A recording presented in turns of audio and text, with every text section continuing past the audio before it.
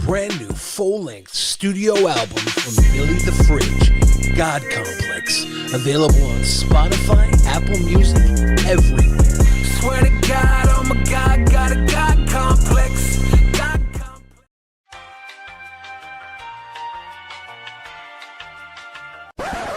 Hey everybody, have you heard about the Drunken Peasants Patreon? It helps support the show while getting you some cool perks. Check it out! For $1 per month, you get to use our exclusive fan chat that appears at the bottom of the screen on every episode. For $5 per month, you get 2 new private shows, including Actual Mania, as well as our back catalog of private shows, plus all lower tier perks. For $10 per month, you get all of our monthly video content. This includes multiple post shows, our monthly reviews, our back catalog of all that content, plus all lower tier perks. For $15 per month, your name will appear in the ending credits of each DP episode, plus all lower tier perks. For $25 per month, you get to take part in our monthly booking committee hangout to help us book our Patreon content for that month, plus all lower tier perks. For $33 per month, you get an exclusive piece of DP merch each month, plus all lower tier perks. For $50 per month, you appear in the opening credits for each DP episode, plus all lower tier perks. For $100 per month, you get to join us as a guest on an episode of the Drunken Peasants podcast. Plus, you guessed it, all lower tier perks. Visit patreon.com/DP now to become a patron of the Drunken Peasants podcast.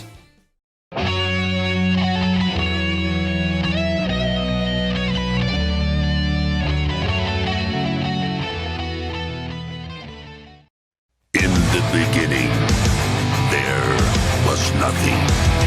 And then there was the Drunken Peasants Podcast. I gotta get a witness. No! Say, man, you got a joint? No, not on me, man. I don't have facts to back this up. It'd be a lot cooler if you did. That's true. Sometimes I cry. Lick my butthole, he laughed. From the strangest corners of the internet, here to bring you opinions of the world from an altered perspective. Here are your hosts, the Drunken Peasants. Hello, everybody. Welcome to the Drunken Peasants Podcast. This is episode 1357. We're back again doing it live on a Thursday. We got Hannibal the Beat Animal. We got Shabisky here. Shabisky shaved his beard and it looks really bad. He should never do this again. Yeah, it was worth the money. I told him that he looks like a white nationalist. That's the look I was going for. He looks like he's about to run someone over in Charlottesville with his Dodge Charger. Yeah. I mean, I was trying to go for the racist look, you know. If you want to tell Hannibal. Shabisky how much he looks like shit, please send us a couple. Look at him. He keeps grabbing at his chin.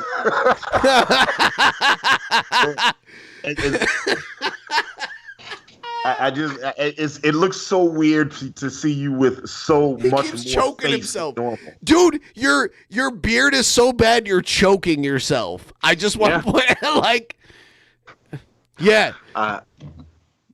Yeah, I got paid for it though, and that's what matters at the end of the day. Money. Okay, I got money. You're gay for pay. That's true. Anything. Really, anything. So you know what? I appreciate him owning it though. Like most people would be like, "No, that's not the way I work. I have some standards and morals." He's just like, "No, just give me money. I'll do stuff like that." So Shabisky, out the window. You have a price for someone to just like bang the shit out of your mouth. Like, to just, like, mouth fuck you, like, relentlessly. I don't know. Oh! I'd probably throw up everywhere. Well, that might be part of the allure for some people. That might be part of what they like, man. Yeah. All right, fine. They'll just have to pay extra for that. Okay, all right. Look at him. Talk to you after the show, Hannibal. Where'd you get this white hat, dude? From my white nationals friends that I just met. Oh my god, dude, that'd be funny. Guys, Go ahead. I was just gonna say, tip to make me drink a beer, guys. This is the Drunken Peasants. Damn it, get me drunk. Tip. I want to let everyone know that this month, if you sign up at the $33 level, you'll get the Jurassic Park sticker. And I didn't come all over it. So bad it got him banned from the title and glitched the description to say Riley was the sole guest. Did I say Riley was the guest? Oh. Right. I don't know why it says that. Oh, and Riley, yeah. Yeah, you have that in the description. I don't know how that happened. Hold on. Negan. Everyone's bullying me. I'm going to like that. I like that tip, though. That was good. I'm one of the likes. I like the white hat, man. Mm-hmm. I do. I like white, too. White is good. I'm not used to seeing so much face on you, Shabs. Yeah, I look like I'm 12 again. Look at me. When Shabisky was here, we went to this bar in the old town part of Seattle, and there was this crazy woman where all she does is play one of those basketball games where you just like throw the basketballs into the hoop, like they come down the ramp and you like, she was draining all of them, and she had one arm that was like insanely ripped. She had one arm that was like super ripped and then like a normal arm. And I was trying to talk to her and she was like, if you want to talk to me later, go away. I'm doing this right now. And she just be like, yeah, she's way too serious about it. And then we came back again, I think another day, and she's still there. Yep. It's like she never leaves. Yep. just sitting up there, just draining free throws from one of those basketball arcade games. That's crazy. Yeah. So here's the sticker. If you're a $33 patron, if you do a $50 patron, you can get the shirt. Sign up now before the end of this month to get this amazing shirt, Jurassic Park, better than the original. Whoa. Oh, and people did tip after I said that, so I guess I should open up the beer. Do it. Should I? Okay. I got cheap beer, because, What did you get? Oh, you got Natty Ice? Look. Not Natty Ice, natural ice. Oh, wait. That's not Monty. It's Shabisky. Monty is preoccupied these days. Yes, Monty is where I am authorized, and I had to ask Monty. I was like, "Hey man, can I tell people this?" He was like, "Yeah." So Monty is doing he got hired by Marvel to do an art project, and it is very like hush hush, and he's been working on this shit like a madman. Thank you for signing up. Patreon-a-thorn. Thank you. Anyway, sorry, Hannibal. Go ahead. Yeah, Monty's working on a big art project for Marvel right now. So he is whenever he thinks he's met the deadline, they hit him with like more work. So it's a lot, but the project is awesome. I've got a chance to take a peek at it, and yeah, it's awesome. So, no wonder Stan Lee died. They're working those people to the bone. Yeah, it's real exciting. I'm excited for him. So that's why there's no Monty around right now. But he'll be back soon. In 2009, I went to the Albuquerque Comic Expo, the ACE they call it there, and Stan Lee was there doing autographs, and they had a lottery, and I won the lottery, and I now have a comic autographed by Stan Lee, which is nice. What was the comic? What did you get? It was Spider-Man in the black costume. Okay. Yeah. Was it like the like the one from like the Secret Wars cover? It was around the time that he first discovered the suit, pre-Venom, So. Okay. Yeah. All right. And yes, your mom, he is busy fucking both of his parents, right? I was actually down there for a family function recently. Oh my God. And Monty did not make it comfortable. He definitely was like, they Meemaw and Peepop feel away. I have fucked both of my parents. Damn.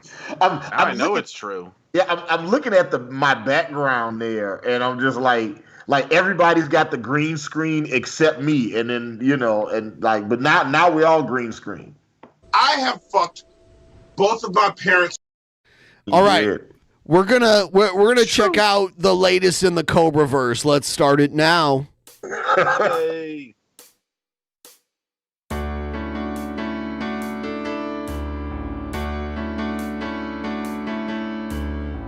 Beautiful Casper, Wyoming. My next vacation. Somewhere in the world today. Is that the girlfriend? Have got to stand up strong.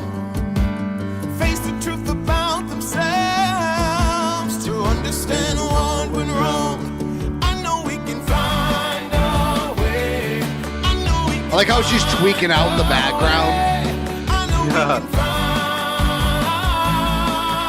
a way. Stand up. It's amazing. Stand up. It's amazing. Stand up.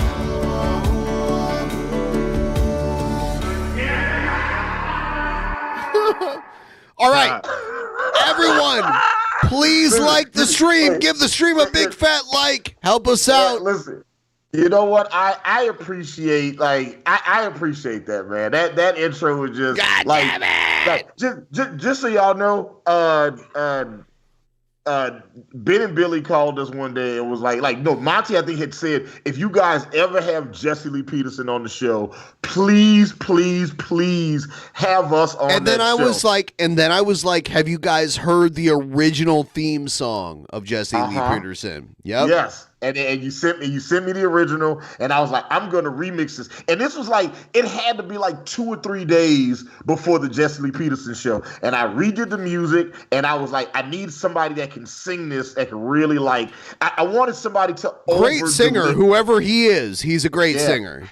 Yeah, his name is Amori Jones. He's got a bunch of music out. He is the best male vocalist songwriter combo that I have ever worked with in my career. He is fantastic. I hit up Amori and I was like, hey man, I got this joint and I need to know if you're available to do this. And he did it and sent it back to me so fast, and I put it together and we did the thing, and I'm glad it came out, and I'm glad that we're using it for other things. So thank you, Ben Pye, for I didn't know you made that. That's cool. Yeah. Well, I mean, someone who's a truly skillful singer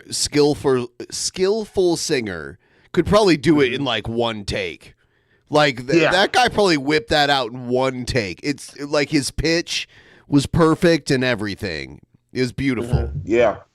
Amori is a wildly talented guy. I've been trying to steal him from his team for quite some time, but he is wildly loyal. So instead, I just got to work with him, in tandem. I'm like, if you're not aware, King Cobra for the last 2 months, he moved into a trailer. He's living in a trailer now, so he can't get kicked out as easily. He inaugurated his new living situation with a Skittles Meade, where he was trying to ferment Skittles. Yeah, I guess you got a Streamlabs and it didn't pop up. I'll check it, but I just want to say he fucking decided to drink the Skittles Meade. I'm just saying. So we're going to start off Yummy. with that. Yum. It looks so yummy. And you should recognize this by now. The wine-making jar. Pure granulated cane sugar. Because we're... Woo! What the fuck is that? Oh my god. That's a $12 dono, dude. I'm going crazy. I mean, it's pretty straightforward. You add sugar to a liquid, and you add yeast to that liquid. It converts all the sugar into alcohol, so we're going to give this... Was it Negan? More beer you drink, the bigger the chins get. What is the weirdest thing up, about Negan. meeting Shabisky? Should I keep with my door locked? Have you met Negan in person? No, but we're supposed to meet in a couple months. Oh, your chins are getting fatter and fatter, Shabisky. What's going on with that? Yeah. Fat chin. What? Fat chin Shut McGee. up. You fucking fat chin piece of shit. Grow the hair over it again. Somebody sees it Okay, anymore. whatever. You can't even take a shot collar. You claim to be a white guy and you can't even take a shot collar? What? Is that a white guy thing? Okay. You guys have said that. Thing. You Everyone guys have knows said that. that's a white. Like the way we torture each other, it's funny because like I remember even black back in the day, my black friends would not participate in like the weird shit we did.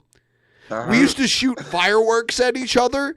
Like I'd put a bottle rocket in my fucking hand and just shoot it out of my hand at people back in the day when I was crazy.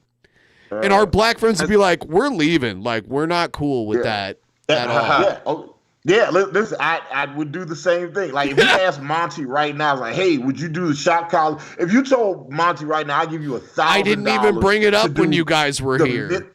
The minimum shock, whatever the lowest voltage is for 5 seconds for $1,000, Monty wouldn't do it.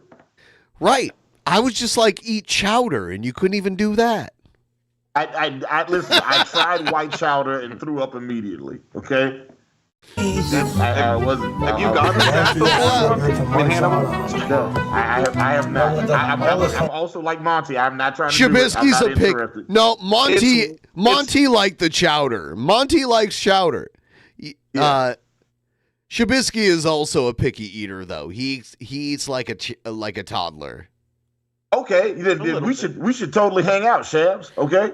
We can both eat like toddlers together. We went to a Mexican restaurant and he tried to order off the kids menu. I would, but it's like $20 for a little bit of nuggets or something nowadays. I don't know. Yeah. It's way too expensive for how shitty it is. It's true. It really is. It really is. Listen, and I'll make sure that they give us dinosaur shaped nuggets too. Is this Denny's like in the?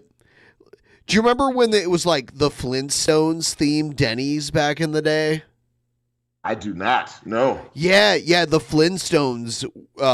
Denny's had like a Flintstones theme in the 90s. That's good, honey. Over the jar. All right. He's using a whole jar of honey. That shit is like we've calculated the estimated amount of all the ingredients he uses. He could buy like 5 bottles of cheap vodka with this. Yeah, he must use like $30 to $40 or something like that in products. All that sugar, all that honey. You know that honey's expensive. The whole thing of honey. He's gonna throw 2 big bags and he's of like Skittles. making booze and saving money, but he's not. He could buy the cheapest vodka you could buy and get drunk easily. And he wouldn't have to make it himself. Some professionals would make it, and they'd make it right. To actually make a Skittles favorite Meade. And he pours Skittles, and of course, all the colors mix and turn into like diarrhea brown. Like, I do not know. It looks so gross. That's so crazy. It's such a big bag of Skittles right here, right? And then he lets it. You would think. You would think that would be it, right? Like this, like once he's done with this bag. But he also lets it sit around for 3 weeks and like get like nasty and moldy and shit. Bacteria growing in there. But you would think that would be it right there, right? Without that many Skittles. Nope. Not enough for Cobra. Right. More. He's got another bag. Like a gallon of fucking Skittles, dude.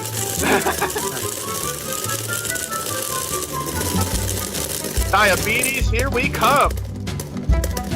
Some C4 energy drink. This is, of course, the Skittles flavor. Yeah, so he's like, this is Skittles flavored, so I'm going to mix it in.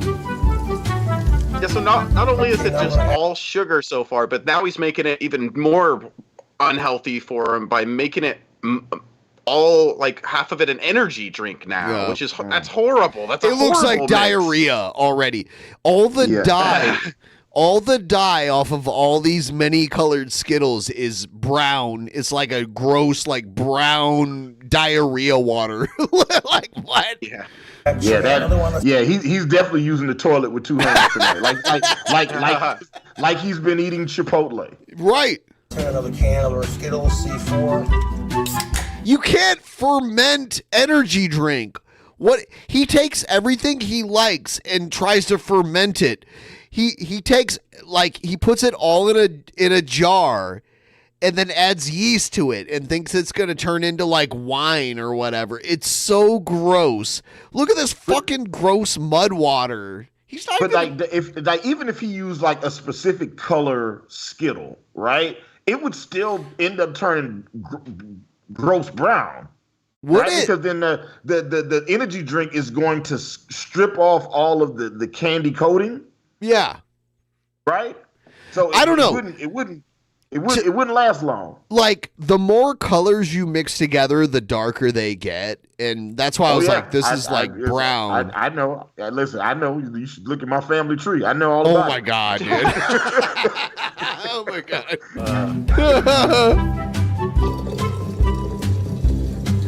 Good God. I mean, that's a worse job mixing it. Remember all the sugar and the honey on the bottom? He doesn't even get down to that. That straight tastes just like Skittles. Nice. Look at that. He's just sitting there. Trying to do as mixed up as I can. That's good enough. No way. Yeah, look at that fucking layer of sugar at the bottom. Oh, this is like a dentist's wet dream, man. This is wild. Uh-huh. If your lip don't got a crack in it, then you don't got to worry about this last step.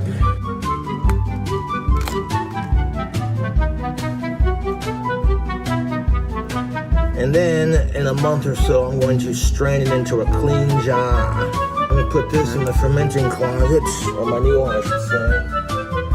You can literally see that all this sugar at the bottom. The sugar is still dry because dryness can lock itself in. You need to stir it around. Yeah, you have to mix this. Yeah, you have to that's why and when you go to the big distilleries, they got those giant metal the spatula so that they can stir that shit around. He's got nothing to stir this with. Yep. Also, he said fermenting closet. That's a cabinet. Okay, I know a cabinet when I see one. It's like we said before when we first watched this. It's like he should have started by putting the liquid in first. Yeah. And then putting the solids in and mixing as he goes. But instead he puts all the solids in and then the water at the top or the liquid. The caffeine liquid. Will dissolve. And hopefully we have some Skittles flavored Meade. Oh no! What is up, fellow YouTubers? We're back at it with another video. I got my phone back, got it getting all set up. Well, while I was waiting for my new phone to arrive, I do want to say the new phone has high def, and I can see Cobes. Yeah, and this looks way cleaner than the Facebook apology video he put out. Yep. I filtered out my Skittles Meade. There was the Skittles weren't quite dissolved. There was maybe 2 tiny layers at the bottom left to go. And when I filtered it, the sugar and all this stuff clumped together. So straining it was definitely interesting. Impossible. I had both jars in my sink, and then I put my strainer on like you see me do on my wine straining videos. And I gotta say, it turned out decent enough. It's definitely strong enough.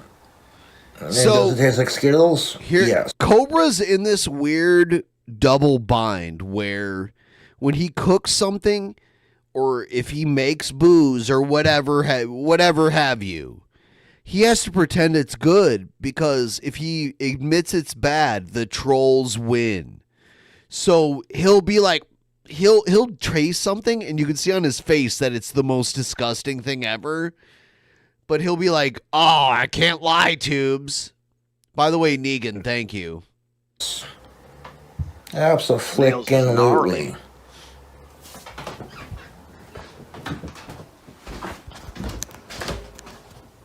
I got about that much liquid out of it. And I topped it and threw it off with cold water. Looks like tomato soup. No. Oh, that shit looks like paint.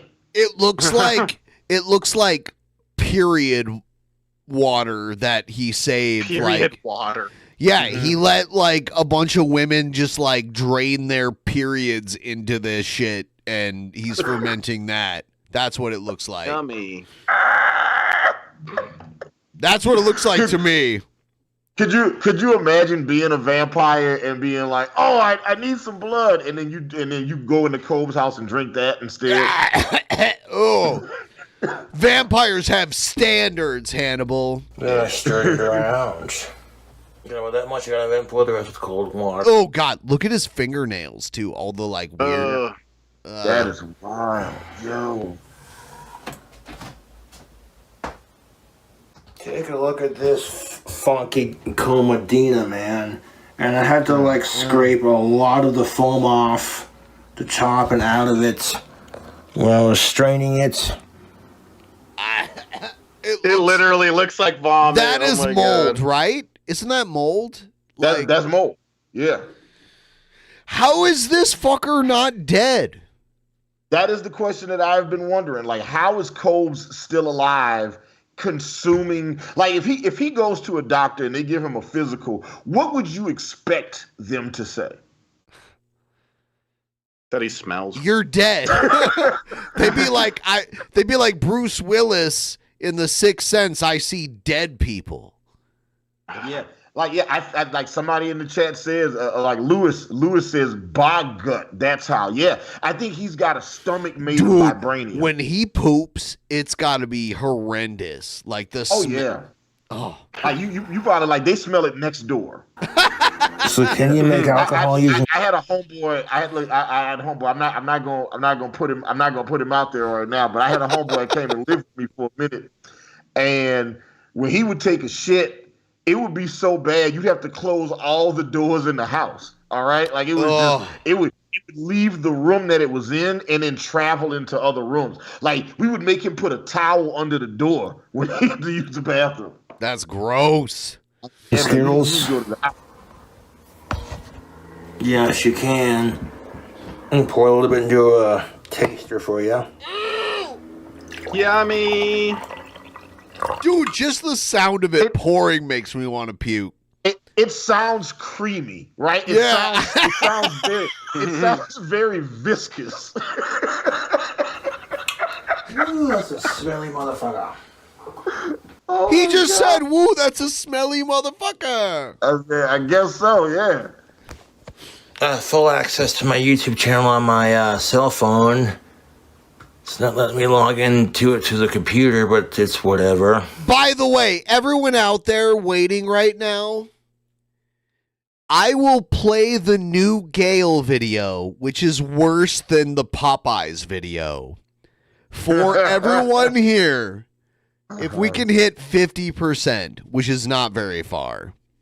Yeah, we had Gail on the show. I love her. And her and Monty took turns reading erotic literature. And is that Monty's new girlfriend? It is not Monty's new girlfriend. Yeah. Good. I don't want him in my way. Tell him to get the fuck out of my way while I court Gail. Yeah. She's all yours, buddy. Oh, I don't know. Yeah. There's a lot of competition. She's a hot. Man, oh, dude, she's hot. Hey, I mean, clap them cheeks, man. Clap them crazy cheeks. You know, they clap on their own. I double clap them because they just clap when she walks. Monty has a rule that says never stick your dick in crazy. So be careful. He's broken that. Verified. A Meade made out of Skittles. Shit.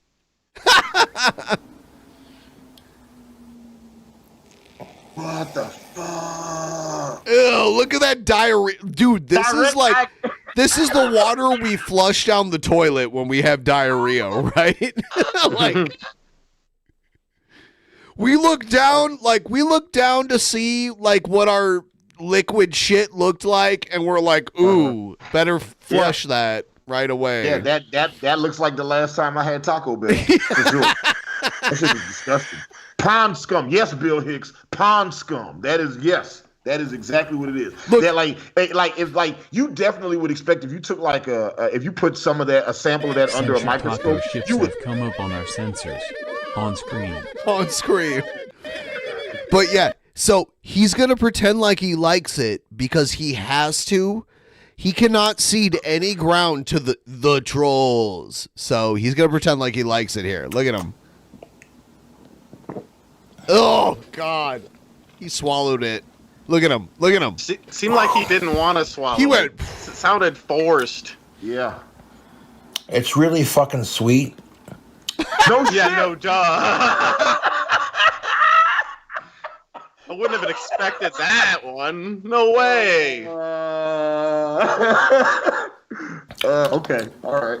Like overtly sweet. Yeah, Stick way to your too teeth sweet. Uh-huh. Like give you cavities sweet. Yeah. Yum yum.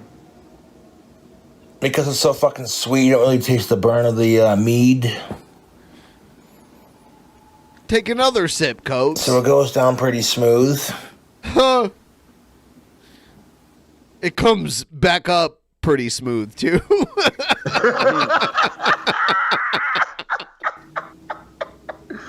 You can taste the sweetness when it's coming back up the top of your throat.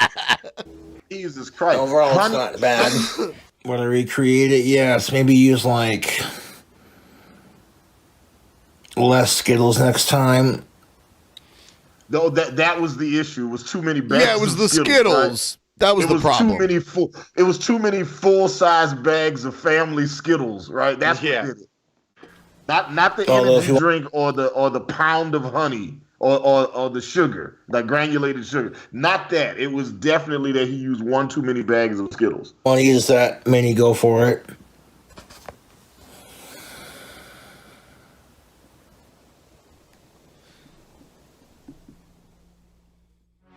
All right, so that's that. You know it's bad that because he only had one sip of it. Yeah, exactly. Yes. And he seems so reluctant to do it or take a second sip. Yeah, he needs to chug it. Is what he needs to do. No, you need to throw his shit out. Is what chug, you do. chug. Imagine if you could see like the sugar content on that, like because you know those energy drinks are already full of fucking sugar. Yeah, and he made it like 20 times the amount of sugar. Like it's like wow. Right. It's like a little kid. Like, so wait, all right. Going too sugar crazy. As much time as I spent working in alcohol, I don't actually know this. So for the uninitiated, what is the process to make mead versus mead? Like a beer? Mead is honey wine. So the way you would a beer is like you ferment grain, and wine is you ferment grapes. Mead is you ferment honey. So and that's like mead is like an ancient drink that like the Nordic people No, I'm familiar with it. I just don't know what so honey is the difference. They have to ferment the honey. So is it just like is it honey and water or is it just honey? I'm sure there's water involved in it. Yeah. Okay. And like the fermentation causes bubbles. It's like bubbly. Like I've had good mead before. Actually, 10 years ago, we did a Drunken Peasants tour in Europe, and we did like meetups around Europe.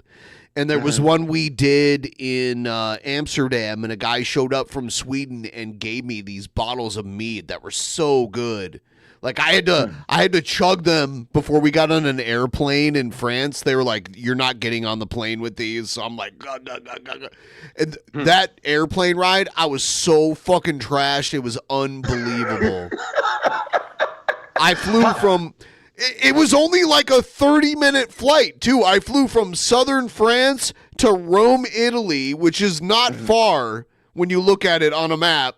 And I was fucking like blacked out drunk. And my friends that were on the plane with me were like, "You were acting like a fucking idiot on the plane." I'm like, "Yeah, I was forced to chug all this fucking alcohol right before I got on." Okay, so so you ferment honey. Okay. Yeah, it's honey wine basically. Okay, I'm going to have to look that up. Like, yeah, all the years that I spent in alcohol, I never once dealt with mead. So it's good. Yeah, I've never drank it before. It's pretty good. It's wine, but it's like sweeter because it's honey wine. You know, it's pretty good. Okay. All right. The first guy to have honey wine, the first guy to make mead was probably like very surprised. Yeah. You know, I mean, like you know, so like we know beer was probably discovered in Egypt originally. Like they were growing grain and they let it get wet and it fermented on its own, and then they drank the water out of it and they're like, oh shit, this gets us drunk. And that we think beer was created in Egypt, and we know about wine from like the Roman Empire, and mead came from Northern Europe, all the Vikings and all those people up there. Like they used honey to make wine. So yeah. Okay. Yeah. By the way, somebody was just like, "Hey man, if you drink enough of this, this will make ugly girls look nice." So good stuff. You know, and vice versa, you know, ladies, you know, not as equal opportunity, you know, it's like you drink enough of this shit and they're like, yeah, it makes that ugly guy not that ugly. I want it. I would like your guys' take on this shit. I'm going to play the intro, but my friend got arrested, so we need to look at this.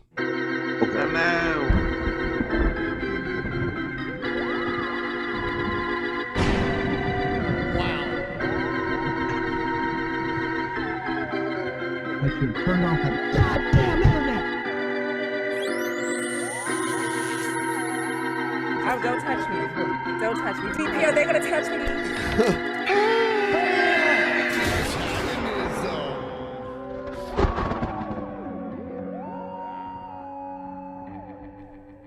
All right.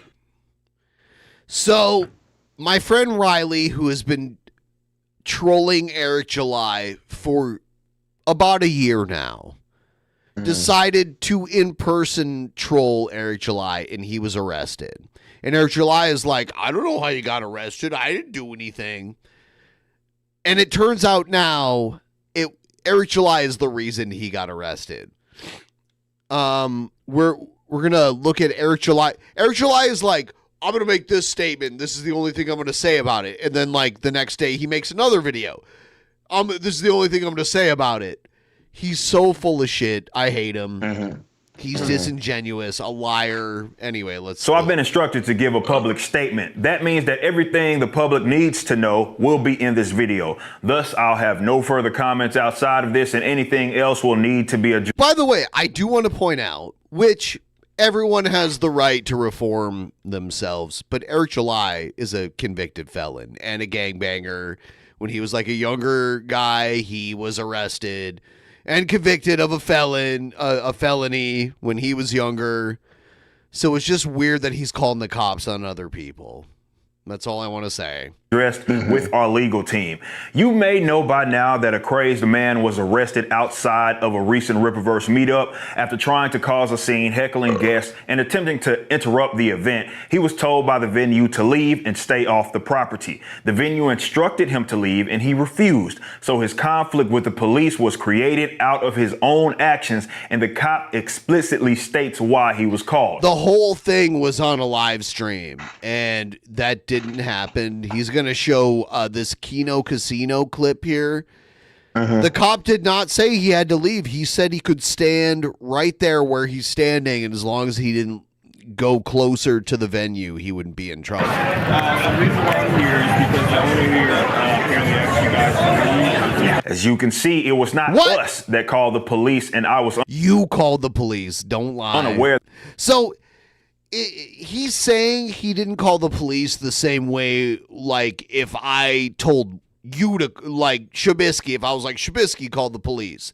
I didn't call it the police, but I gave the order to. That this was even happening as I was enjoying the meetup inside with the fans. We now know that he was arrested because of an outstanding warrant. So he needlessly created a conflict with the police despite having this warrant for his arrest. That warrant is in relation to stalking or harassment of me.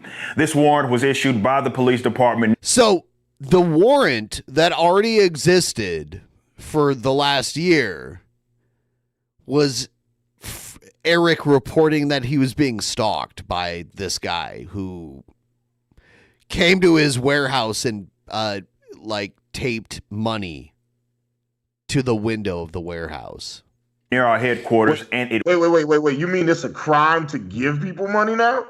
Well, Eric was always like, so Eric used to have this like monetize your haters kind of thing where he'd be like, yeah, you're a hater, I'll monetize you. Oh, you got a problem with me? Pull up. Why don't you pull up? So this dude pulled up and he got the cops called on him.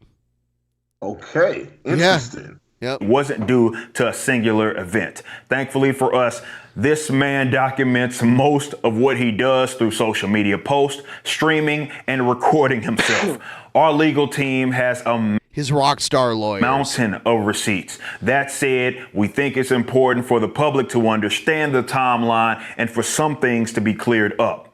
At no point have I had any discussion with this man. He does not appear to be a well-adjusted individual. He displays mental instability. He's violent and does not seem to be an honorable. He's not violent. Guy. I was just about to ask you to pause it and be like, is Riley known to be violent? Riley has been here at my house. I hung out with him. He is not violent. It's funny because we went to a Dave & Buster's. Mm-hmm. And we played this game where we had these big plastic guns, and he took a picture of himself holding the clearly fake video game gun. It was like, Eric July, I'm coming for you. And they all freaked the fuck out, and they're like, Riley has a gun. He's coming for Eric July. And it was like a clearly fake, like it was like a plastic fucking gun. So, I gotta let y'all know, like, as a black man, I don't call the police for anything, okay? I don't call the cops for nothing. Like, matter of fact, with the day we came to, the day I flew to Seattle for the 1,000th episode of Drunken Peasants, right? The day I flew to Seattle, somebody stole my car as I was loading shit into the car, right? Really? I fucked up and I left the car running as I was I told myself, because I had to be at the airport early that morning, I wanted to make sure that I had everything in the car. So I was transporting stuff to and from my car from my house, and because I left the engine on in the car was on the street, somebody hopped in the car, just drove off, right? The cops they found my car like not even 10 minutes later, right? Like, like low jack and all that shit, they found the car immediately. But like, I didn't call the cops. I called State Farm. I was like, hey man, somebody stole my car. And it was like, well, did you call the police? I was like, no, I called y'all. I don't trust like, yeah. And it was like, you got to call the police. I was like, can't y'all do it? Can't y'all let them know that one of your policyholders' car got stolen? I don't want to call the police. The last time I called the police, I called the police because one of my friend's apartments got broken into, and as I went to his house, I said, hey man, look like somebody broke into your house. He was like, hey man, can you call the police for me? I was like, yeah, I don't want to do that. And he was like, he begged me to. So I stayed at his house. I called the police. He explained to the police. He said, hey, my best friend is at the house now. He did not rob my house. Okay. And then the police still got there and arrested me for breaking into my best friend's house. Really? Oh my God. Yeah. That's so stupid. Hey, here's what's crazy. The day they took me to jail, it was the same day. It was the same day of the NFL draft. It was the day that Johnny Football got drafted to Cleveland. Yeah. Yeah. Yep. It was that day. And here's what's crazy. While I was sitting in lockup, they had me locked up with the nigga that broke into my best friend's house. No way. Like, I'm sitting there like, yo, this is him. This is the guy. You got him already. That sounds like something from a TV show or something. Yeah. An episode of Family Guy or something. Yeah, it's wild that I will not call the police for anything. So Eric July calling the police, because of a stalk. First off, we don't call the police. We deal with that in the streets if it's a real problem. And that's not a real problem. Slaps an autistic woman on his stream and urinates on her for pornography. Yeah. By the way, he's bringing this up. Yeah, they do like some weird fetish shit. It's like consensual. Yeah, they do like this woman and Riley. They're a couple and they do like piss shit. I'm not into it. I think it's shit. weird, but people pay for it, so why not? Hey man, listen. I'm not a kink shamer. I used to be a general manager of a chain of porn stores in New Orleans, adult video and novelty stores in New Orleans. I do not believe in kink shaming. If it is consensual, go ahead and get to it. All recent events. For some reason, he made much of his social media presence about me. It started as an odd obsession with threatening to shave me. As odd as that is, I wrote it off, but my security detail began to keep tabs just in case. My security and as detail? they suspected, it escalated beyond mere internet trolling. Let's get some facts straight. This old video has been dishonestly shared around to suggest that I've invited this individual. Not only is the context removed, it's over a year old. This means it predates me knowing of this person, and it has nothing to do with them. You can tell it's old because there's no Blood Ruth or Shadran posters in the background. When I've used the term pull up, I'm meaning to cordially discuss things. Oh, is that what you mean? Pull up. Pull up. I hate this shit. You know what, Eric July? This is why your ass not invited to the cookout now, nigga. I'm sorry. Okay. Yeah. He's like, pull up. You arrive there, and he's like, all right, let's start our discussion. Call the cops. Hey, take a seat. Let's discuss this. It's like when I have conversations with my conservative friends and my libertarian friends, and they're telling me what woke means, and I'm like, it's not what that means, man. It's just like, how you gonna tell, like you can't redefine what pull up means, okay? You don't have that authority, Eric July. Get the fuck out of here. Hilarious.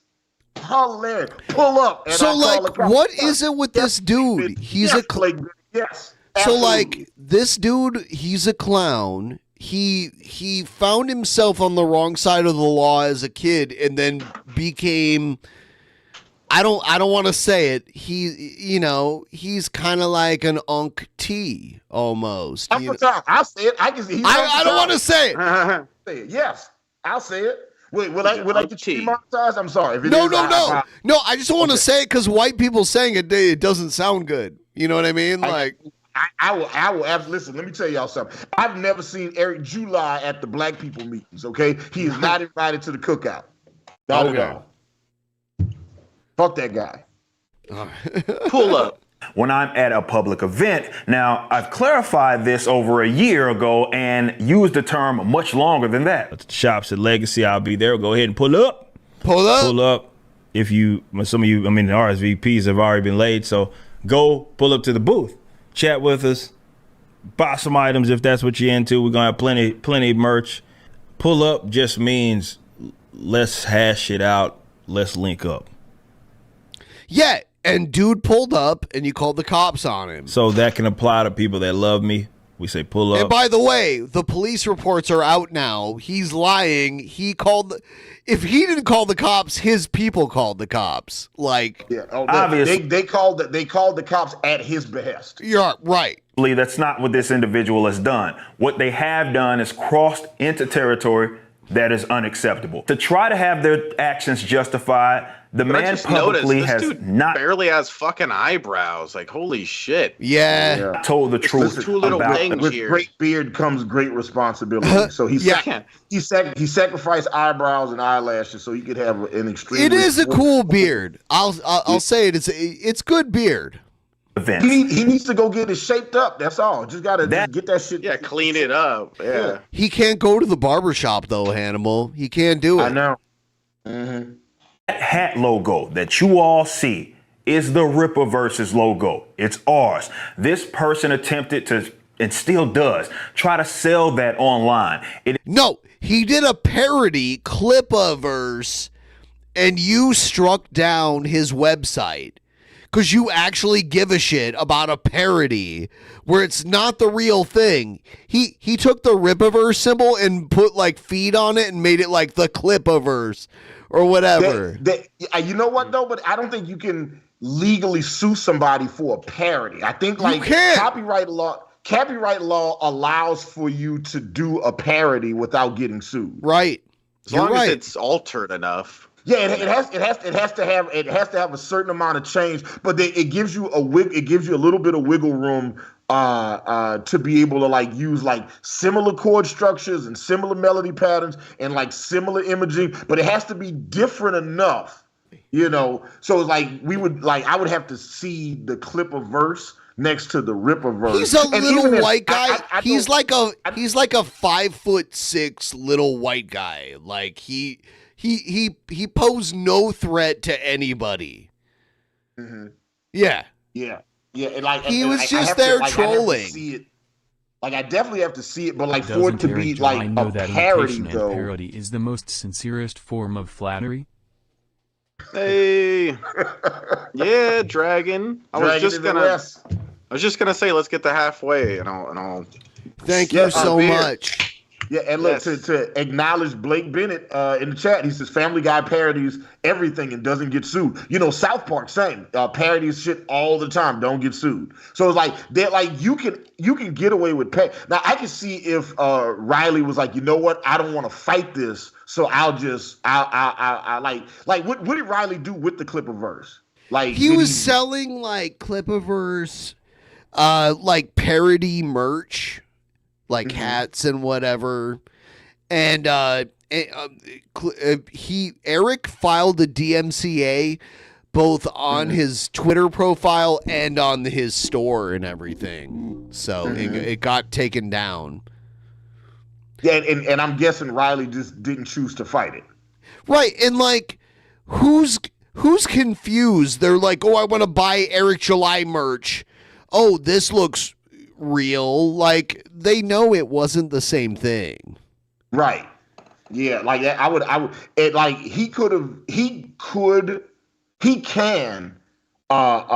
file a complaint. Like he could definitely like sue for that and win. I feel listen, if Riley wants, I will happily have my lawyer take a look at that case and see about that. Like he's gotten us around a bunch of copyright situations. Like we put out a parody Obama record years ago, and I had to have my lawyer look at it. I was like, hey, can we legally get away with this? He's like, yeah, you can get away with this. And then we changed, like we ran it through the music colleges. We had to do all of the work. I miss the days of the early 90s where sampling was just like, you could be Vanilla Ice and sample all of Under Pressure.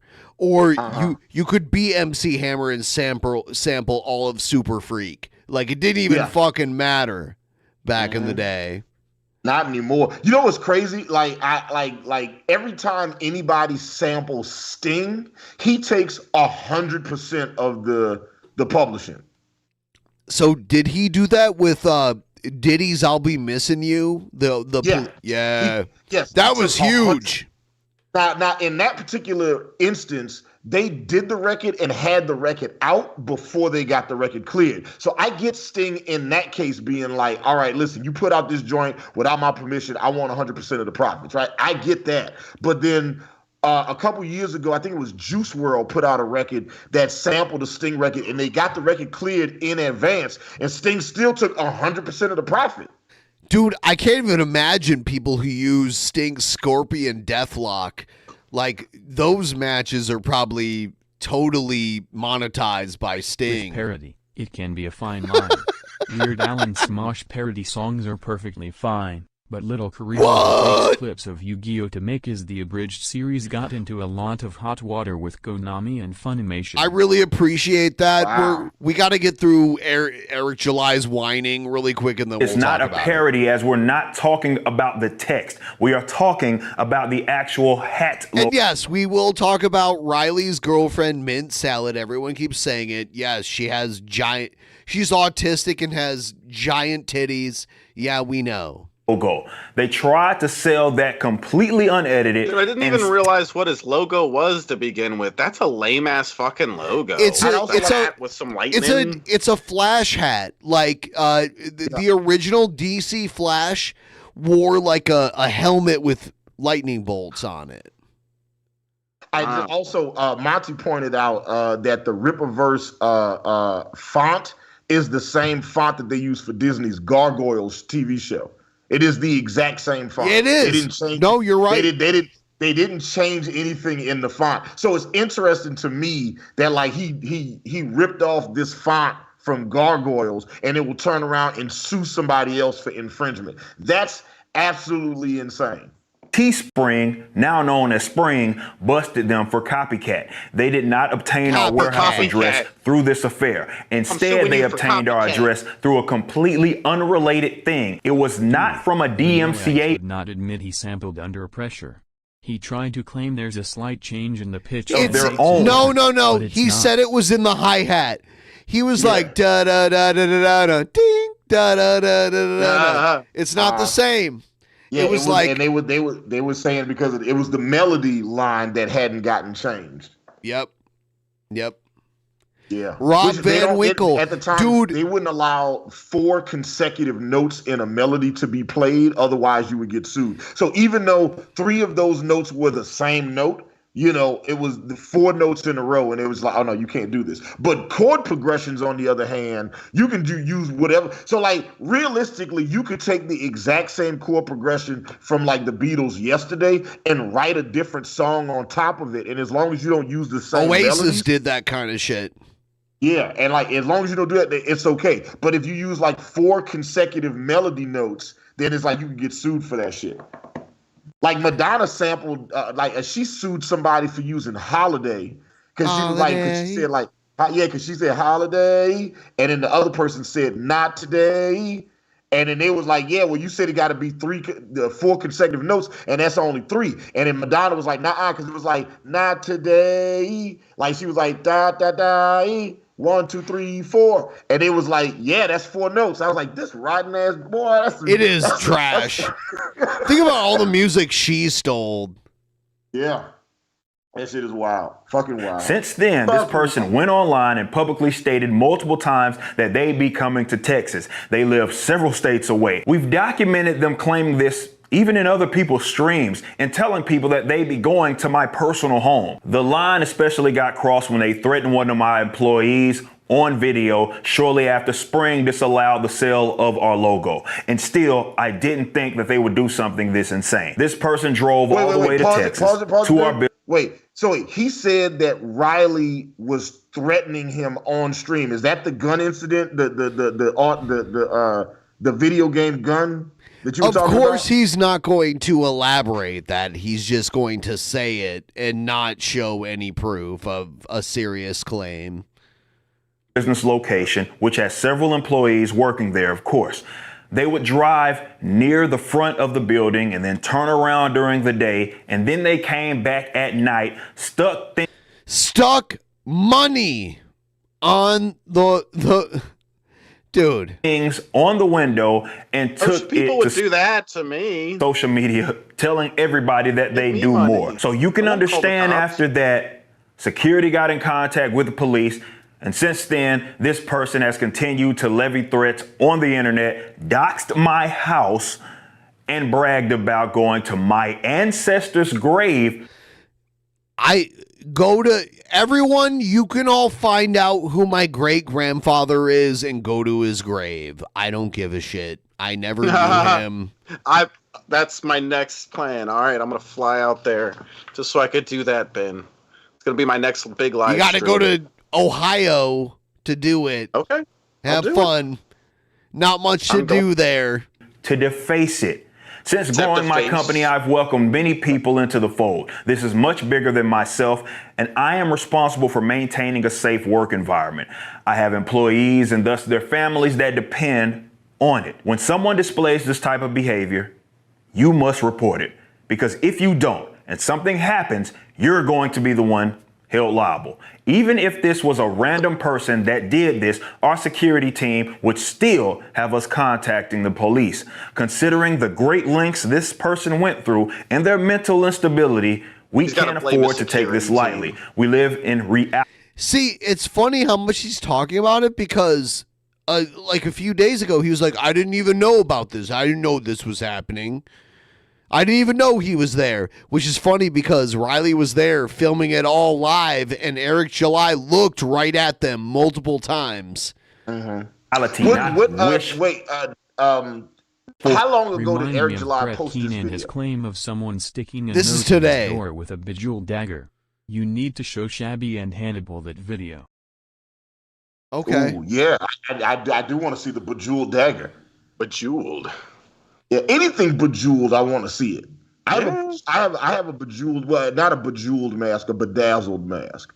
So, Oh yeah, well that's bad. Yeah, that's yeah. You know, dazzled is above bejeweled. Like it's everyone like, knows but that. bedazzling is like bejeweled, but with glitter.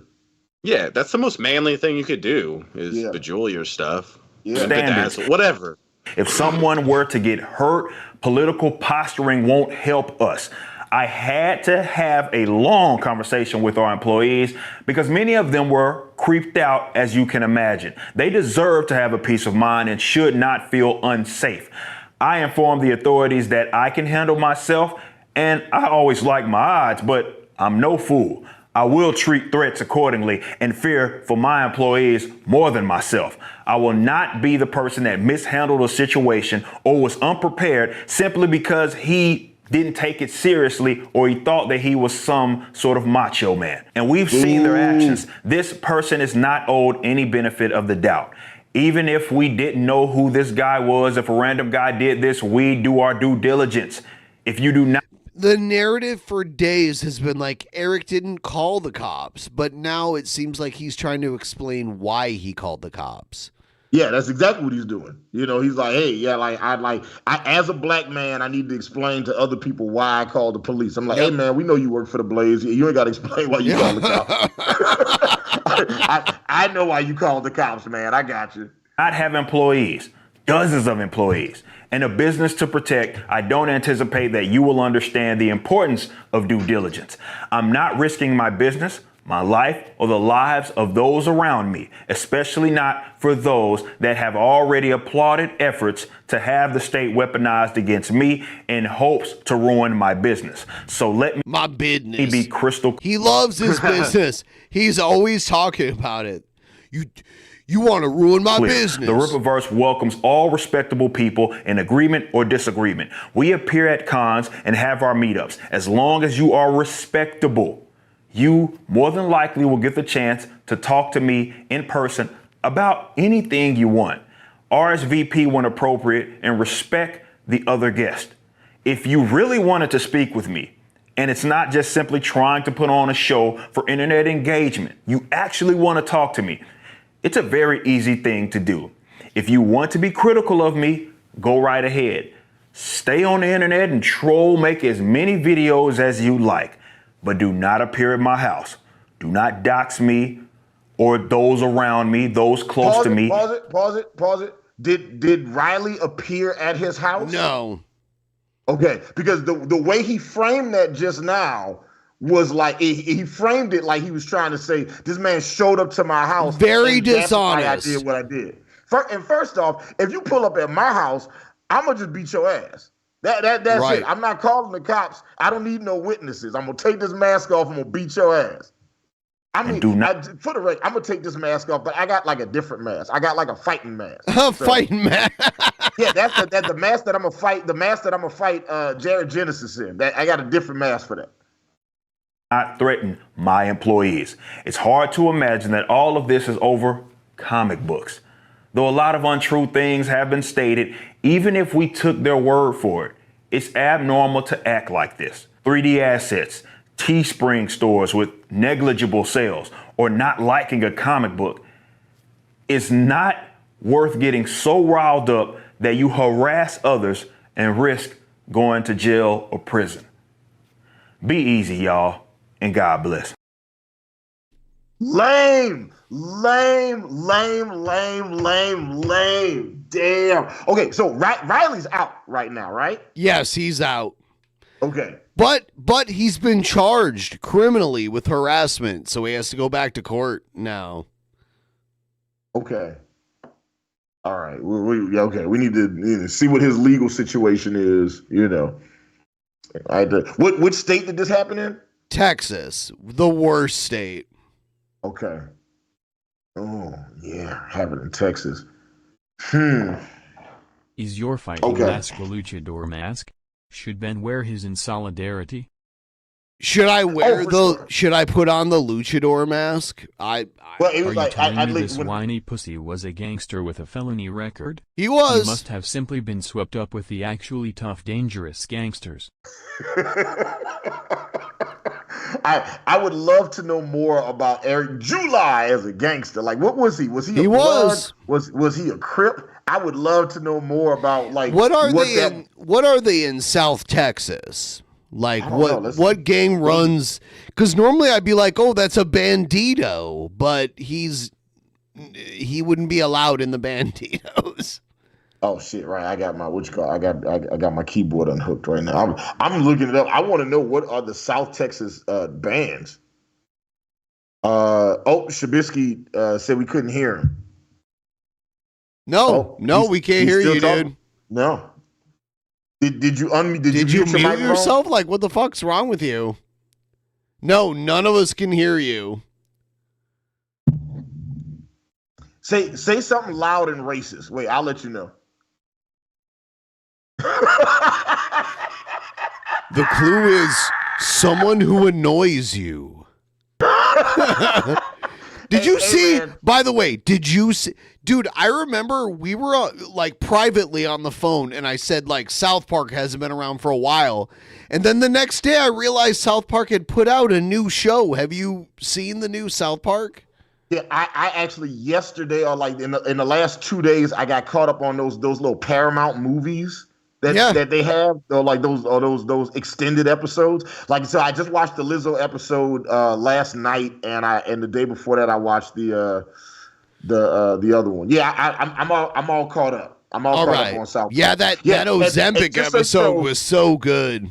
With apologies to Jesse Jackson, is my favorite episode of South Park. Anytime somebody says, Eric South July Park, was that part show's of a still on. multi-ethnic gang for a 90s action movies. Yeah. When Jesse Jackson's like, now kiss it. I love that. Is my favorite episode. It's like the notion that if you're a white person and you say something racist that you have to like pray to the altar of Jesse Jackson is so ridiculous. My favorite scene is when Stan goes to Token the next day at school and he was like, hey man, it's all good. My dad apologized to Jesse Jackson. And Token's like, Token what? Says, Token says Jesse Jackson is not the emperor of black people. And of course. Like, thank you for finally. Everyone knows Al Roker is. You guys hear me now? Yes. We can hear you. Yeah. It was weird. I tried to mute and then it wouldn't let me unmute after that. Hey man, just so you know, we heard the loud racist thing you said. We just laughed when you said it. We just pretended not to hear you. It's my favorite word. You know?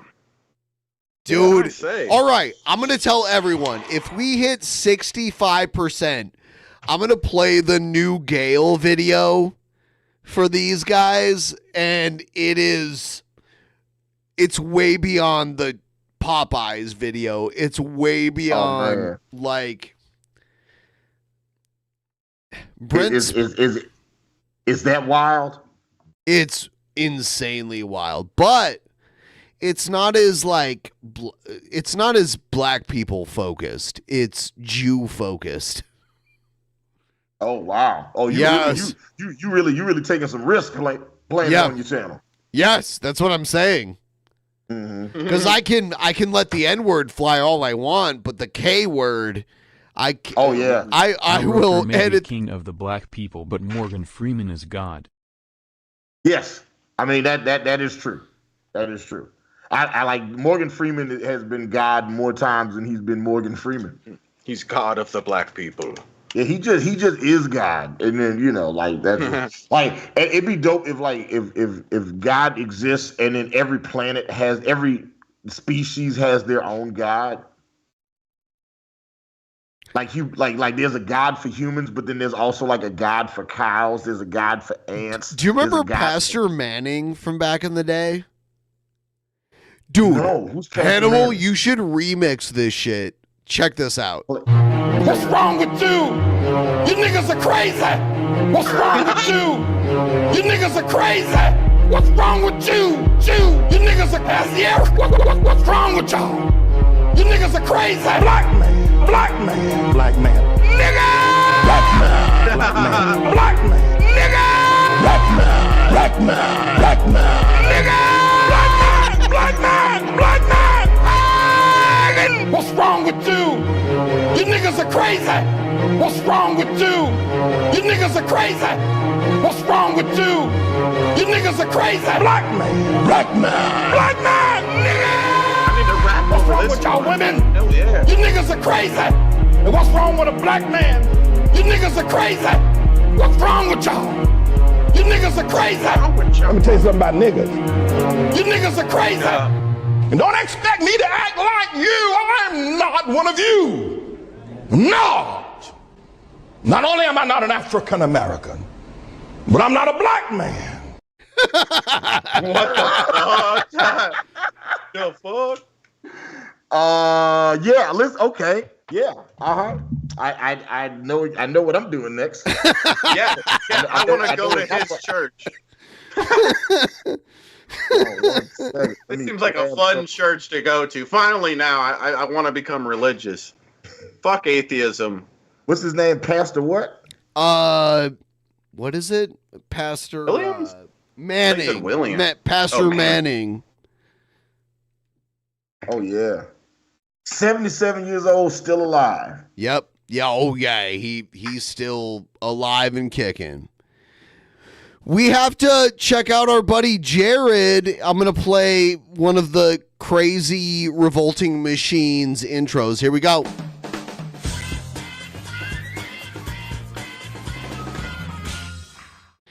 We gotta do the That 70s Show one too. Yeah. Wait, did they Photoshop the drawers on him, or were those his actual underwear? Those are actual. Play this That 70s Show one more time. I'm sorry. See the hole in the undies.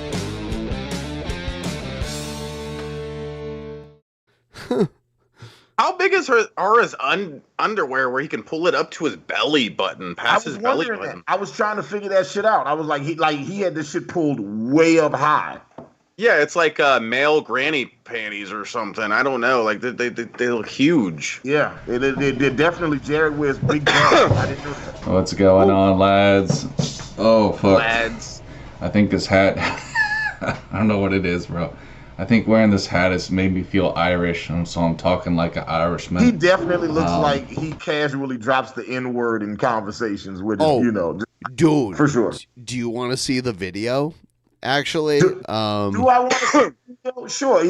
Listen, we're trying to set this up. Like everybody, I'm trying to let y'all know we're trying to set up an amateur MMA fight between Hannibal the Beat Animal and Jared Genesis. So I think we can do a catchweight fight. Right. We can do it right there in Texas. I'm gonna play it.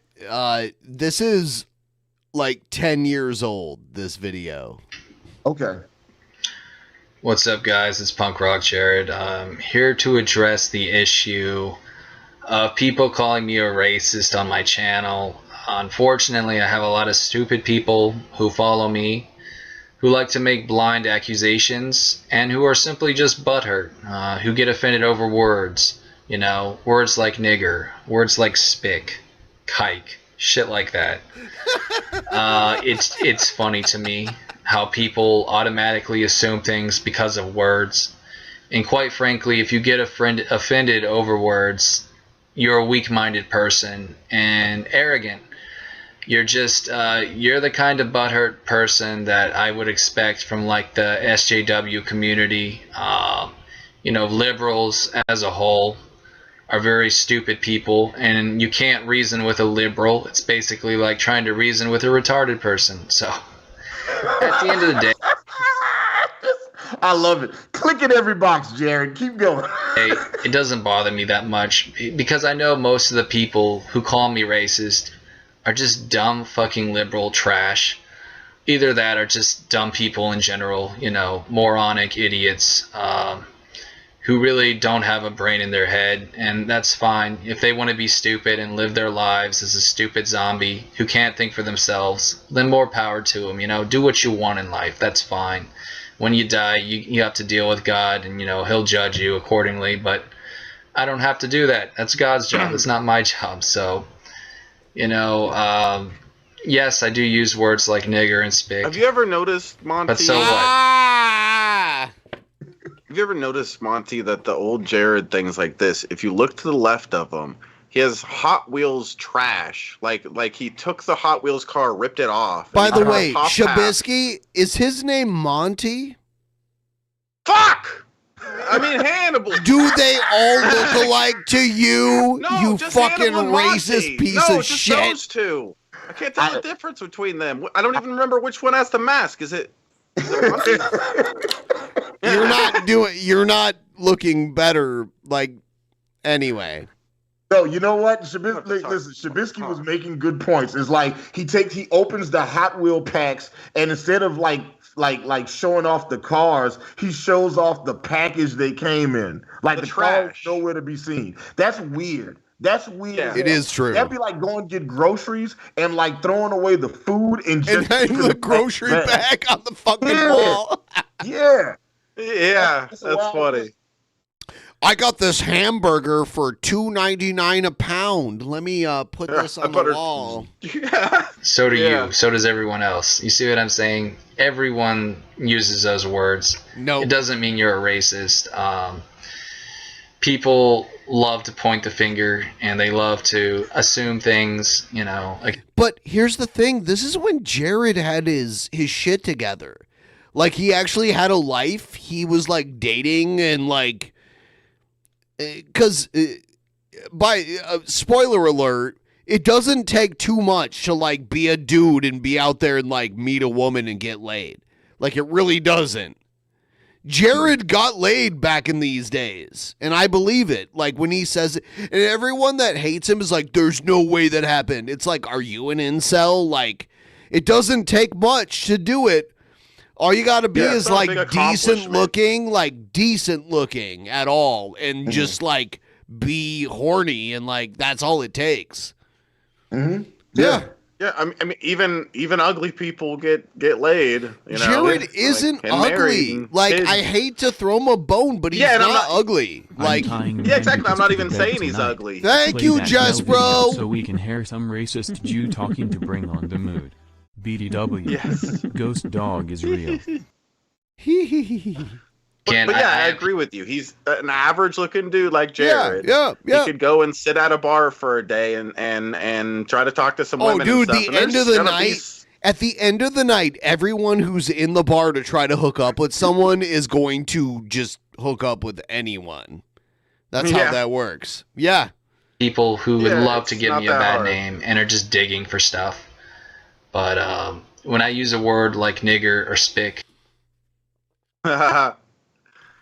Dude, he lives in South Texas where I think those high-waisted underwear Jared was wearing is actually a pair of the long john he cut the legs off after wearing it for 6 weeks.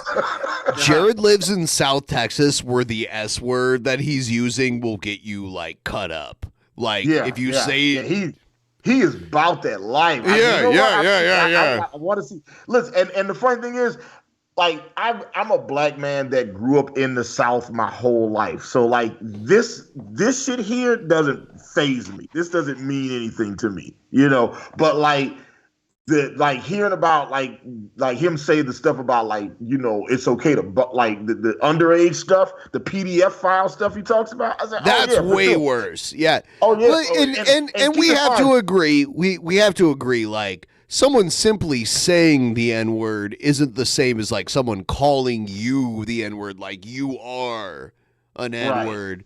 Right. And you said it was always the Kid Rock concerts. It was the Kid Rock concert. That was I worked the Kid Rock concert where I got called it to my face 3 different times. I was like, oh, okay, cool. I never questioned that. I'm like, if someone's gonna be called the N-word, it would be at a Kid Rock concert. It was a Kid Rock concert in Atlanta. All right, it was wild. They were just like came into. Was it all white people? Like, what would you say was like the ethnic makeup of the crowd? What would you say? on a scale of 1 to Jared Genesis, how Jared Genesis was? What was the black to white ratio of the crowd? The only black people that were at the concert were were working the concert. Yeah. Oh God. That was it. Yeah. No, this And this dude is from Detroit, one of the blackest cities in the country. Yeah, it was a while. Like, yeah, that was definitely of all the shows that I've worked, that was the worst event that I ever worked. And the N-word was only part of it, right? Like I said, because it happened 3 times. And at the time, I was like one of the heads of security at this event. Like I was alcohol security, right? I was an alcohol compliance manager. My job was to make sure that bartenders weren't over serving people, because it's an outdoor event. So perfectly reasonable. You don't want people to get like 3 or 4 tall boys, because then what happens is people get excited and then they start fighting and shit. Is that they'll start drinking a beer, and then the main actor come on stage, and then they'll throw it on the stage. So I have to make sure that just simple shit, make sure the bartenders are opening the beers. So did you cut someone off and then they called you the N-word, or what? No. So listen, okay. So all right. The backstory was, this was around the same time that there was a lot of dialogue in the South about whether or not Confederate monuments should be taken down or not. Oh, I remember that. Yep. At this time, I had just started Ubering and Uber driving, and I had picked up a customer from the airport, first year driving, and this dude was telling me how slavery wasn't as bad as they try to make it out to be. Right? Yeah, listen, I was like, hey, man, listen, if that's the case, I'm hiring right now. You can come work for me if you want. You want to come slave for me? I'm hiring. You got a daughter? You got a wife? What's up? It was a very quiet ride to Athens that day. Yeah, slavery is you can have your way with the wife and daughter if you want, because you own them. They're your property. Yeah. People are your property. Who would argue that people being property is better for anybody? He made that case, but here's the thing: he had seen. Was this in Georgia? Was this in Georgia? Yeah, this was in Georgia. Yeah. Was this in Marjorie Taylor Greene's district or some those fucking inbreds? So the guy I picked him up at the airport, and he was going to Athens, Georgia, where UGA is. Right, Athens is about. Why would he saw you're a black guy? Miles. Why would he say that to you? I think that I think he was feeling himself. I think he was feeling a little bold, right? I think he felt just a little emboldened. And I was like, listen, I said, he said, slavery wasn't as bad as they try to make it out to be. And I'm like, why would he say that to you? I'm like, listen, if you feel like that, you can come slave for me. I'm hiring right now, okay? I had an Uber ride that was the exact opposite. It was a black guy, and he literally, it's crazy. He literally told me that he was racially superior to me. He said, we're faster, we're stronger, we're smarter. Yeah, I've had that. I've had Nation of Islam people as my Uber drivers and stuff. Yeah, I just get out the car. I'll be like, yeah, man, you live if I get in the car and it smells too much like incense, or I see a Kufi hat or the seashells on the neck, I'm just like, dude, I'm taking he another looked ride. Like a standard dude, and nothing was weird until he started talking. No, they exist. He was a flat earther. You know what? Where I grew up in Toledo, Ohio, Nation of Islam started in Detroit, so we had a ton of them. In Toledo growing up.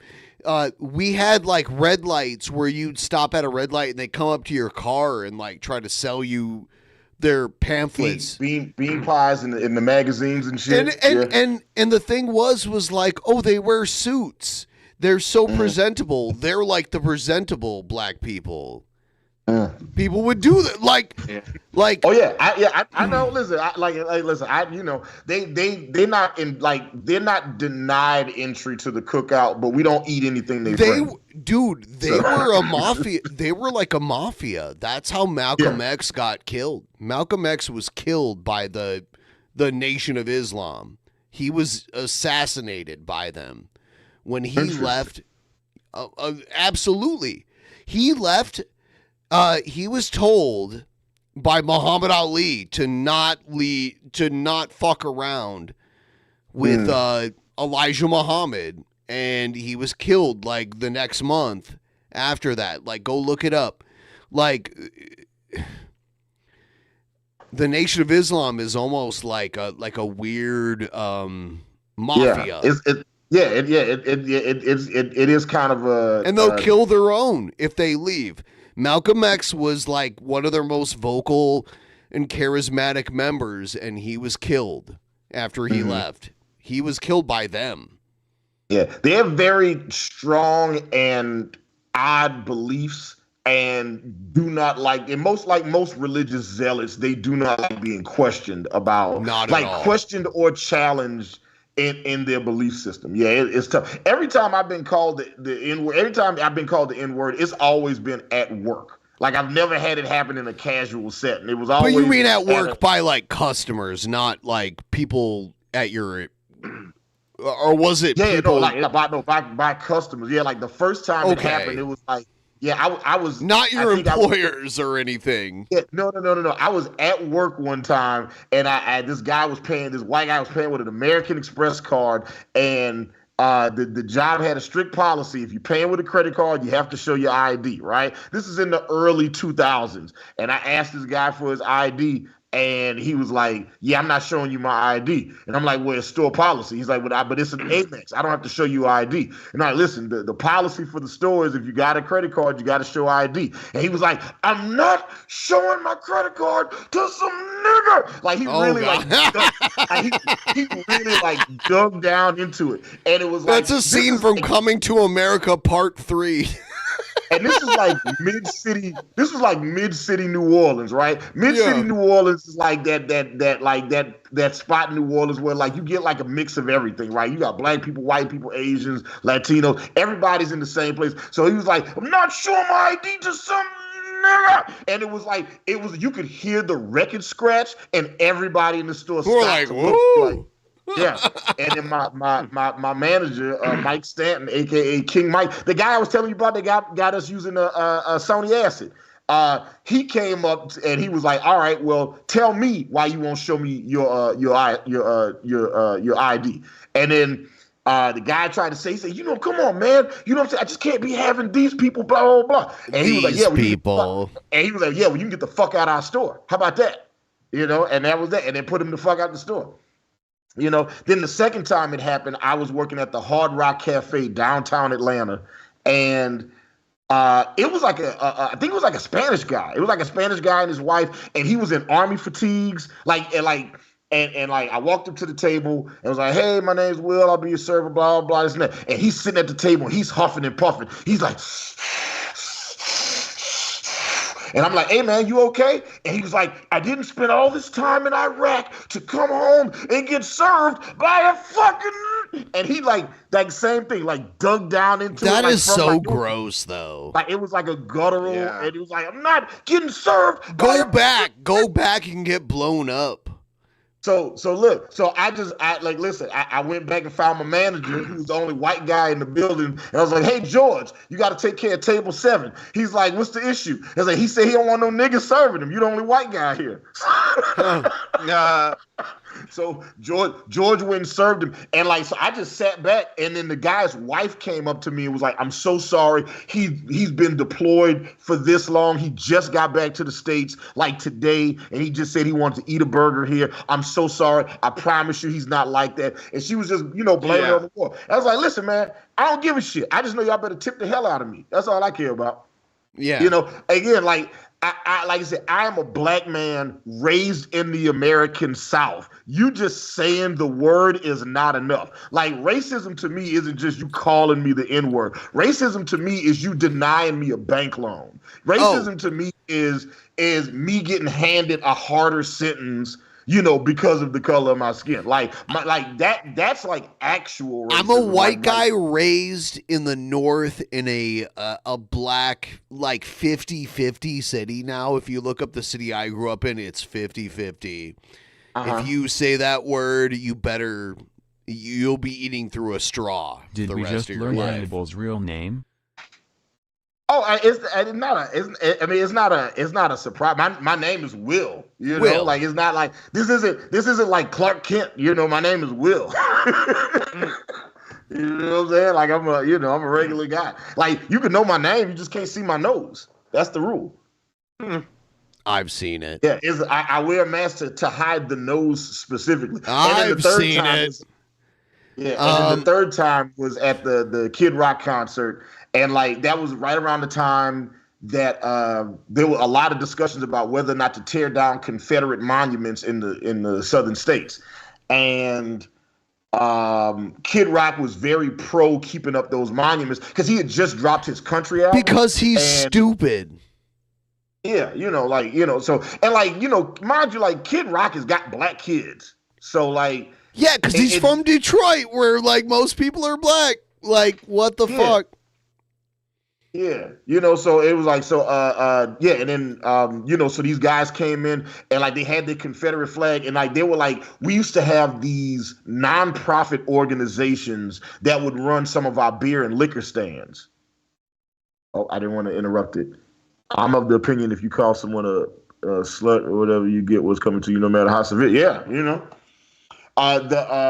there were these guys that a bunch of our nonprofit organizations would run the beer and liquor like the beer stands. So we had this nonprofit organization called it was a nonprofit group of.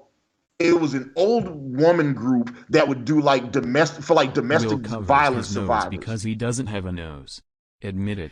Will has no nose. Get a Geiger counter. Yeah, Willie has. And by the way, I look like Voldemort. I'll say it like that's what it is. I've said the N-word. I've never been like you're an N-word, but I've said it like, and I've like read it in context and like read it. I like the world has kind of changed how you can do that, but yeah, I've definitely said it before. Yeah, context matters a lot. Yeah, context is very important, right? Like if we're talking about, okay, like say for instance, I personally will not react in the majority of sense. Like if you're like listening to a song and it's in the song and you say it in the song, I'm not reacting to it, Yeah. But I have had people say it in like casual conversations, and I'll be like, "Hey, man, could you not?" And usually they'd be like, "Oh, my bad," like my other friends. I remember my mind being blown in high school in the 90s. But I'm 43. I graduated in 99. And I went to a private high school where they gave a lot of like scholarships to inner city kids. Mm-hmm. So like we had a lot of kids from the city who wouldn't have had a chance to go to like a private school. And I remember that like there was a guy who being like he was saying like, don't say the say the and that was like the first. I didn't even realize that like one was cool and one wasn't, like at that point. Yeah. Yeah. It's one of those things like the more time you spend around people, of different cultures, the more you learn like the nuances of what is or isn't. Like before I started doing martial arts, like my grandmother would call Asian people Orientals. Yeah. I mean, right. My grandmother called them Orientals too. Yeah, and it wasn't until I got to when I started doing martial arts like heavy, and I had a lot of Asian instructors, and they would just be like, "Yeah, we actually just say Asian. You don't got to say Oriental. We don't. We're not a fan of that." And I'm like, "We're not rugs. We're not rugs." That are 50% off on sale. Listen, I've always been real easy. I'm gonna call you whatever you want to be called, right? So if you say, like if your name is Patrick and you prefer for people to call you Pat, and then they just continue to call you Patrick afterwards, I'd feel like you would just as justified. People do that with me. They're like, "Are you Ben or do you want to be Benjamin?" And I say either way. So I'm like, either way. Yeah, but if someone says Ben Pie, I'm like, they know me. Dude, I get that. Once a month, I'll run into someone that I'll see someone like looking at me and smirking, And like once a month, every month, someone's like, "Are you banned?" And I'm like, "Yeah." It's like, what are you gonna do to me now? Either you love me or you're mad at something I've said. Yeah, like it just and like in none of those instances did I feel like anger or hurt or like I said I've seen some shit that was like, oh no, this like I've seen some real racist shit, and I'm just like, that is those are non-issues for me. For me, you know. No. You can't speak for everyone, but for you personally. Hannibal the Beat Animal is not the emperor of black people. Okay, Jesse Jackson is. Well, I feel like someone like acknowledging the word is different than like calling someone the word, like being like, you are that. You know what I mean? Like, yeah. I've said the word, but I've never like said like called someone that word, which like doing blackface, you know, like whoa, oh my god, it's never okay. Can I do it? It's never. You know Derek Savage, right? Hannibal. Do you know Derek Savage? Is that the cool cat guy? Yes. Oh my god. Yeah. Yes. Listen. If y'all don't know, Hannibal the Beat Animal is a huge. I love South Park. Love fucking Rick and Morty. Love all them shit. I'm actually like kind of like making my way now through all the Family Guy episodes. There's a bunch of Family Guys I've not watched, and to get to be able to identify more with my white friends, I'm also watching The Office. Can you tell me? Can you tell me if this is blackface? Derek Savage put this out the other day, and it is bad. Here you go. This is the Cool Cat creator. Yo, I'm Hood Rat. I got something to say. And listen up so we can all be clear. There's a lot of crap coming down, and I'm telling you, I'm not down. I see my city falling apart. The streets are filthy with drug addicts nodding out. The price of gas is through the roof. The cost of food will strangle you. All the stores are closing down. Where do I go to buy some food? I'm sick and tired of the politicians. Them dirty people always be lying. Those Democrats say they're here to help us, but Hood Rat says they're here to... This is the kind of motherfucker that thinks that's what rapping is. It's just talking over. There's no rhythm. There's no timing. Sure. Wait, no. Let this play. I want to know where he's going with this. I got to see where this plays out first before I comment. Wait, let's do it. They come for our vote every 4 years. Then they disappear just like a rope. No, what he's saying is like a lot of conservatives say like liberals like prey upon minorities and they want them to vote for them, but then when they vote for them, nothing happens to help them, which is kind of true, but it's... Oh, no, it's not kind of true. It's definitely true. It is true. He was like, when he's like, Democrats come around every 4 years, they're not coming around every 4 years. They just expect they got your vote. You know, like, and I think it's important for people to understand, like, there are lots of people... You know, and very specifically, there are lots of black people that voted for Joe Biden and Kamala Harris that did not necessarily like or want Joe Biden and Kamala Harris. They don't want. Well, it's like me. I don't want Trump. Like it's like in the same way. I know there are lots of people that voted for Trump that were like, they looked at the two options and they were like, both of these are trash, but I feel like this one is less trash, or this one speaks slightly more to my values. But like, I know lots of people that voted for Trump that was like, I really didn't want to vote for Trump, but I really didn't want to vote for Joe Biden, or I really didn't want to vote for Hillary. You know, there's lots of people that feel the same way about Joe Biden. And I'm seeing clearer. And Hood Rat is saying Donald Trump is the leader. Hood rat for Trump. Hood rat for Trump. When Trump was president, my pockets were fat. Now with Biden, they're like balloon going flat. This is the only time he's tried to rap. Hood rat is or riding rhyme. with Donald J. Trump. It makes me feel free. When I became a man, I left the crack behind.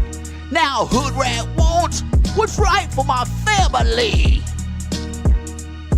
I used to avoid politics, but now we got no choice.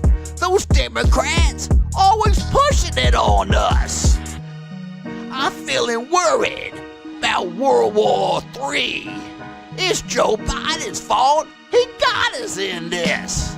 I like how he When rhymes. Trump was president, He rhymes words with the same words easily. Yeah. I didn't like him. But now things have changed. All right, Hannibal. Really I miss him. as a accomplished music producer, I would like you to be 100. Don't be nice. I want your 100% review of Shabisky's "Cry All the Time." Oh shit. Okay.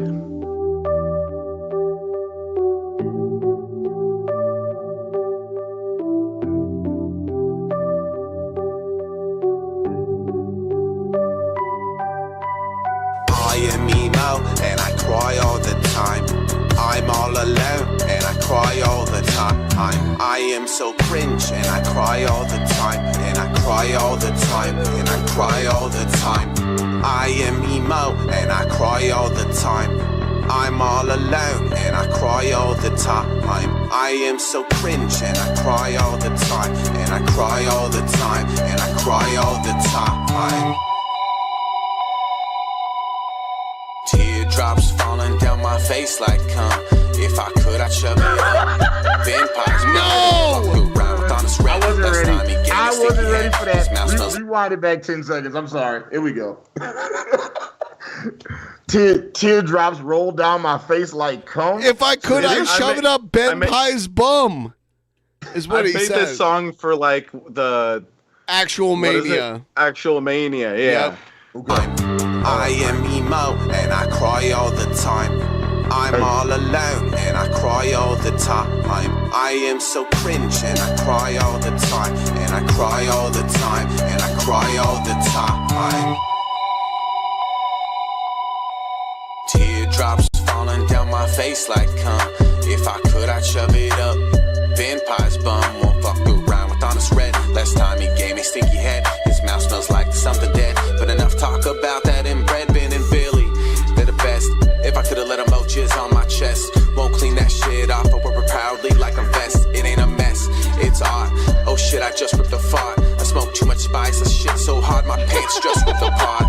Teardrops falling down my face like cum. Teardrops falling down my face like cum. If I could, I'd shove it up. Vampire's bum. If I could, I'd shove it up. Vampire's bum. No. I am emo and I cry. I made a song for you, Ben. Time. I'm all alone and I cry all the time. I am so cringe and I cry all the time. I am so cringe and I cry all the time. There you go. Damn. Listen, like, okay, from a structural standpoint, there's nothing wrong with this record. The beat is dope. The melody patterns are good. He's rhyming. He's on beat. You know, the tone is right. Like, all of the things is right. The only issue I got a problem with is the subject matter, okay? Because why would cum roll down your face like tears? First off, like we need to talk about your viscosity if it's rolling down like tears. Oh, falling down. Okay. Okay. Get the lyrics right, Hannibal. Goddamn. Okay, you heard it. But this is what I'm saying. Like it would burn, right? If it was coming down the eyes. Well, but it could start from like the cheeks, you know, maybe. But it wouldn't roll down the same way tears do. Viscosity, Similar. man. Viscosity. It'll still work its way down. Like if you on like the third nut of the day, maybe, right? Then you know, like maybe you pissing dog water at that point. But like otherwise, it's just like it's not the same thing. So I just got We're gonna have to test this. I have to take points away for that. You shut up, okay? I can prove that you're wrong. You know, but look, listen. Prove it. Why did I'm curious because I liked it, but also I'm curious. Why did you choose to do the chorus with a British accent? I am Emo, and I have no. all the I don't know. It just worked. I don't know. It definitely worked. I'll play it again. I wish you had done the whole song with that accent. I can't rap like that. Well, I'm sure.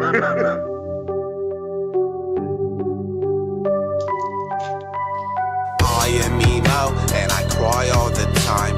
I'm all alone and I cry all the time. I am so cringe and I cry all the time. And I cry all the time. And I cry all the time. I am emo and I cry all the time. Listen, I'm trying to tell y'all why this shit works, okay? Like the beat is dope, it's a catchy melody, and like he doesn't waste time. Like as soon as the beat comes on, like you don't have to wait to know what the song is about. I'm emo, I cry all the time. I am so cringe and I cry all the time. He is telling you what the song. He laid the groundwork for what the song is right out the beginning. He let And he you know wants to fuck me in the ass, which is gross, but he said bomb. Calm down, Ben. It was a joke. Stop getting all excited. oh, whatever. Okay? Yeah, you tried to fuck me in the ass. We know. I'm all alone and I cry all the time. I am so cringe and I cry all the time. And I cry all the time. And I cry all the time. Teardrops falling down my face like cum. If I could, I'd shove it up. Vampire's bum won't fuck around with honest red. Last time he gave me stinky head. His mouth smells like something dead. But enough talk about that inbred Ben and Billy. They're the best. If I could've let them out jizz on my chest. Won't clean that shit off, but wear it proudly like a vest. It ain't a mess, it's art. Oh shit, I just ripped a fart. I smoke too much spice, this shit so hard, my pants just ripped apart. Teardrops falling down my face like cum. And I wrote teardrops falling down my face like cum. Like if Juice WRLD did this record, right? Like use that same melody pattern, right? Use the same melody pattern, use the same flow pattern. That shit would have been a hit for Juice WRLD. Yeah, keep in mind I did this in like a day or whatever. Could you play the Honest Red diss track? There's diss records. Have you heard? Yeah, have you heard the Honest Red diss track I did? He's a little bitch. Listen, yeah. this is my first time hearing I'm So Emo, and I said, listen, the music you sent me, Shabisky, is not this. You should have sent me this. You like this one? I like this. Yeah. Can we Y'all do some grab stuff it. like this? I'm grabbing it now. I think you like the Honest Red one more though. It's okay. It's gangsta, you know.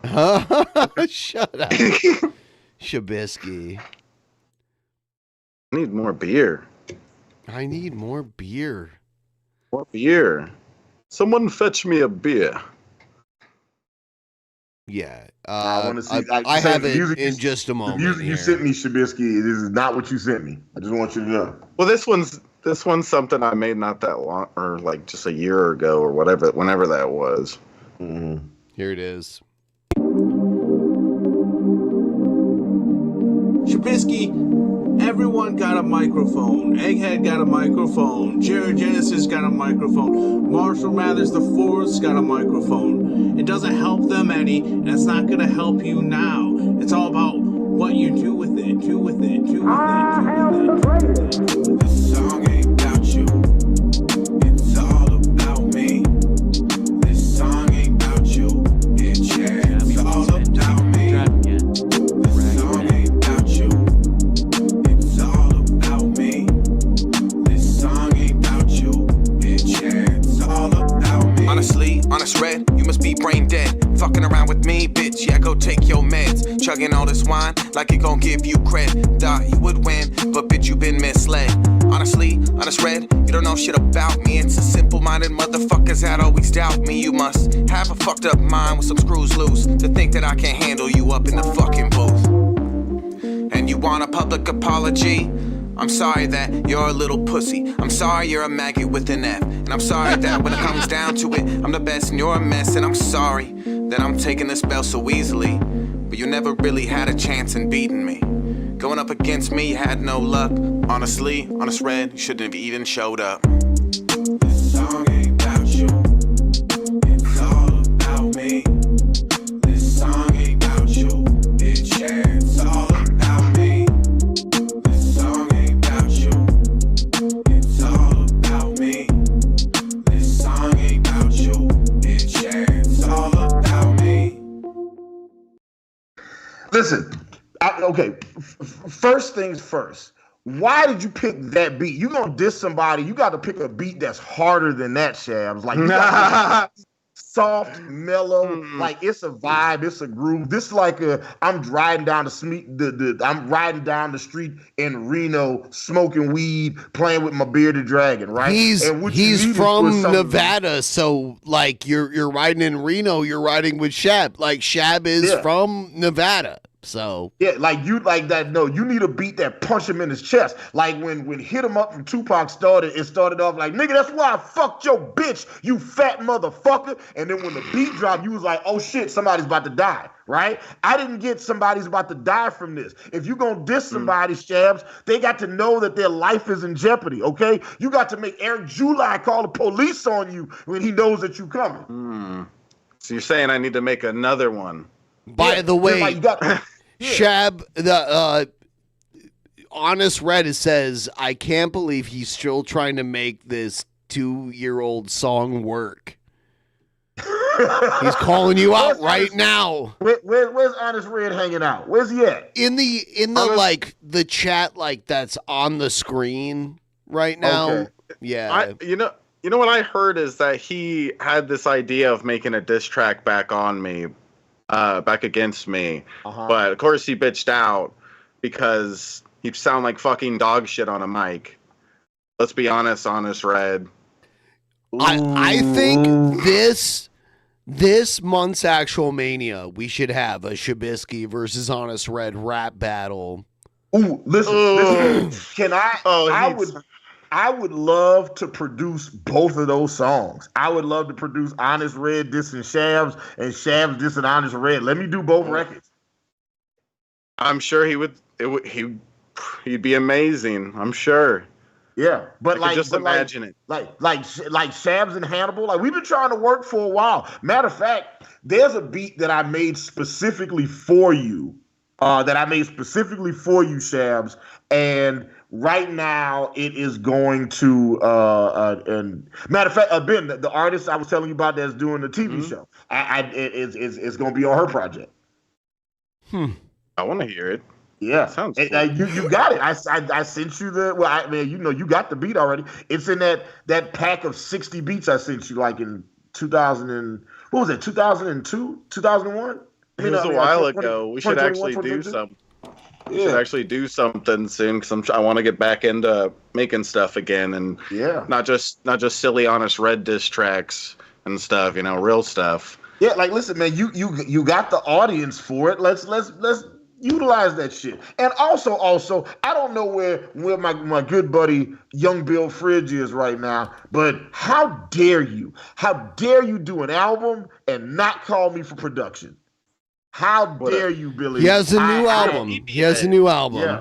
He's got a new album. It's on Bandcamp, and I produced exactly 0 tracks on that motherfucker. How dare you? You should have. You should have, but yeah. I don't want to. I've been trying to get a Billy Hannibal project for a minute. Matter of fact, like when we were in Seattle for the 1000th episode of Drunken Peasants, I even tried to sit down and say, "Yo, Bill, we got to get some time so I can play you some beats." He was like, "Yeah, totally." Never happened. Okay, it was quick. You guys were only here for a very short time. Come here for like a couple weeks, and we can. Yeah. Okay. I will make that happen. I had no excuses. Yeah, like Hannibal and Young Bill Fridge. Do a project. Yeah.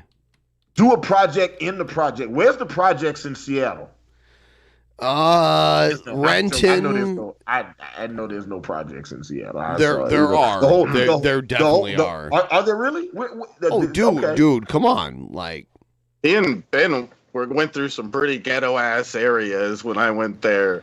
Yeah, because we like went down I a don't street. care. I'll just walk through them. Yeah, it was whatever. Nothing happened or anything, but we just saw people smoking crack like right on the side of the street. And you saw it too. Yes, you did. Yeah, we saw people smoking crack at McDonald's. I was like, we got off the train. But I'm talking about like we went down a road and there's like 5, 6, 7 people just like or more on the street just smoking crack and all like huddled and smoking crack. Hannibal just, like, went and it was right like next to the road. downtown where it's like touristy and there were like people smoking crack like down there. Yeah, listen, let me tell y'all something. Yeah. As a black man, I've walked into lots of clubs and lots of parties and shit. You know, where it's like, oh well, you know, you walk in and they smell jokes. You know, somebody doing coke, pills, shrooms, smoking weed, whatever like that. It is what it is, right? It was like, but when you walk into a party and they smoking crack, it's time to fucking go. And we got off the train. And there was a McDonald's on the corner, and I was real hungry. This is before we went and got said, chowder, don't right? eat there. Yeah, and I was like, I want to go stop at this McDonald's room because I think I want to just get something to drink. And I was like, I'm just thirsty. I want to get something to drink. And as we walking down the street, he was like, we are not going to this McDonald's. And I was like, why not? And then we walked down the street, and motherfuckers was just on the street, smoking crack, doing meth, just outside. I was like, that shit is wild.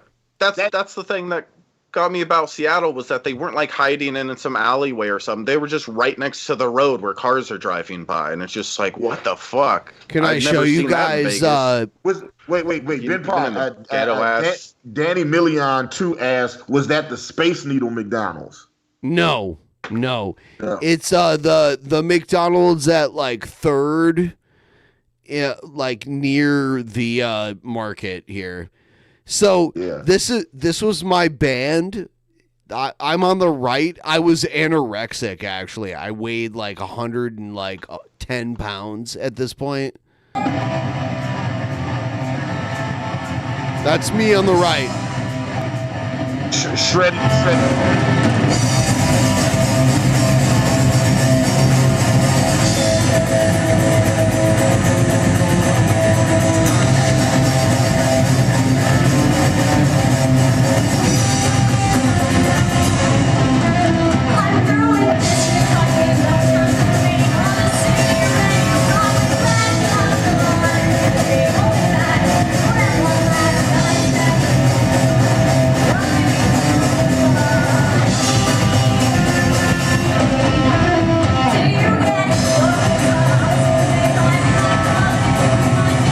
It's crazy to see myself because I was like literally like so thin. It was insane.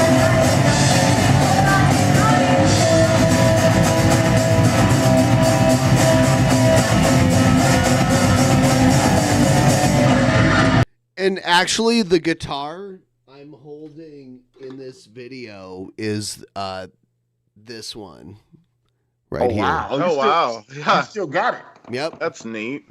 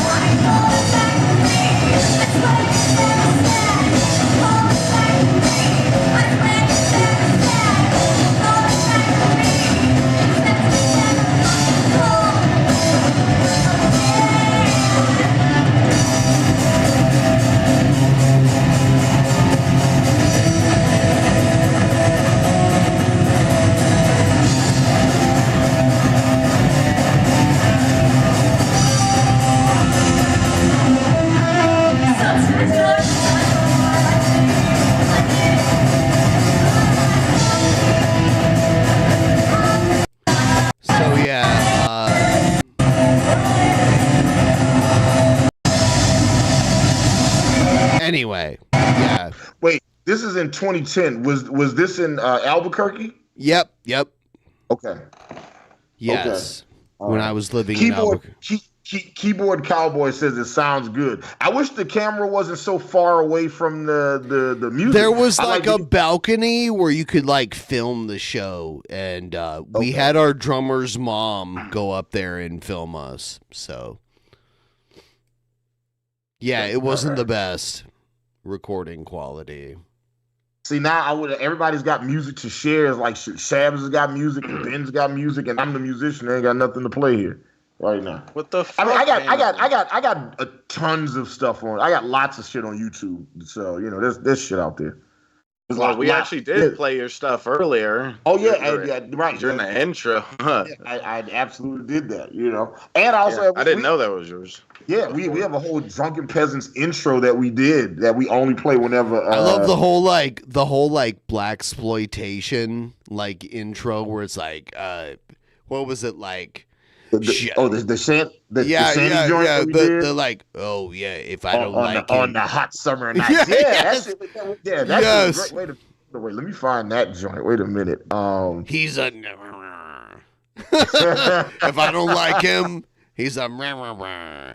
Yeah. It's like a Mel Brooks movie. I have created and forgotten about more music than we got a lot of shit, man. We have a lot of music. There was like it was like introducing, and there's like a dude like picking his fro out, like. Yeah. I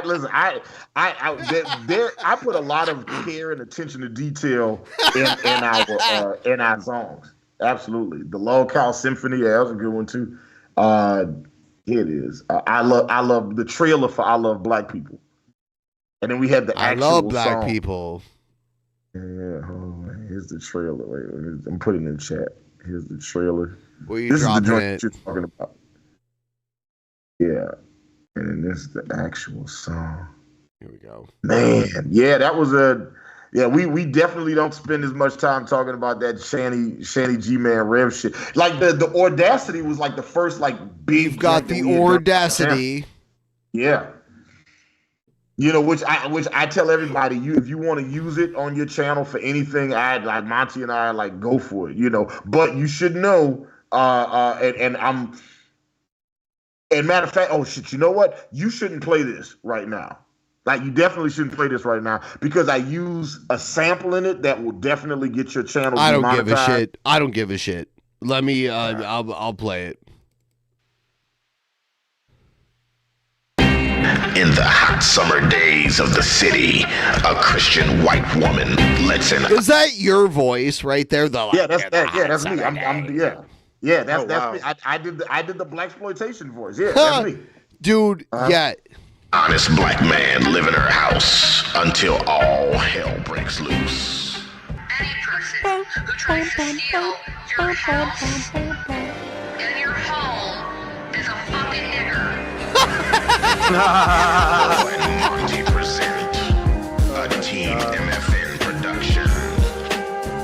I Love Black People, starring Shani for Christ as Vicky St. Mayo, Jason Redd as Whitey Crawford, Mario Jenkins, Jimmy Kelly as Slick Reggie. She was just raised that way. That way. That's so fucking funny. Yeah, that was funny. Entanglements. Oh my god. Yeah. That was the which. You know what the funny thing is? I made that trailer the same day that we dropped the music video for the actual song. So I'm sitting up here real fast and I'm trying to put it together, and I put together a real quick muddy version of it, and then I gave it to Monty, and then he took my idea and then and he just blew the video out the water, and I was like, oh, this is incredible. Yeah, that was it. Yeah, Shanny's I Love Black People. That was a fun time. I love black people, but sometimes they're. Yeah, it's a while, and we were just grabbing all of these times where she would say all of this conflicting stuff. Where it was like she would say some stuff like "I'm not racist, I love black people," and then you cut to her saying a bunch of racist shit, and it was just back and forth. And then she was like, "If you're gonna use my music, if you're gonna use me on your videos, you should ask me because you're getting stuff wrong." And I was like, "I don't know what she's trying to say." He's like, "She's like you're getting it wrong." I was like, "What does it mean to get?" Like, oh, I didn't know that she didn't pronounce the G's on words. You're right. Yeah, it's I had no gross. idea. Yeah. What's up, Red Eye? I see Red Eye hanging out with us in the chat. Viva la caca, baby. I see you. When we did the G-Man the Audacity video, that was another big one that did very well for us. And that was me just like I didn't know who G-Man was. Monty was like, "Hey, I need you to make a video out of this," and he gave me all these like G-Man clips, and I had to try. It's better that way, though, isn't it? Like artistically, to not know. I mean, it definitely. I mean, like, look, I just put my head down and did the job. So yeah. You just do the job. I can't believe G-Man is now celebrated, and everyone is willing to ignore his atrocities. Is he really? Yeah. I have definitely been out of the lol-cow loop. I don't know what's going on. What is happening in the because he turned on Shanny. Shanny. The people who hate Shanny are like, "Oh, you're good." Huh. Yeah. But I mean, wasn't that like kind of a thing that they had been on again, off again, going through? Like they would be cool for a second and then they wouldn't be cool for a second. Like they would get cool in that way that like YouTube Christian conservatives get cool, and then they would like a couple weeks later they would fall out with each other. It lasted with G-Man. Mm-hmm. Yeah. Okay. Let's play something. Let's play Hannibal, that's all you had to say about the diss track, though, is you didn't the beat wasn't hard enough. Yeah, listen, man. I'm a music producer. You're I'm needy. listening to the beat first. Like no. You're dissing somebody. You want to make sure that they get like when my girlfriend, like when Drake put out Family Matters, right? The first thing my girlfriend said, who is not like a rap aficionado or hip hop fan in that like I hear she likes Paramore. Yes, she does. She loves Paramore. I was gonna get her tickets to see Paramore in Texas, and then she turned I knew around a dude that and saw them in dated the Canada. girl from Paramore. Really? Yep. Interesting.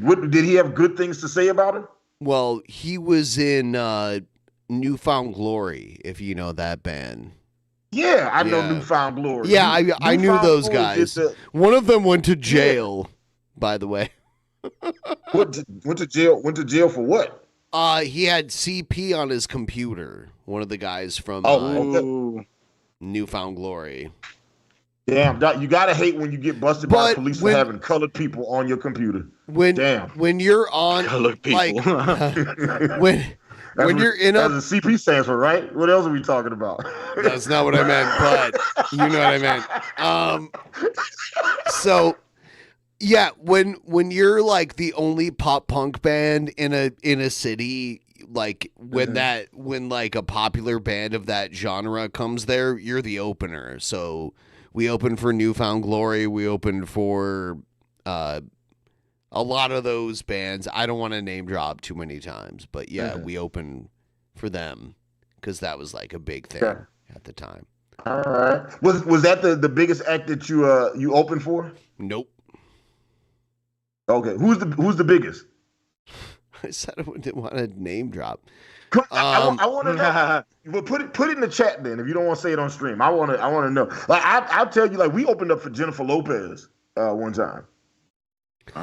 Well, so I played in a bunch of different bands, and like my early band when we were like more metal, we opened for Cold Chamber. If you've ever heard of Cold Chamber. And then like my more popular band, we opened for Newfound Glory, and Rancid was like a big one that we opened for. Like we opened for like the the typical punk bands that would come through. Not a lot of the mainstream ones would come through Toledo, because Toledo was a ghetto shithole. Like, so I've seen Rancid a few times, and they always have like like a local Atlanta band. Matter of fact, at one time they had a band. I don't know, it wasn't Rancid. I forget who I saw. There were these guys I saw one time locally called Silver Comet, and they opened for somebody, and they were better than the band that they opened for. And I reached out to them so we could. Yeah, and I reached out to them to do a show. All American Rejects, yeah. have you heard like it was I'm gonna have to cut this out of the show. I'm gonna play it for you guys though. It was Operation Ivy Sound System. It's one of the best songs. Yeah, I was about to say, as I said, it definitely sounds like ska. Just ska is reggae for white people. For those of y'all who don't know. I told you this when we were hanging out. Uh-huh. Ska is black people music. It was black people music. No, for sure. No. So ska predates reggae. Like reggae was 1970s and 80s music in Jamaica. Before that, ska was 1950s music in Jamaica. Yeah. No, I know the history of ska music, right? But just like so many, like listen, white people got a hold of it and they fucking ran with that shit. They were just like ska, just like after a while, it was like the whole ska genre was just white folks. It was just like because you don't know how to dance. I mean, like you need white people to teach you how to dance. I don't know. Yeah, you know that's what it was. I just remember like my high school. Like someone would put on like a show at some shithole, and they'd play this, and it was like everyone would like do like crazy like windmill. Yeah. It's called skanking. Skanking. I've been to enough ska shows in my life. Yeah, Monty. Well, he's into the whites, so. Yeah. Boy, is he. But like, Monty will definitely drag me to a ska. It won't be a ska show, but it'll definitely be a show that'll have more ska artists on it than I would typically attend. And like I will go to any concert, right? It doesn't matter if the concert is good or bad. Like whoever your least favorite artist is, I will go see them live. I enjoy going to live concerts, and I will sit there and just enjoy, like even watching them just go on stage and fail. I will enjoy that shit. I love. What if it was like Cause I am the king of wishful thinking. Like, would you sit there for that? Yeah, I would sit through. Like, I've sat through a lot of terrible live shows, and before my light goes out, I promise you, I'm gonna sit through a lot more shows. You know, I saw One Direction live twice. What the fuck? I was a member of the Island Records street team, and they would they'd send me like a stack of demo CDs or a stack of stickers or whatever, and free tickets to every show. And back in the day, I saw so many artists that I wouldn't have even like gone out to see. You know, like I saw DMX back in the day. That's cool. Oh my God, dude. Like everyone on Island Def Jam, I saw them all live. Because so did you get you got a chance to see Method Man and Redman at their prime? Yep. Yeah, awesome. Okay. That would have been the perfect time to have seen to have seen them. Yeah, I have seen so many people live between I've been to thousands of concerts in my lifetime. Like I've seen so many people live between the live. So my dad was a live musician. He was a jazz musician, you know. So like he had played with he had toured with Miles Davis. He toured with Stevie Wonder and Ray Charles. So I grew up on live music, and then when I got older, and then after going to concerts all the time, then I started working at those event places. So I started working at like State Farm Arena, Lakewood Amphitheater, and I got a chance to see all of those bands come through live too. So I've seen so many people. It's easier for me to say who I haven't seen than it is to say who I have seen. The One Direction concert was an accident both times. And the weird thing, the weird one for me, and this was in the 90s, was the band Live. Live?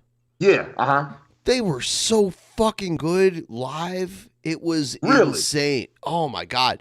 Well, they had their drummer in the house, with he was in a plexiglass enclosure. And his drums, they sounded so insanely good. But yeah, I saw the band live, which is weird, but they were so good.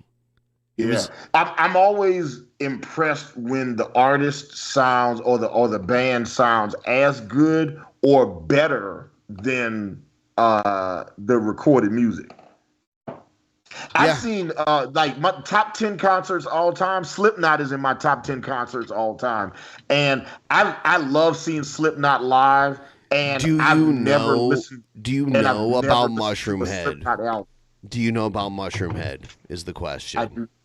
No, I don't. What is Slipknot stole their gimmick from a band from Ohio called Mushroom Head. I think I've heard this story before. Maybe you know what? Maybe you told me this story. Yes, Ghost is a great live show. Yes, Ghost I've seen them multiple times, but I don't think I'll catch a warning for doing this. Hold on. Oh yeah, Elliot Van Y says, I'm hating since I don't know shit. I assume One Direction is derivative of Backstreet or NSYNC. Yes, it is exactly that. It was the Backstreet Boys NSYNC of like the 2010s, and I did not know what I had walked into. I sat down at my seat. I got the tickets because they were affordable. Like I often go to an event place and just start buying music. Is it like all of the change-ups that happen, right? Like oftentimes when you're listening to especially when you listen to the more contemporary pop music, they get a simple chord pattern and melody, and then they ride that shit all the way through. The beats don't really change much. The chord progressions, the melodies don't change much at all. In metal, it shit is every couple of bars, they're like, all right, now we're gonna change this. They'll change the rhythm, they'll change the melody pattern, they'll change the speed. It goes even deeper than that in punk. Punk is they take that and it's a totally new level. I'm gonna have to edit this out, but I'll play for you this type of music Ben likes. It's like the type of stuff that you'd hear playing Tony Hawk Pro Skater back in the day. This. And I enjoyed it when I was playing it. I didn't turn off the music. I enjoyed it, so it's this isn't my what I'm into specifically, but I can enjoy it. I can enjoy just about any music as long as it's good. It's I could go for just about any genre. If I got us tickets to go to Van Warped, you'd come with me? I don't know who that is. You gotta... These guys are doing their final tour ever. And this time last year I was like, ooh, I gotta go. It's still going on. I have seen Rolling Stones, Elton John, and Cher's last tour ever twice. They're not at that level, so I feel like they will quit, but it's hard, so they keep booking every city they can. Anyway.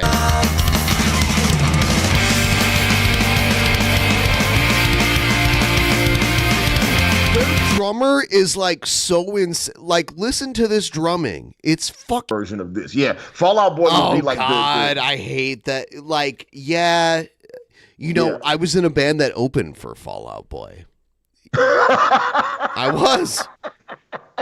Listen, and look, you said you didn't want to name drop anymore. Why you didn't start with that? Yeah, what the fuck? Because I didn't want to name drop. Yeah, they're the biggest band that you like.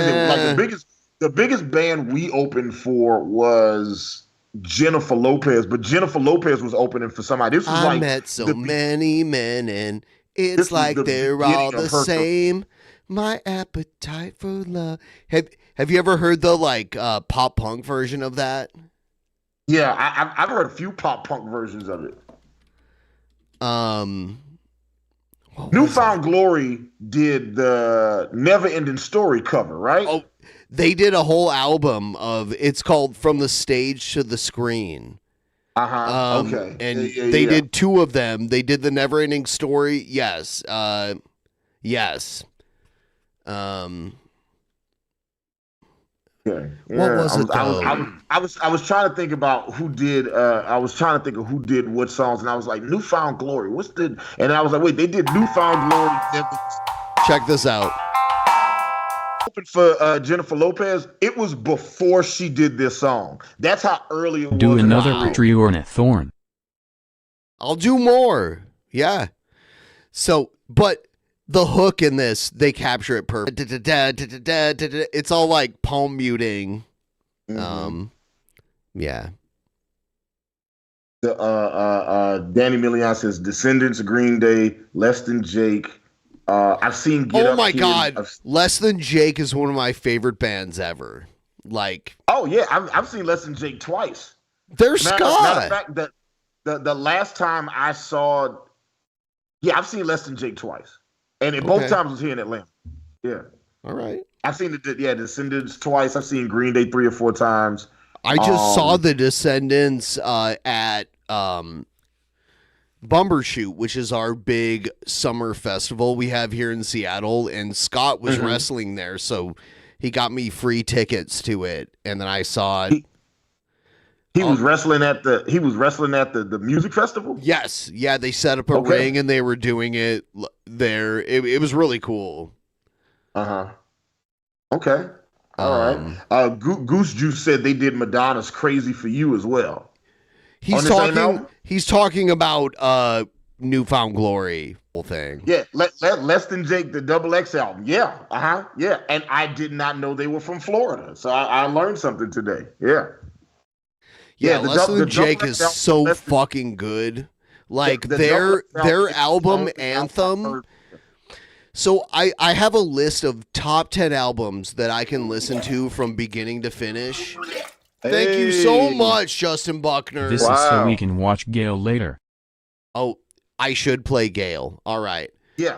We got especially looking at the time too. Oh yeah. we definitely got it. I'll do it. I was just gonna say, like, I have a list of albums I can listen to from beginning to end without skipping a track, and Less Than the Jake's Anthem is in that top 10 list for me. Okay.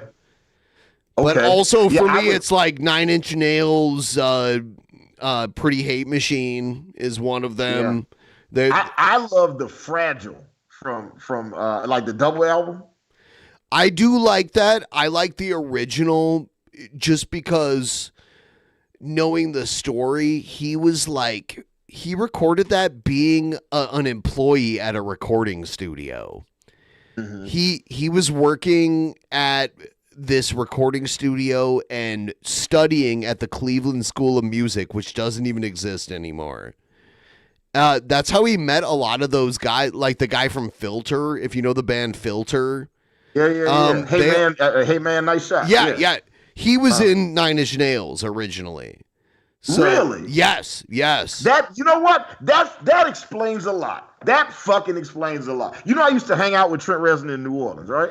Yeah, you told me that. Yeah, he was the guy from Filter was. I used to hang out with Trent Reznor in New Orleans. He used to he had a studio in New Orleans for a while, and I think we got along because I didn't know who he was. Right? We would just talk about hip hop all the time. We would just talk about rap music. Insane. My boss was like, "Oh my God, do you know who that is you're talking to?" I'm like, "Yeah, that's Trent. That's the homie." You know, I didn't. It was a while before I knew who Nine Inch Nails was, and like as soon as I discovered like who Nine Inch Nails was and who he was, we no longer kicked it after that. I always thought that once he knew that I knew who he was, that was the end of it. Maybe it was. I don't know. Yeah. Yeah, but he was cool as shit, man. Like his studio looked like the fucking, like on the outside, it's just a building that was just black glass, and when you walk inside, it looks like the fucking Starship Enterprise. It was insane. Do you remember those dance party shows back in the day when it was a bunch of white people dancing? Yeah. Uh-huh.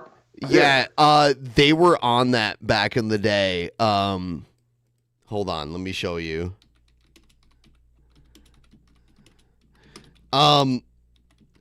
But yeah, the guy from Filter was the guitar player for Nine Inch Nails. Nails with down in it. I love this. This was a time for those of you who are younger. If you had a popular song, you went and lip synced it on TV. Yeah, yeah. There were shows like this. Soul Train was the show for black people, dude. Right? Where it was just. Would you? They would go on would TV you be and lip sync surprised? these shows. Would you be surprised if I told you my mom raised me on Solid Gold back in the day? Damn, you showing your age, Ben. Here's the thing. My mom went to a mostly black high school, and she was into like Motown shit. And we're Toledo, so that's like near Motown. You know what I mean? Like my mom.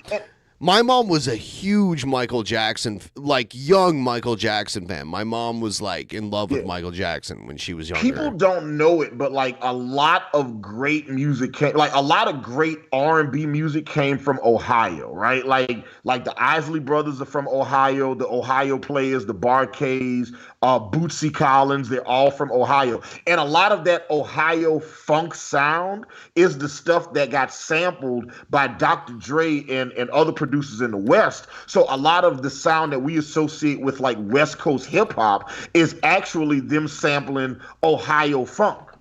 Yeah. Huh. So yeah, it is not surprising to me that your mom went to a majority black school and fell in love with Solid Gold Soul. Yeah. I used to work in a call center too, and I got I'm sorry. Hell's Only brought up another point. Yes, Trent Reznor's studio in New Orleans used to be a morgue, and he told me that shit the first time. He was weird. No, his studio in California was the Manson house, where like the Manson family murdered Sharon Tate and all them. Literally, that was his studio in California.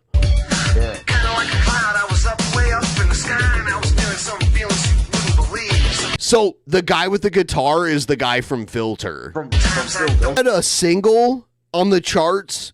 You lip synced on this channel. Like that's what you did.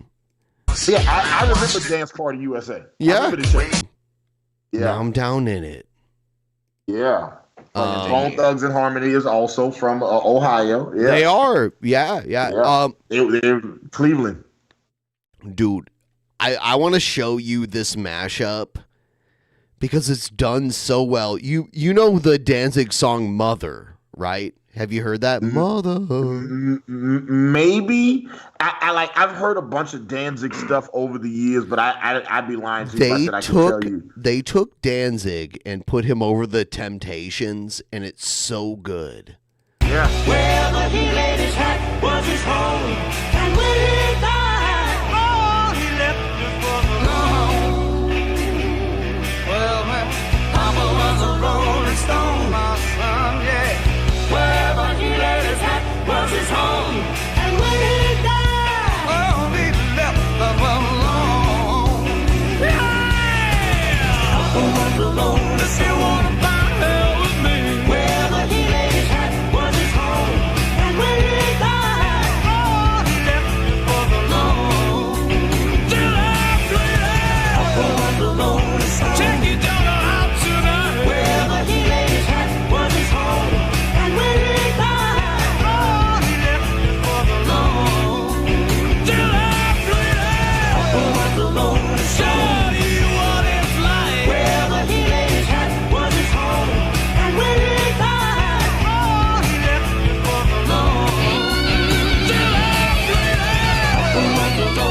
So yeah, Danzig was the singer for the Misfits, and for like 30 years, the intellectual property of the Misfits was like tangled up in court.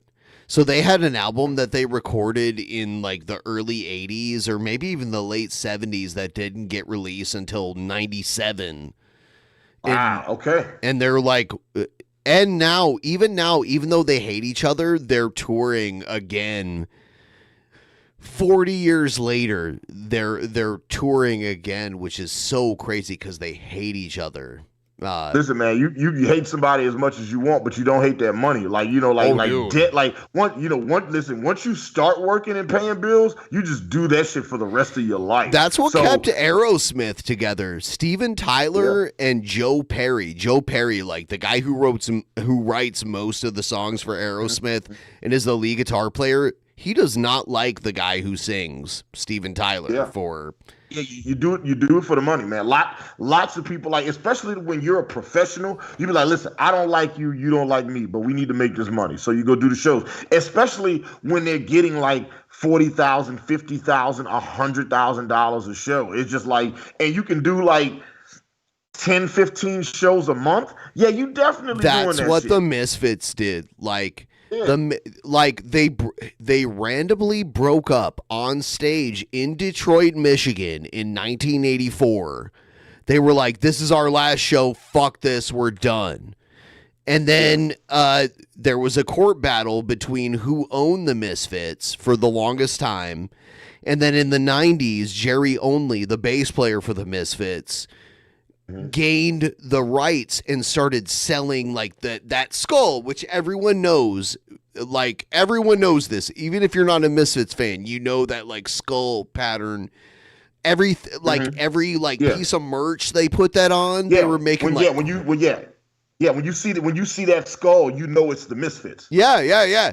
So they were making like crazy money, and then finally 2 years ago, Glenn Danzig, who made a career for himself, not as big as the Misfits, decided to come back to the Misfits, and they've been touring again, and there's already been like weird on stage like dick tug of war a couple times between them where like he's like, what are you doing? That's the worst type of tug of war right there. Yeah. I mean, that's the least amenable version of tug of war to play. Yeah, one of my best friends that lives in New York City was like invited me to go to a Misfit show, and I was like, do I want to go? Like, fly to the other side of the country, and I would probably be disappointed because I'm such a huge Misfits fan, and I just know they won't get, like, they hate each other. It's so gross. A lot of the Misfits during the 90s became wrestlers for WCW. Really? Who are the wrestlers? The literal Misfits. So Jerry Only, who is the bass player for the Misfits, he wrestled, and then there was Doyle, who was Jerry Only's brother, who was the guitar player for the Misfits. He actually stole Macho Man Randy Savage's wife away from him. Not Miss Elizabeth. No, Gorgeous. Her name was Gorgeous George. She was like a hot blonde. Yeah. Yeah. I didn't know he was with. I did know that. Yes. I did know that. Yeah. She ended up dumping Randy Savage for Doyle, who was Anyway, yes, they were and they fought in JCW, Juggalo Wrestling. And all that shit. Boo the Juggalos. Boo. I don't like when I have Billy on here, he's like, I like the Juggalos. Dude, I grew up in Toledo. The Juggalos, they suck.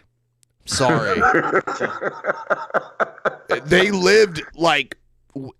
Anyway, I gotta go pee. I'm gonna leave you guys on full screen while I do my thing. I'll be right back. Okay. All right. Shabs and Hannibal. The zebra effect back in effect.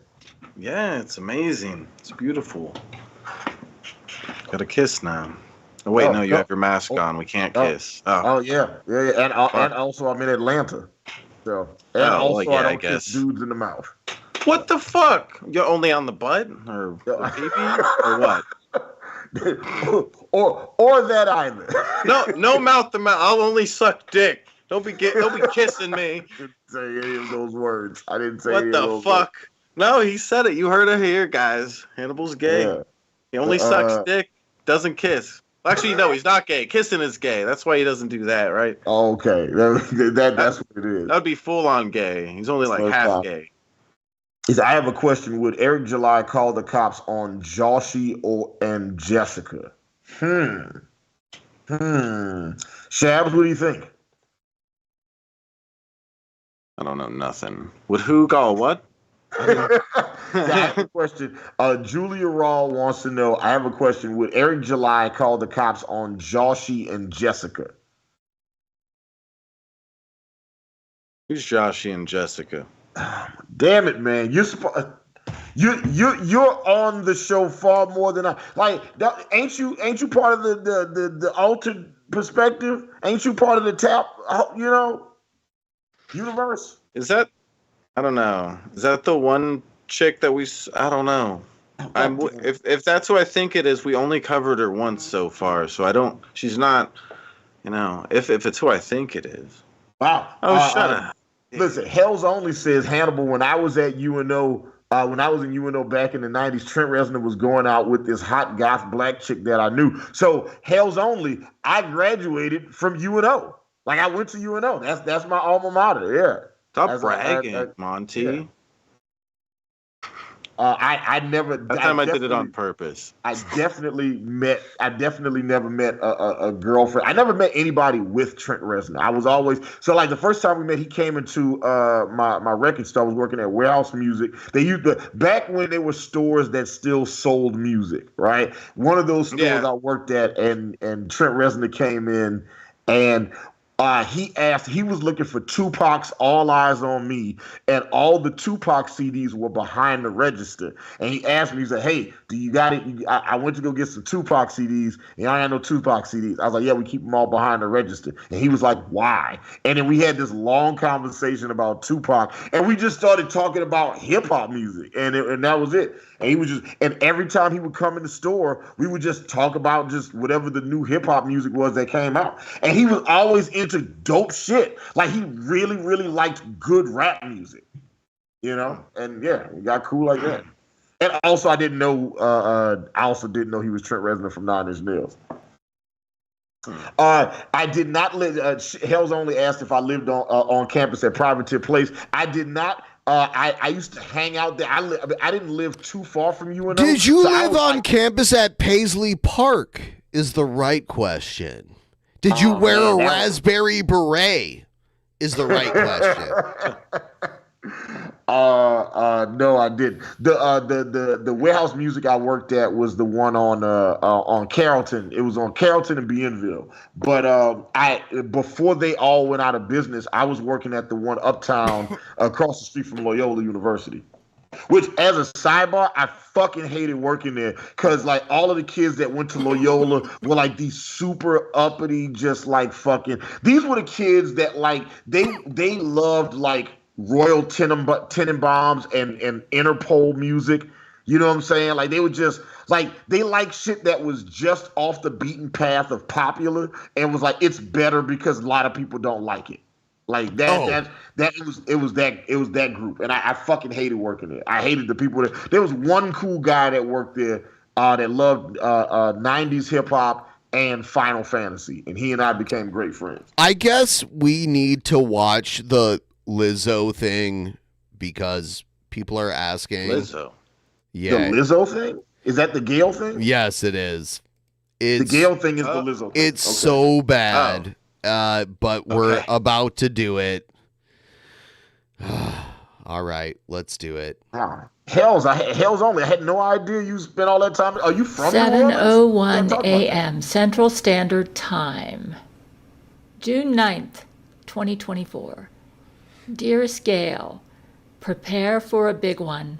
I've got so much to tell you.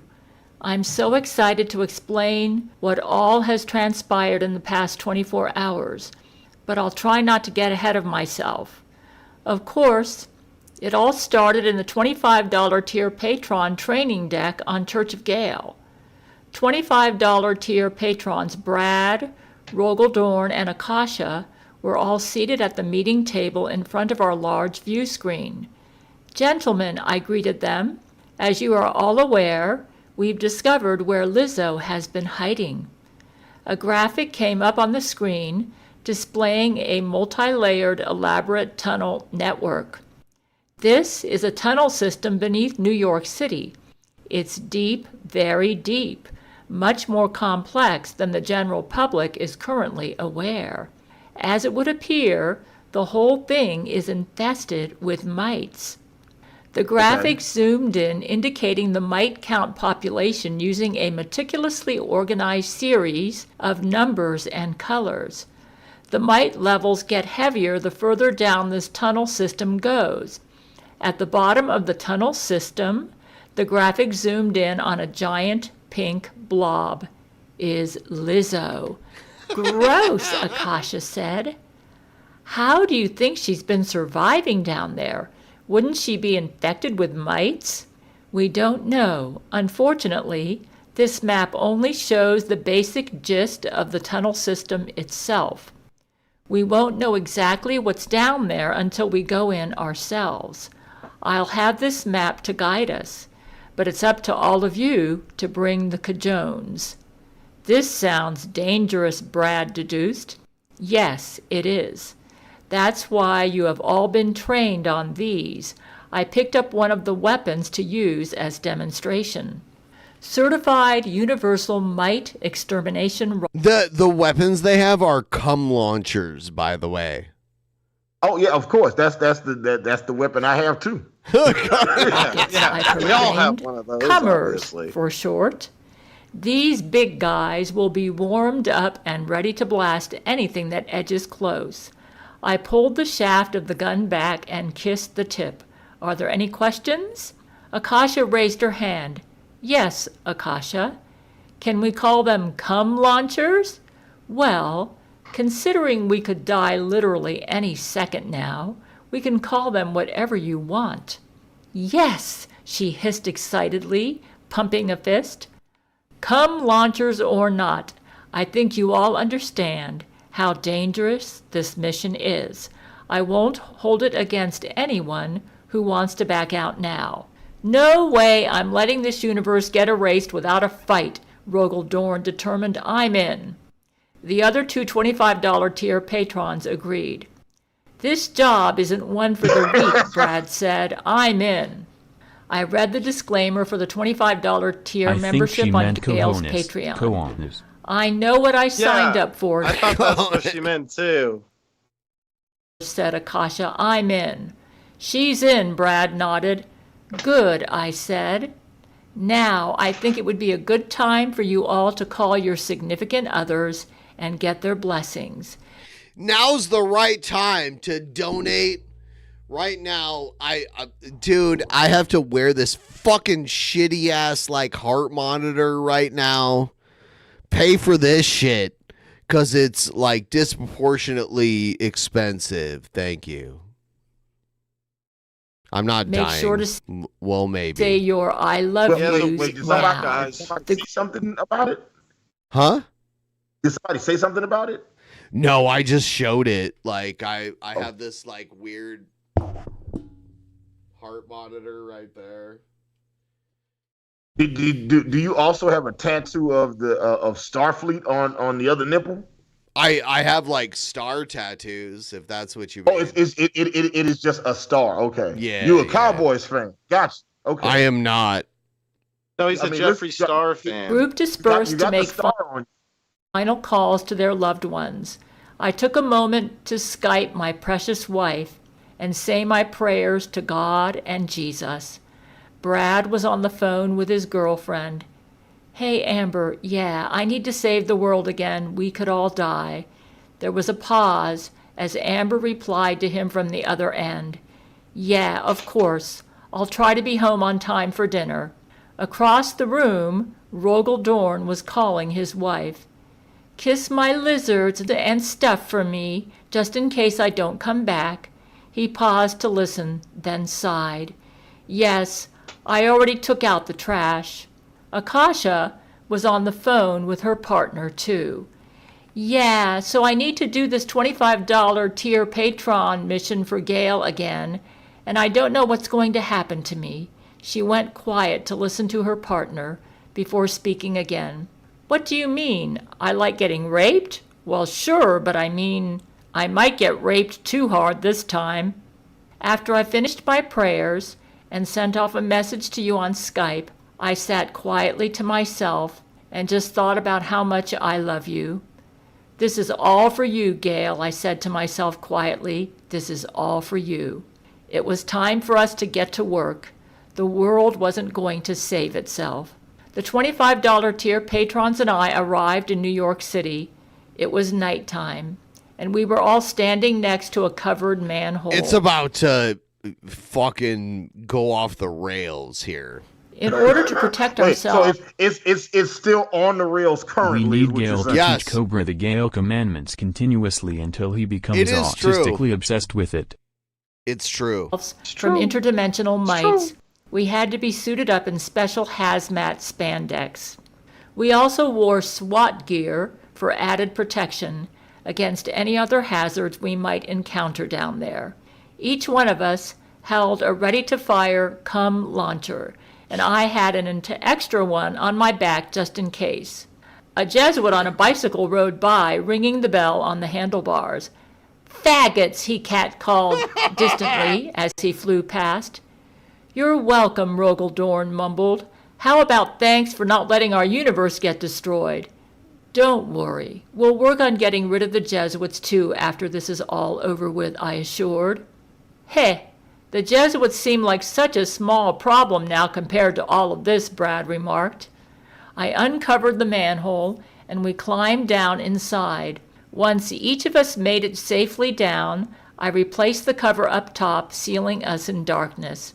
"She's in," I said. "Now we just need to follow this map." I pulled out my iPad, which contained the digital map of the underground tunnel system. The patrons whipped out their flashlights as we began making our way through the sewer system. Drops of water tickled rhythmically down from the ceiling, while our shoes cracked wetly across the lightly flooded floor. Every tiny sound echoed all around us. Our surroundings were so dark, so isolated, and so empty, it seemed instinctual to just remain quiet. I had to admit, even armed with our weapons, this place was very creepy. I think we were all starting to feel it. My ears pricked as I heard a strange, faint sound coming from the darkness. It sounded like friction, as if someone were vigorously rubbing their hands together. I listened closely and looked around at my team, trying to figure out if the sound was coming from any of them. "Do you hear that?" Akasha whispered.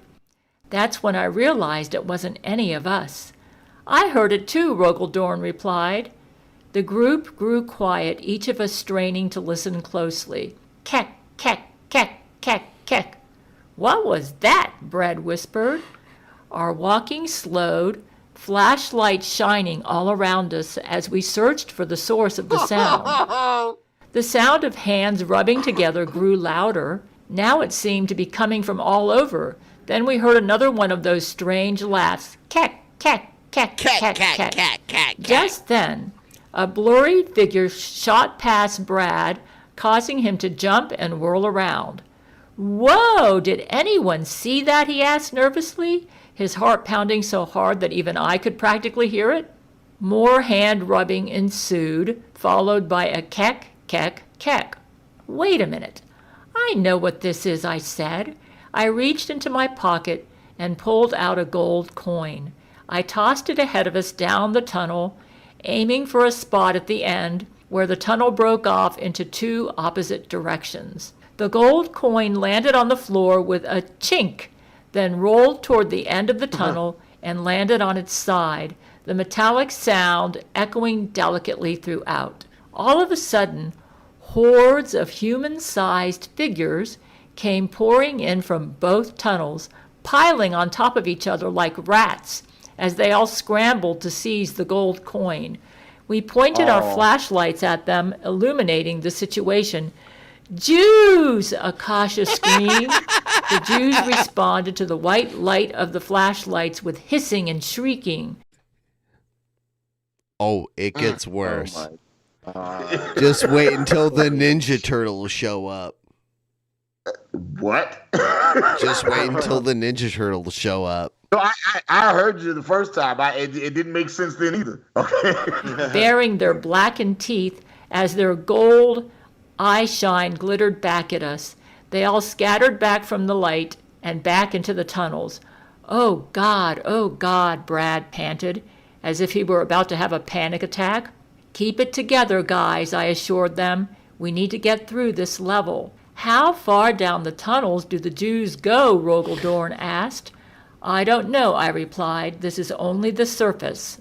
The group trudged forward cautiously, our pupils dilated in the darkness, and our ears on high alert for any more sounds. The sound of rubbing hands started up again. This time there were many more than before. Keck, keck, keck, keck, keck, keck, keck.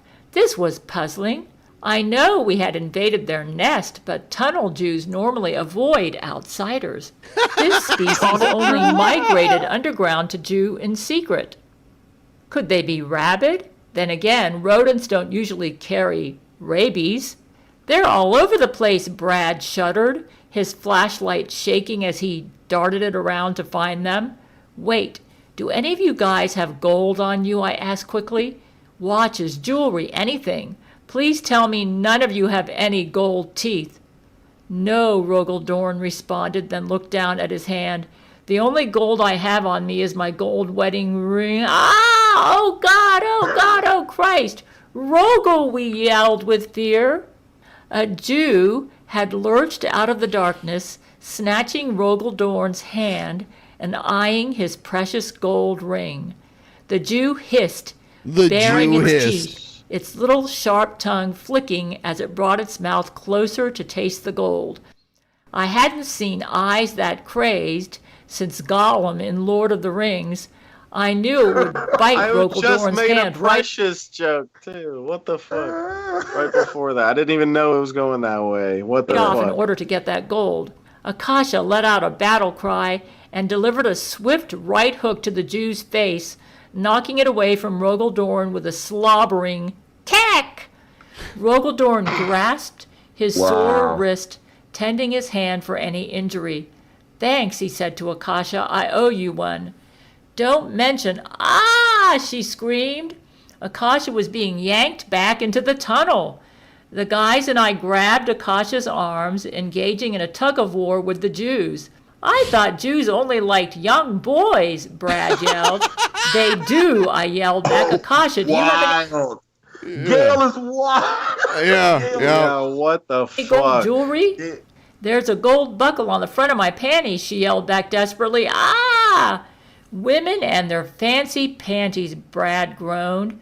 The Jews stole Akasha's panties, ripping them right off of her, before piling over each other in a frenzy to get at the tiny gold buckle. As soon as they smelled her womanly essence on the panties, they all shrieked in fury, repelled by it. We took advantage of the distraction to run. This gives going commando a whole new meaning, Akasha said while panting.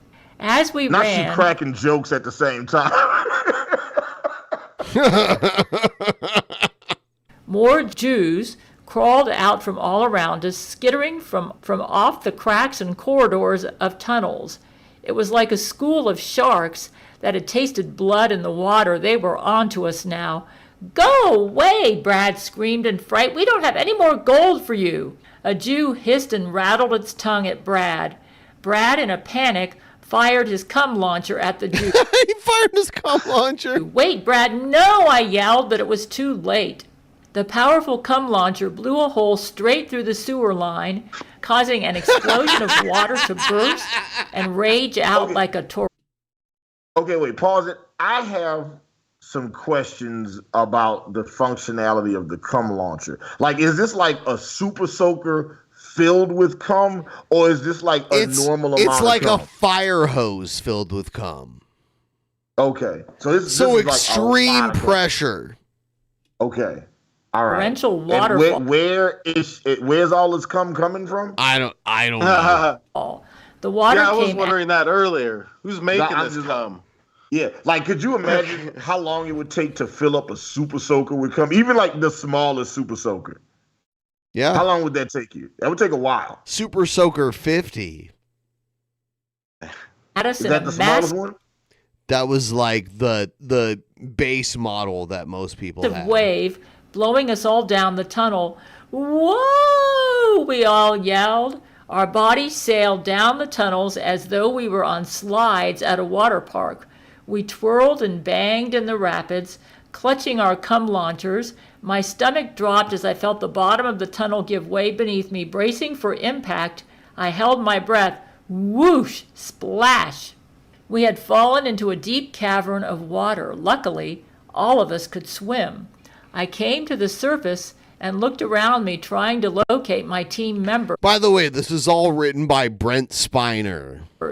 The heads of Brad, Rogaldorn, and Akasha all bobbed to the surface one by one.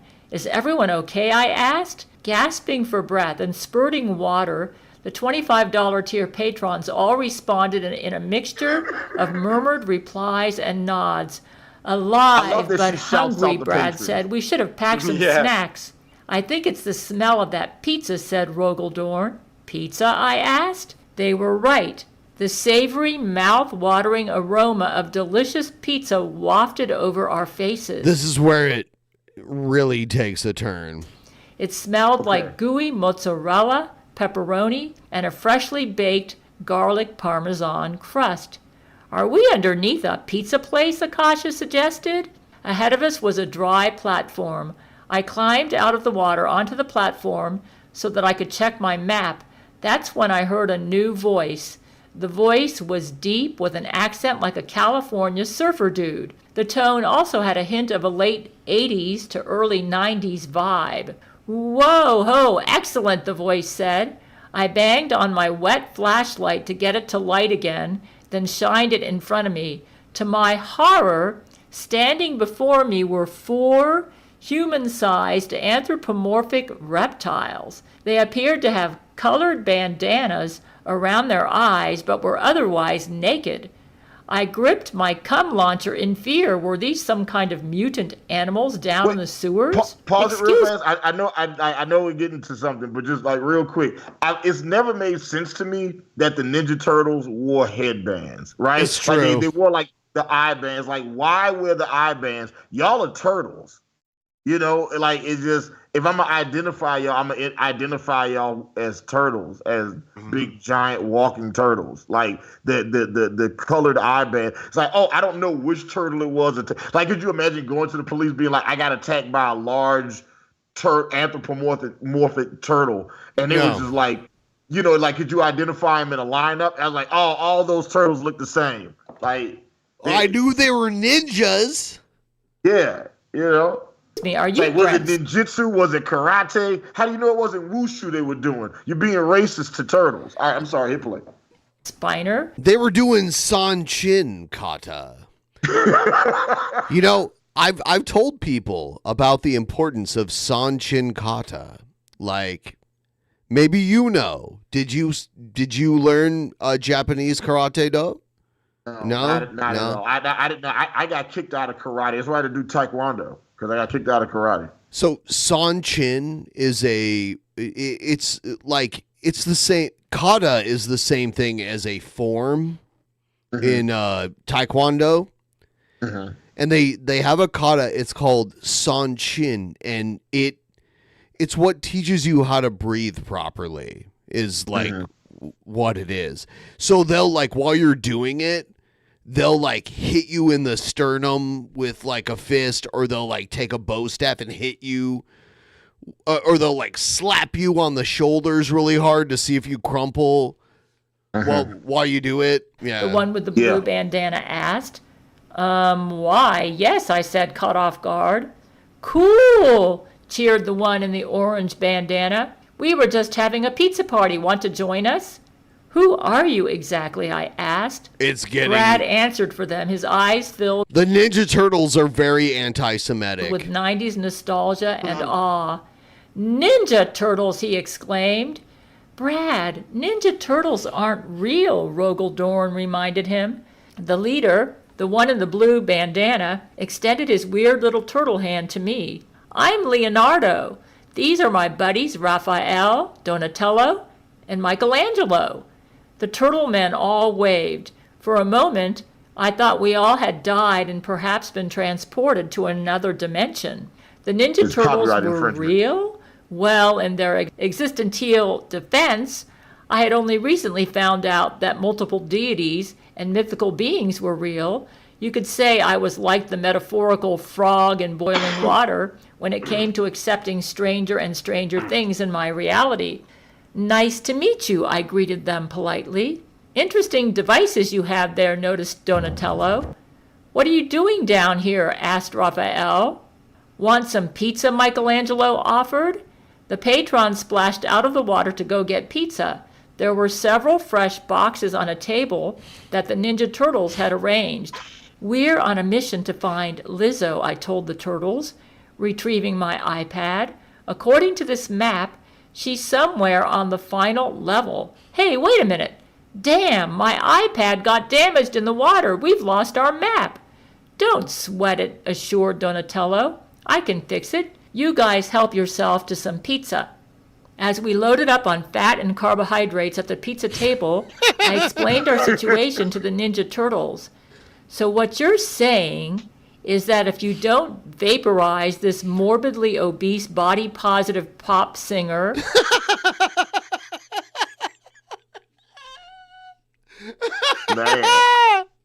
and destroy all the bed bugs, that God will obliterate the entire universe, Raphael asked. Yes, I confirmed. That means we won't exist anymore, Michelangelo exclaimed. Well, I'm a big fan of Gale, said Leonardo. Any universe where Gale exists needs to be protected. We'll help you in any way that we can.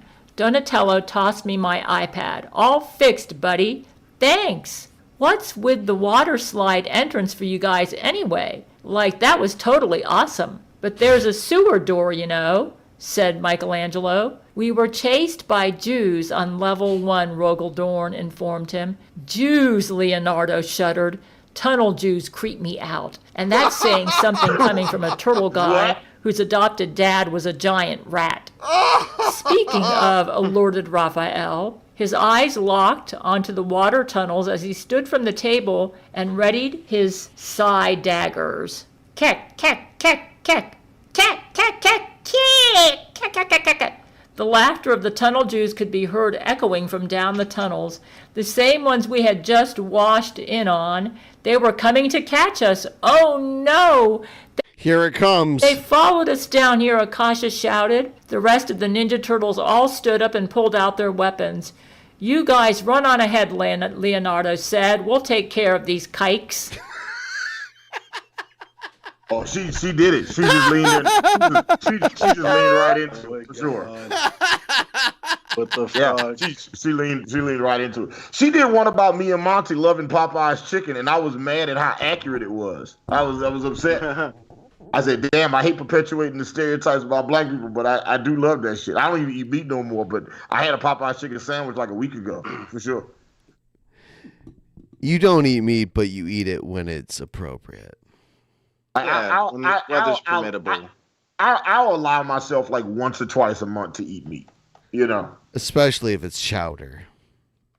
Especially if it's not chowder, you know. Maybe that's what they put in those cum launches. It was white chowder. White chowder. Thick, viscous chowder. White chowder. Ground up clam guts. It's delicious. And it was like, here, eat this. Is awful. They were serving that shit in bowls. It smelled like vomit. It looked like vomit. It smelled like vomit, and then it tasted like vomit, especially when I vomited it up. So this is what I'm talking about. Like, this is where they like in Japanese karate, they teach you how to breathe. Mm-hmm. This is how you do it. See ya. I don't like the music.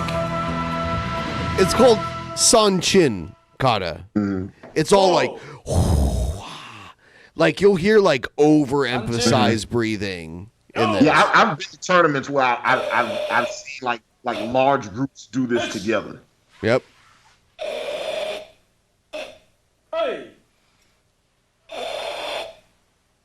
Yep. Some. Say. Go. Go. Roku. Yeah. Six. Hachi. Hutch. Cool. Jew. Oh, back to the Jew. Jewish. Hey.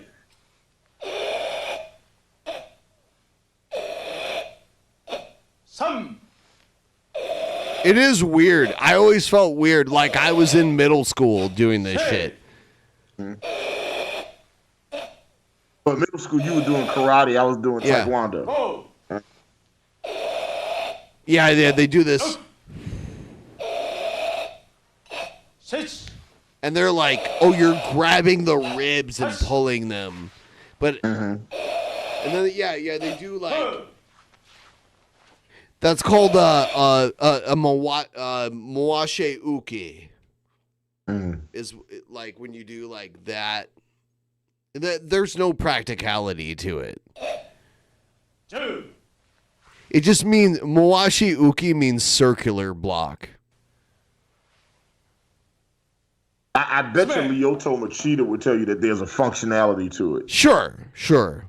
But, like, I think if you get like a super high level karate guy, they can show you like the usefulness of it's of called the form and bunkai. technique. That's, when they teach you the practicality of a move, it's called the bunkai. Yeah. Yeah, like I took karate from like 6th grade until I was probably about like 24, and then I fell out of it. But I was really into it. This looks like Jared trying to do taekwondo. Should we learn about Jared? I mean, we're already here, so we might as well do it. Let's do it.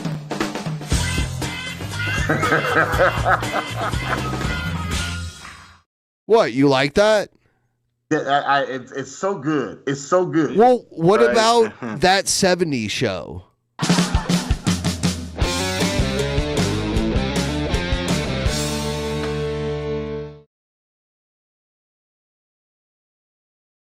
Hannibal to beat Hannibal versus Jared Genesis in a sanctioned amateur MMA fight. Like, can we make that happen? I wish.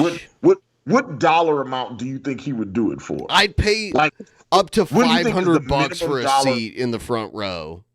What do you think the minimum dollar amount is he would want to fight me? I don't know. What's going on, lads? Oh, fuck. I think this hat... I don't know what it is, bro. I think wearing this hat has made me feel Irish, and so I'm talking like an Irishman. But yeah, dude.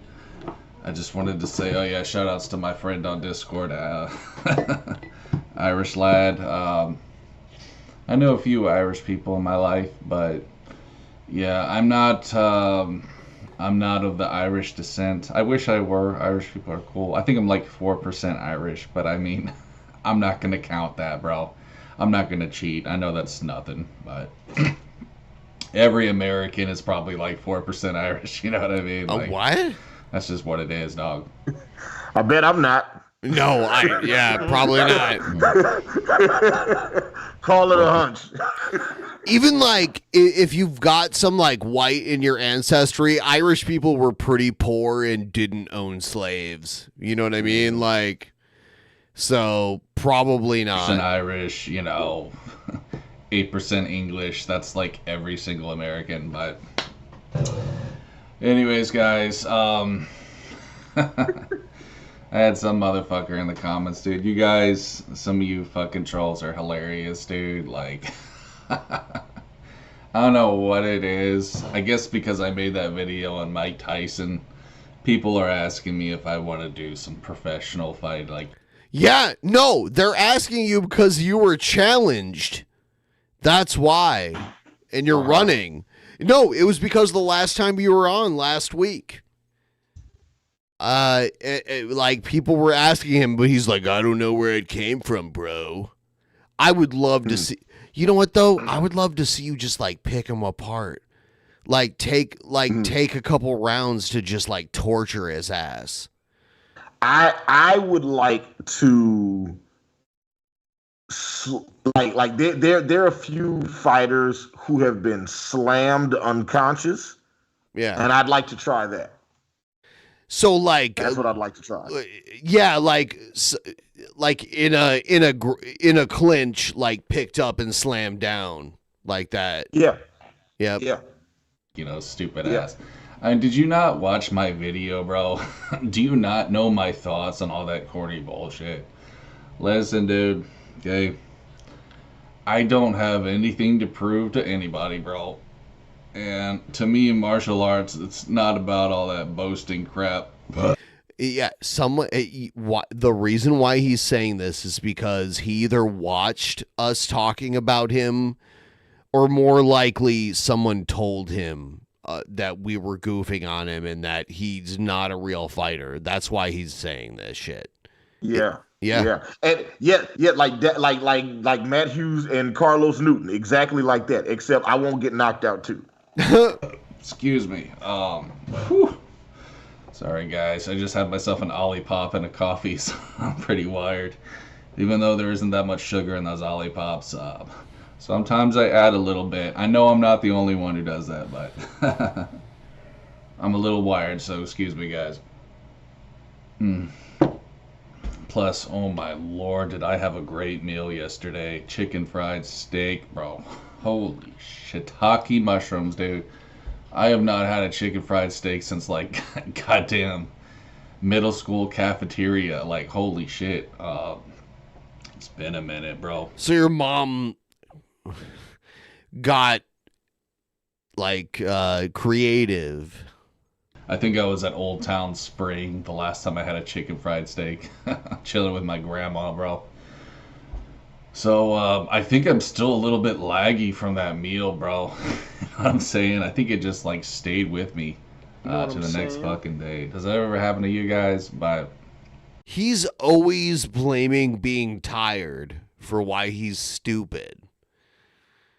But it's just that he's just stupid. Yeah, dude, these corny motherfuckers. You know, the thing is this, guys. I think I kept a lot of trolls around just by doing Discords and shit. That's why I'm never gonna do another Discord. You'll do a Discord 2 months from now. He'll do one. It's because I know I'm getting them off and I'm giving them attention. I've decided like I have no reason to do that dumb corny shit anyway. Like, I'm not a Discord guy. I'm just an old fucking boomer.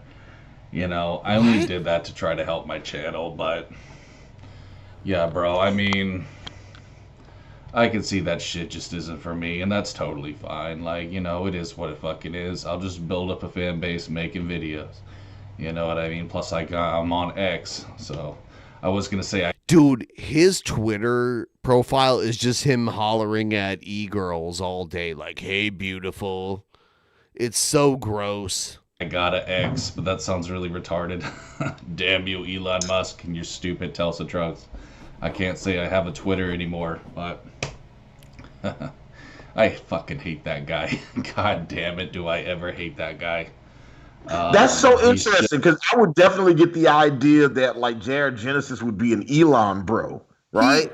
I mean, he's not consistent on anything, so maybe, you know. Okay. Just so insufferable. And I really doubt he's even in control of like his fucking tweets or his, what do they call, posts now, I guess. I know it's not him.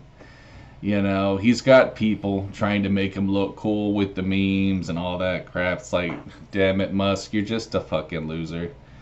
You're just that kid in grade school that got picked last in dodgeball, and now you want to take it out on the world. That's how every, like, elite is, you know what I'm saying? Like, Illuminati types, like George Bush. They're just the motherfuckers that were picked last in dodgeball. That's just how I feel about the situation, homie. I made that very clear many times, but I know that's what it is. They're just hurting inside. They're little babies, and, you know, they want to take it out on the world. Unfortunately, when a beta male has power, that is a dangerous thing, bro. It's the same thing as giving a female power. I'm sorry to be sexist, but that's just what it is. What an interesting guy. What an interesting set of beliefs he has. President. Yeah, it's kind of weird. Yeah, like it's very all over the place. Like I can't pin exactly what Jared Genesis believes in. Whatever suits him that Emotional day. creatures. I mean, I think maybe there's a small handful that could handle it. I'll just say that. But for the most part, you would not want to give a female power, bro. That's just asking for trouble. Anyways, I better be careful, man. I'm gonna get myself fucking banned here. But yeah, guys, you know, it is what it fucking is, dude. Dealing with these dumb shit trolls, these retards. I'm just gonna keep ignoring them, and I think they'll eventually just sort of fade off. As long as I don't do stupid crap like Discord anymore, I think they'll get bored. And I think they'll get the message that I don't want anything to do with them, because they're losers, bro. You know what I mean? They cramp my style. They're NPC nobodies.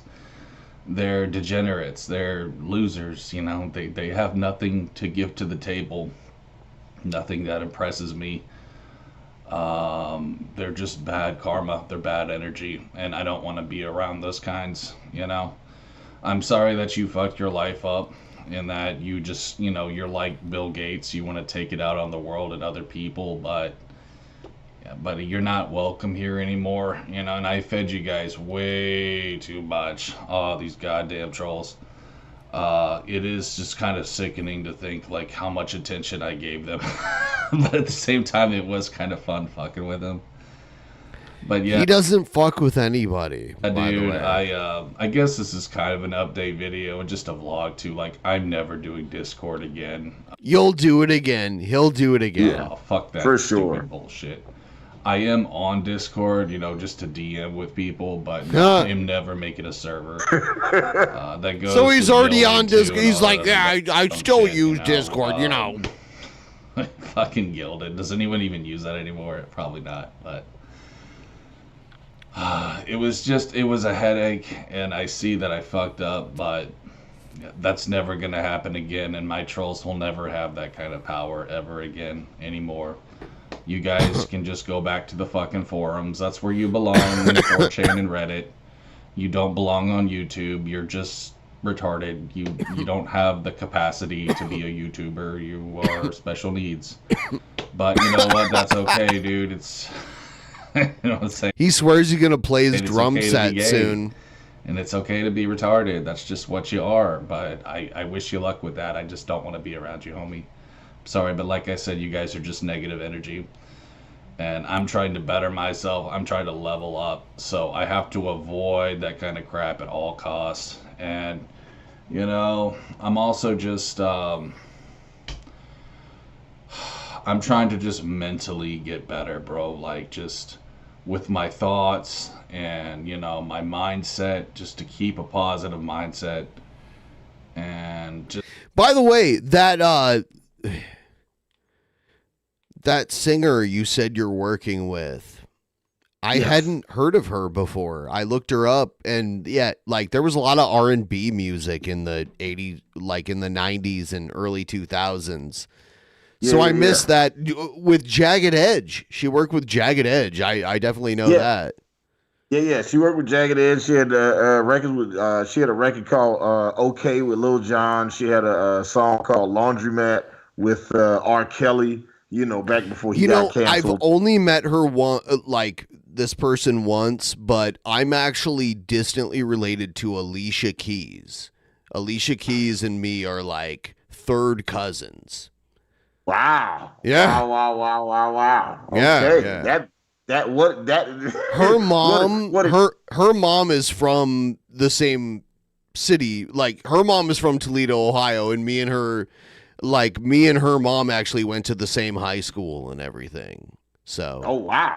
That's crazy. So her mom would be what, 20 years older than you? yeah, she's like in her 70s. Yeah. Okay. Yeah. Wow. Okay. Yeah. The artist. Her name is Nivea. Nivea. She's Nivea. Yeah. She's got she sang the hook on Mystical's Danger back in the day. Like Danger. No, I'm sorry. Been so long, we've been gone. Like that's her singing that hook. She used to be married to The Dream. They have a bunch of kids together. They have 3 beautiful kids together, and she also has a kid with Lil Wayne. Yeah. So she's got kids with arguably a guy who is arguably the greatest rapper of all time. Arguably, all right. Don't at me. Just that people say that, right? And then she's got kids with arguably the greatest songwriter of a generation in The Dream. So for those of y'all who don't know who The Dream is, he wrote Baby for Justin Bieber. He wrote Umbrella for Rihanna. He wrote Single Ladies for Beyonce. He is like a hit maker amongst hit makers. Like super duper top of the food chain type shit. Yeah.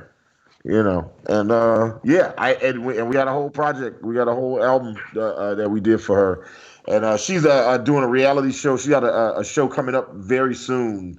On Peacock. As soon as I get more details, about the show, I just saw this crazy show on. It might have been on Disney Plus. It's like Ghanaian royalty living in Columbus, Ohio. There's like this weird reality show where it's like the people from Ghana, Africa, the royalty from Ghana, Africa are living in Columbus, Ohio. They went to college there and now they live there. And it's almost like Kardashian levels of reality show. Yeah. Yeah. What an interesting and odd thing to be true. Okay. Yeah, yep. I've seen a couple of those African reality shows on Netflix. I see the advertisements for them. I've never actually watched one of them, but I've seen how lush.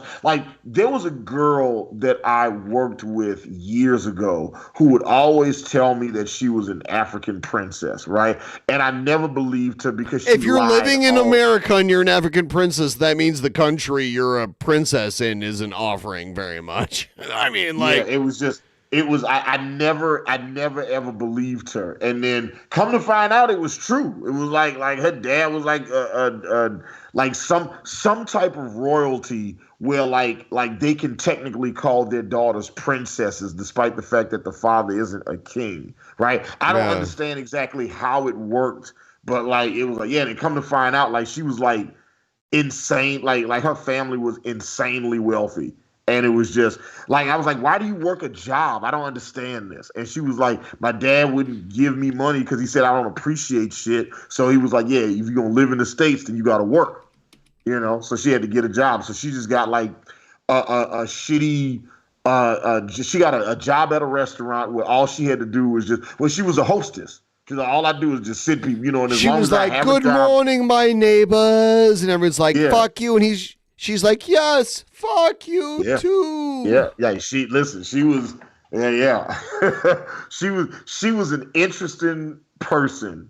She was an interesting person. But and she was fucking, she was official. And that there's a lot. We did a song a couple of years ago for some African princess, right? It was this girl we were working with was I'm doing this song and I need this. And she explained it to me. I didn't quite understand what the request was. I just did the work. And then Royal Rules. Yes, this is the show. This is the fucking show. Yeah, this is in Columbus, Ohio. Like, I used to live in Columbus, so I recognize a lot of the places they go in the city and everything. Yeah, it's on Hulu. Yeah, I'm laughing at Roger Wilco in the chat. He says, "Joke's on you. I got a rich Nigerian prince as an uncle. All I got to do is send him $500 to get him out of prison. I'll be rich." That is hilarious. Also, I wanted to acknowledge this one. Andrew Plant Gollum says Lemmy from Motorhead was a ghostwriter for Ozzy Osbourne. I didn't know that, but now that you say it, it sounds The Ace of Spades. Yeah. Dude, there's a great cover of the Ace of Spades where like the bass player is a upright bass player. It's so fucking good. It's insane. I'll find it, but well, it'll play us out before we end it. But yeah, this is the show you're talking about because I watched. I watched some of it because I used to live in Columbus, so I was like, oh shit. Did you feel like it was they captured the spirit of Columbus well? I don't know what it's like to be African royalty, so you know. Right. You know, my favorite line from Mean Girls was when I can't think of what her name is. The girl with the big eyes, Amanda Seyfried. Is that her name? I think so. Amanda, and she was like, she asked, what's her name? Right on the tip of my tongue. Fucking not Miley Cyrus, the other one. What's her name? Who's the star of Mean Girls? What's her name? Oh God. Is it oh God. How did I remember the blonde woman? The blonde woman, right? Or no. Lindsay Lohan. Thank you, Danny. Lindsay Lohan. I don't know how I couldn't remember her name. Just all of a sudden it was gone. It was like Amanda Seyfried asked, "If you're from Africa, why are you white?" And I like that moment lives free in my head. I knew a guy whose mom was from South Africa, and he was a white guy, and he said, "I'm African American." I mean, technically he was, but yeah, dude, watch this shit. Like, this dude on bass is insane right here. Yeah. Shit.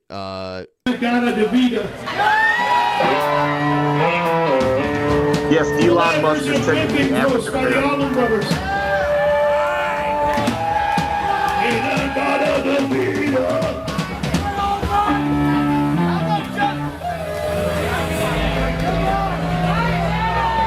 Well, there's only one band I can think of that has really high action, high energy. Well, not one, because the main one that comes to mind that has fast, short, kick-ass songs, and it's Motorhead.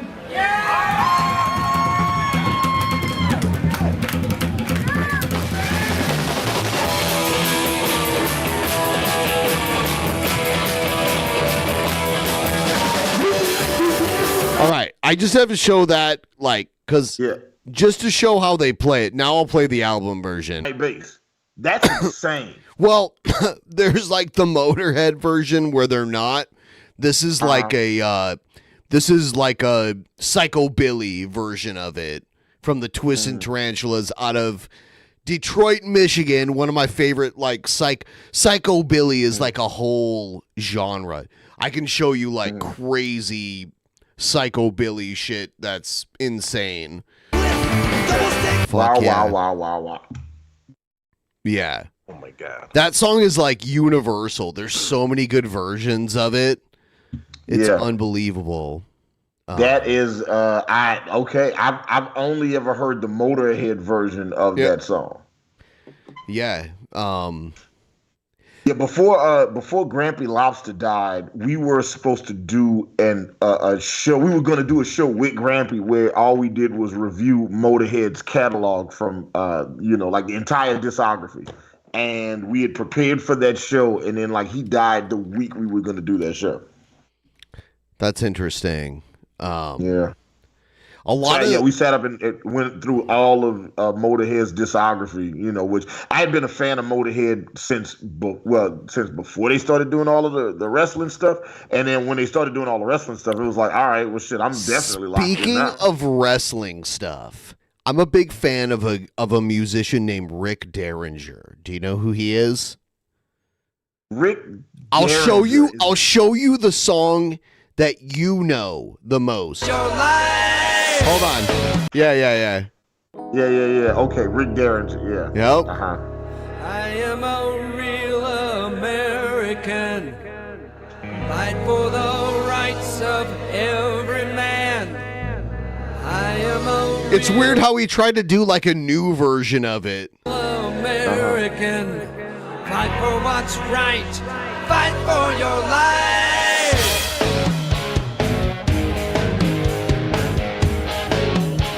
But like literally. Wait, I sent you the Trump's the Bomb song, right? Yes. We did that. We did Lord DeMarcus. Okay, all right, cool. Like we were supposed to do a video for it, but then they took our channel a different direction. Have you ever heard but this? Have you ever heard this song "Rock and Roll Hoochie Coo"? Yes. Yeah, dude. That's the same guy that. Yep. Yeah, dude. Check this out. Same guy. Hilarious. Never knew that. Never knew this. He's one of the most amazing guitar players ever. Good stop moving when it first took hold. Was a one straight night at the old town hall. Group called the Jokers, they were laying it down. But you know I'm never gonna lose that funky sound. Rock and roll hoochie coo. Roll hoochie coo. Well, go out and spread the news. Look at these fuckers.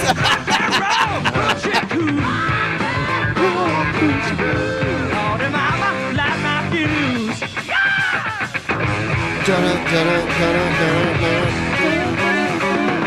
Mosquitoes start buzzing about this time of year. Going down back said she beat me there. I just want to say, like, can you imagine in the 70s when everyone had a fucking weird mullet like that? That's unbelievable. Oh yeah. It was Mullet City. We were rolling in the grass, goes the handlebar. I love the drummer. He's like, rock and roll. and like he had oh god, what was it? He had the what are they called? The twins, twins that were like totally white. What were they called? Albino, the Cocteau twins? Yeah, well, they were twins that were albino, and God, I'm too drunk to remember their name right now, but they were famous. And the one guy innovated like wearing a keyboard, but he wore like a strap. The Winter Brothers, yeah, Edgar Winter. Yes, you got it, Seth. Yeah, he was the first guy to like stand up and play a keyboard, and he wore before pre-keytar.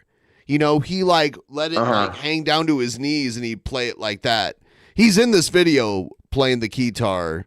Why is it? All right.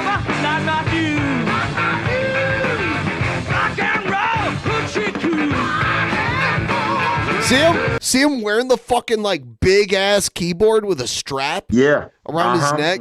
It's crazy. Dude, by the way, dude plays a guitar solo that's like insane live. Like they would just play it like something for him to mime to these days. Like it's so good.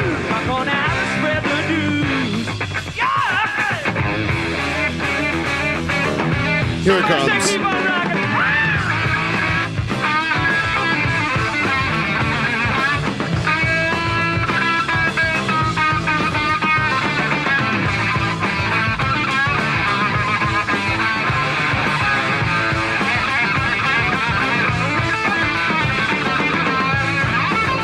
Dude's fucking melting faces right now.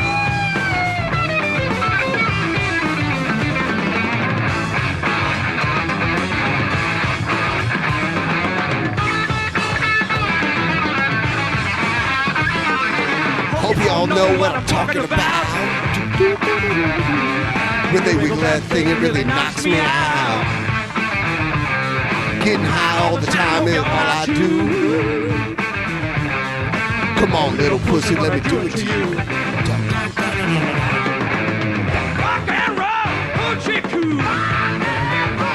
Yeah, anyway. Yeah, it's like this era. I had no idea. I had no idea. I was today years old when I found out that information. Yeah, he wrote not only Hulk Hogan's theme song, but he also wrote Demolition. They're like, here comes the axe, here comes the smasher. That was him too. And they wrote what we now, in Ohio, we consider it our state theme song. He wrote that too. It's called Hang On Sloopy. What? First off, I was today years old when I knew that there was state theme songs. Yeah, like when. Now I want to know when the Ohio State University has a football game. The marching band plays a song called Hang On Sloopy, and it's a song from the 1960s where Rick Derringer was the head of a band, and it's about a prostitute that a guy's in love with, and he's singing how he's in love with her, and you shouldn't. It's literally a song that a guy wrote to a prostitute. Nice. Hold on. I'll play it from the beginning. I've heard this song before. Yeah. It's like old school rock, you know. Yeah.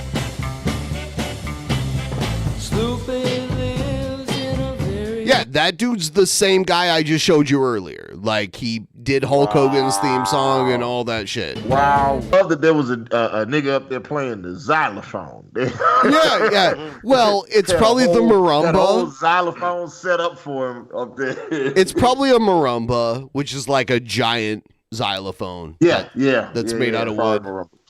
Yeah.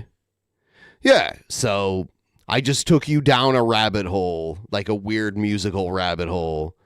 Now I'm looking at what is the state song of Louisiana. The guy who gave me all my tattoos, he invested in this movie. They made a Hang On Sloopy documentary that he invested in and gave me like tickets to it. And I went to the premiere, and Rick Derringer was there because he's featured prominently in the movie. So I kind of met Rick Derringer kind of like a kind of like, hi, nice to meet you kind of thing. Yeah. I didn't know it. I just Googled it. The state song for Louisiana is You Are My Sunshine, My Only Sunshine. Really? Happy Stars. Yeah. Huh. Well, what a lame song. I know that probably the jam back in the day. It's not Hang On Sloopy. Yeah, and like in 1909, I bet you that was the shit. They was like, that shit would come, they would start playing that shit on the phonograph, and I was like, oh shit, but like, just don't really bang like that no more. It used to. I put the Trumpster Bob song, I dropped it in the chat. Sure. Go back to 1965 and the ballerina formation that first introduced Ohio Stadium to Hang On Sloopy. They play it every game, and they go,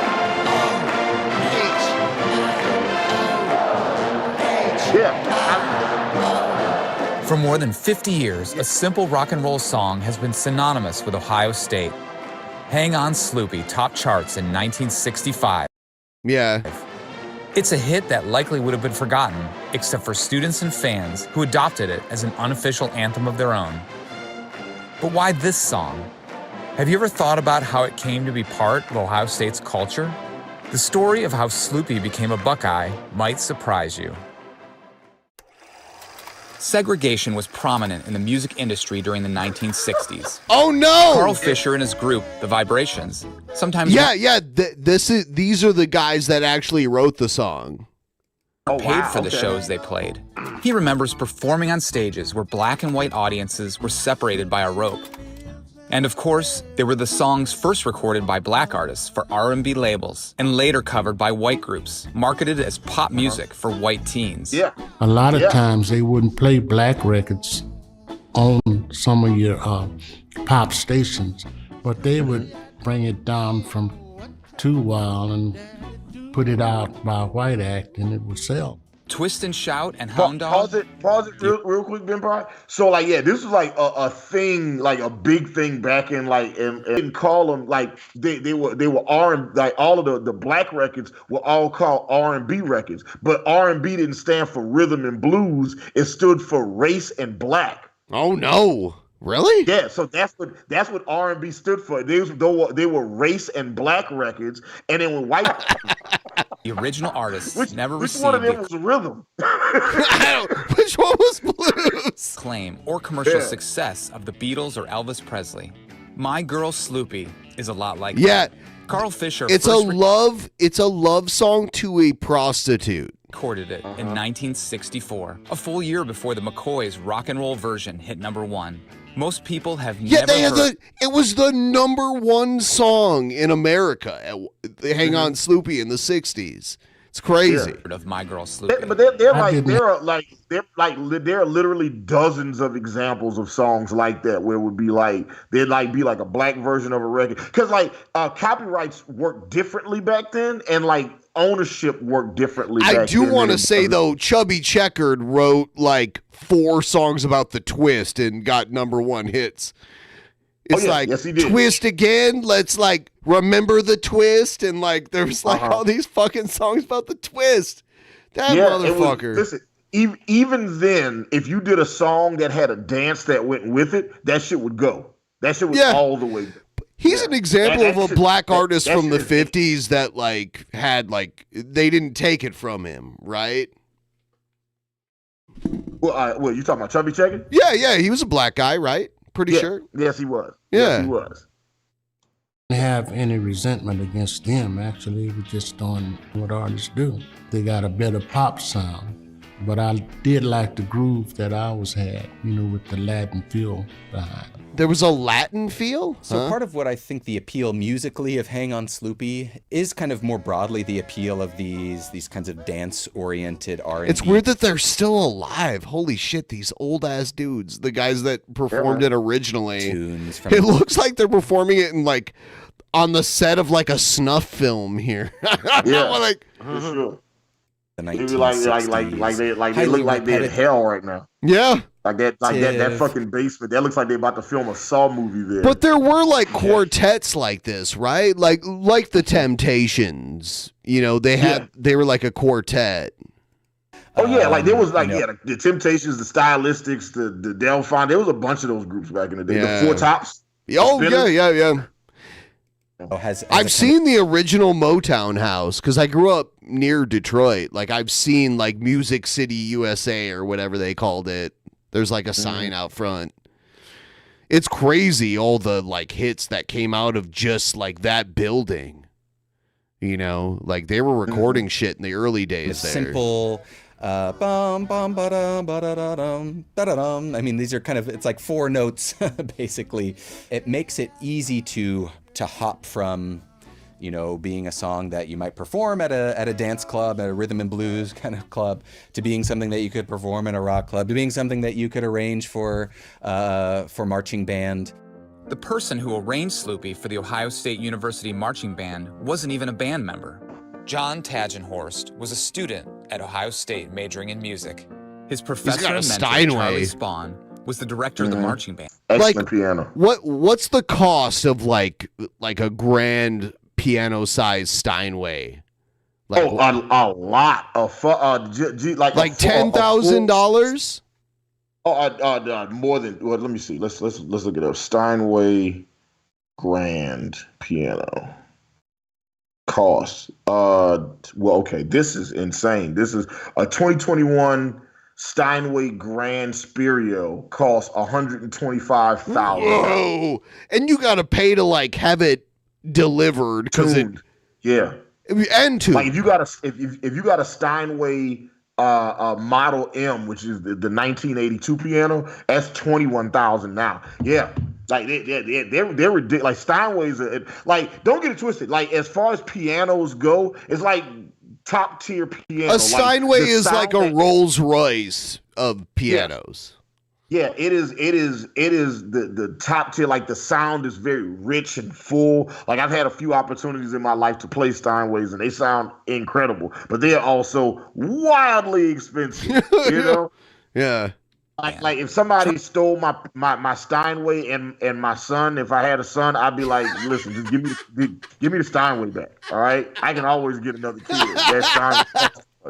Charlie believed in giving some of his more talented students opportunities to arrange pieces for the band occasionally.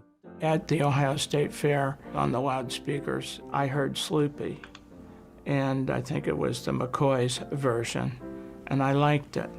I asked Charlie Spahn, the director, if I could do an arrangement for the band. The Ohio State Marching Band is the greatest marching band ever. Have you ever seen their shit? I've seen Ohio State. Didn't Ohio State do? I mean, wait. Didn't Ohio do the? They did the video game. They did the Michael Jackson thing. Yeah, they did that too. Yeah, that was Ohio State. Yeah. No, they get busy. And They get busy. The Ohio State Marching Band doesn't play that kind of stuff. Then I bugged him probably every week. I got a call from Charlie Spahn, and he said, go ahead and arrange the Son of a Gun, let's say. I said, when do you want it? Tomorrow morning. Okay, so I go home, have something to eat, and start on this thing about 9:30. I wanted to do it in the key of... So we had to sit and like arrange like every instrument to play it properly, which like those of you who have not played in an orchestra is actually a lot of work when you have to like sit there and time out every instrument and arrange like a whole orchestra basically. Yeah, it's a bitch to do. Like once I had to do this in college. Me and my best friend and my production partner Ace Wonder had to do this in college. We had to write a minuet and we had to write all of the parts for the orchestra, and it was a bitch to do. It was a bitch to like just the time it takes to do this shit. It was like, because I remember I did it, and then when and then the band is playing it, and they're playing it like really, really, really slow, and I was like, why are y'all playing it so slow? And I realized it was like I had produced it on a keyboard, and back then we would do even now we do everything double time. So I didn't realize because we did it double time. I was like, oh shit, okay, I got to make some adjustments, and then made the adjustments, and then they played it, and it was like, and then the shit worked. This is the thing about Shabisky that blows my mind. He plays piano, but he can't even like tell me like what key he's playing in or like anything. Like he can play. I've heard him like sit down and play, but he can't like even tell me like. I taught myself how to play. I just started watching YouTube videos and copying what they did, and I taught myself how to play. I don't know. That's just how I did it. That's not far fetched. A lot of people don't have like the music theory training. Like for years, I could play by ear, but it wasn't until I took like a bunch of music theory classes in college that I actually learned like how to do things, and like there are definitely pros to learning like the more technical aspects. But I feel like once I knew the rules of music, it became impossible to break them. I can't. And I feel like some of music, they're impossible to break. Like I can't sit down like what we see on the screen. I can't sit down and play that just by reading it. I need to see somebody play it and hear them. But I need to know what key you're playing in to play along with you. That's like a weird thing to like, I always know what key I'm playing in so I can tell someone else I play with, because you need to know that to play along with somebody, right? I mean, yeah. I mean, it definitely helps. Like I had like today, I was in band practice today. I'm in a band now, guys. That's a thing that I'm doing. Playing keyboard? Yeah, playing keyboard, and also the playback engineer. I mean, it's my band. It was like my head songwriter Cole Love we have a lot of songs that would be difficult for other artists to do outside of us. And so it was just like, you know what, the best thing would be for us to just do this band. And then like, I always talk about giving people the cold love experience where we like play and sing the songs together. And then when people hear them, they'd be like, oh, I get it. I see what this is now. So anyway, I was at band practice today and we had this young guitar player there. We have this a super accomplished drummer. I got my homeboy Raz Rich there. He plays 10 instruments, got perfect pitch. And it's like when you got all of these high level musicians in the room, like you could just start playing and then we can all just kind of figure it out, right? And it just and when you're in a room with a bunch of talented people, you can just do that shit, you know? And it was like at one point, like I would just start yelling back and be like, oh, what key is the song? And I'm like, it's B flat major. And we just keep going. Yeah. You know? Yeah, and then you like do a big change. You can just tell them what note you're moving to, and then they can all do it. Know. And I had that without professional musicians, just like jam musicians. Like in my high school years, we could get together and like do a musical shift, like a kind of song. I love those songs that for like the final verse they move up a step. You know what I mean? Mm-hmm. Yeah, like the modulation, the key change, yeah.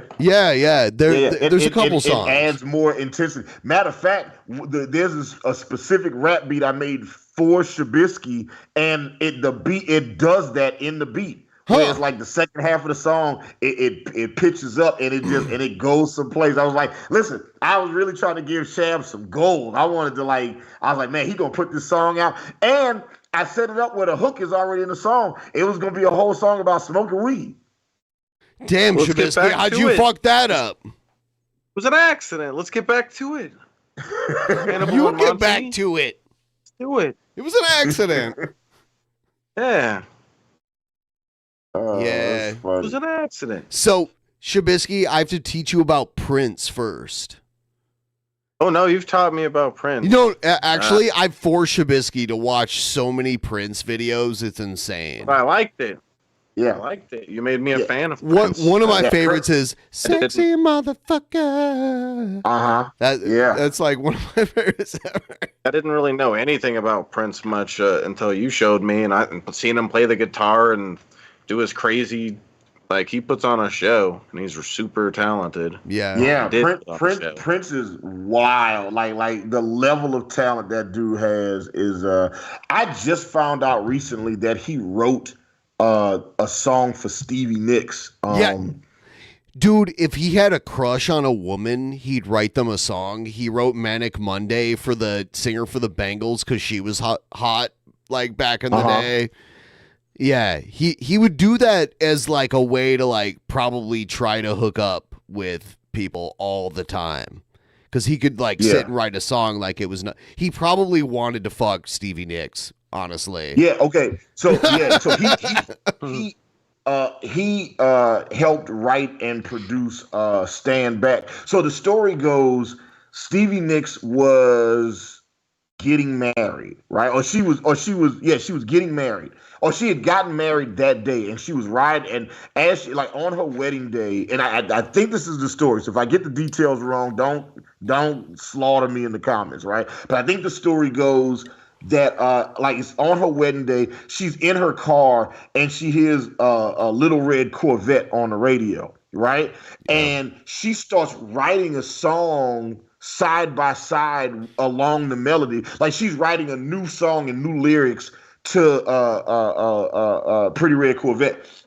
And she likes the song so much that she reaches out to Prince and is like, yeah, I want to work on this record with you. So on her wedding night, has Prince come to the studio and work on the record. And Prince literally sat down and produced co-produced this record, and ended up being Stand Back from Stevie Nicks. And like you can literally take the vocals off of Stand Back and put them right on Pretty Red Corvette, and it's like, and it fits fucking perfectly. I love how Prince wrote. By the way, Shabisky's heating up his dab right now. That's that crazy sound. Is it loud?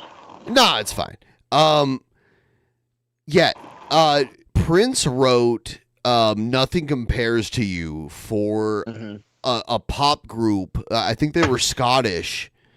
That he liked, that he wanted. It was written as a duet. It was written as like two people singing like a love duet, like a brokenhearted love duet. And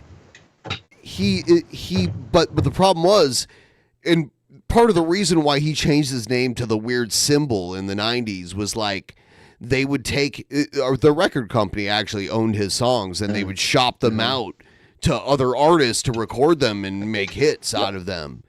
And he didn't see a dime from the success of the Sinead O'Connor. Nothing Compares because Warner Brothers owned the masters to the recordings, and Prince's argument was like, how is it that Warner Brothers owns the masters? The person who owns the masters is the person who pays for the studio time. Right? Basically the person that pays for the recordings to get done is the person that owns the masters. And Prince built his own studio and recorded and mixed everything in his studio. So he's like, if I recorded my songs in my studio, then nobody had to get paid for the shit. How the fuck do y'all own the masters to my music, right? Just some wild. I agree with him, but the Sinead O'Connor version of Nothing Compares to You is better than his version, objectively. I don't know if I've ever heard the Prince version. Okay, of it. here's the thing: no one had until he died.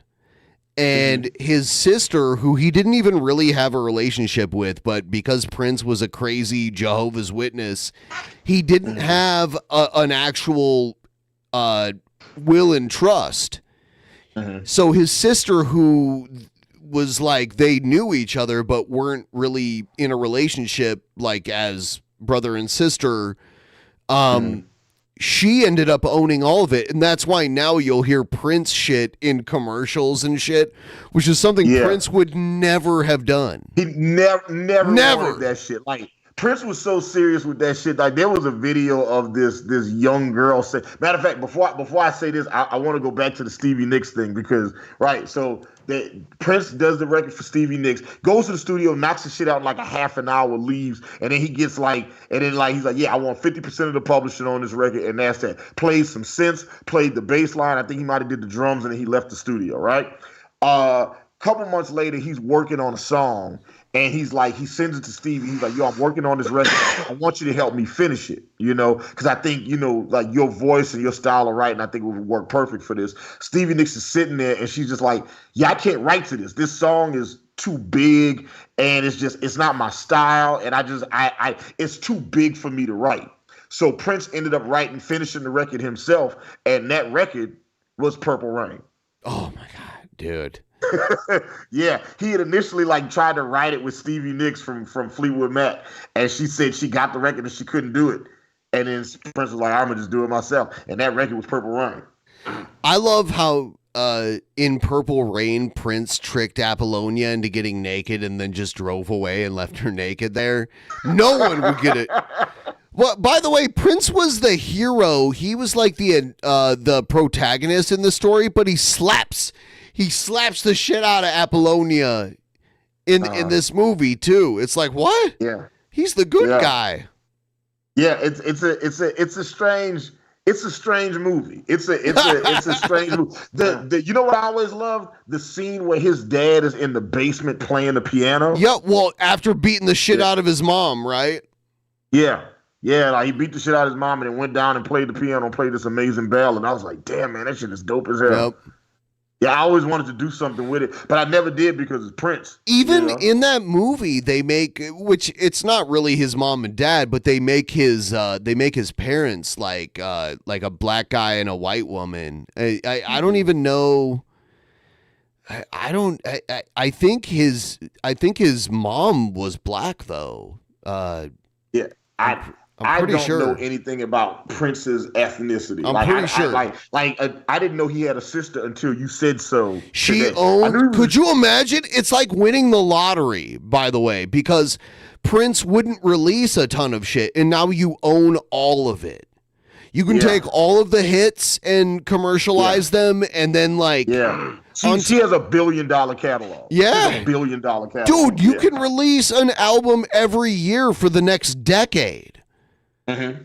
Yeah. And then that Kevin Smith movie too that never got put out, and all of that. She owns all of it. It's crazy. Prince man is god tier musician. I remember like 6 months after Prince died, I heard "Let's Go Crazy" in a fucking commercial, and I'm like, holy shit. Yeah. Because, and I'm not exaggerating, and you guys can look this up, Prince was literally sitting at his computer personally DMCAing shit on the internet. No lie. That was the Purple Rain thing I was gonna say. Like, there was a video on YouTube of this young girl. When I say young, she must have been like 6 or 7 years old, singing Purple Rain, right? And Prince had that shit pulled off the internet. It was like, literally nope, him. It wasn't his lawyer. It wasn't a bot. Yeah. It was literally him sitting at his computer being like, fuck this. Like, yeah. like, it was. But dude was And insane. I gotta, no, I don't think he was insane. I don't think he's. You gotta understand, when you're a guy who's creating all of your music, right? And then and then they tell you, hey, these are the rules, right? The rules are the person that records this, the person who pays for the session. Visiting and touring Paisley Park. That would be sweet. Rooms has to be the room dedicated to all of his custom. I'd love to see it. Prince had really tiny. Actually, I'm gonna admit this now. I was on a hunt for one of his like Prince symbol guitars for a long time.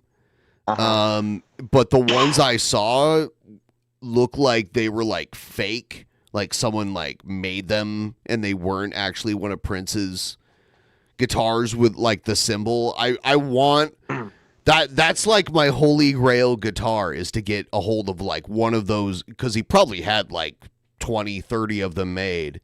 Those like actual like Prince with the weird Prince symbol guitar. I would love to have one of those. The artist formerly known as symbol with the guitar. Yes.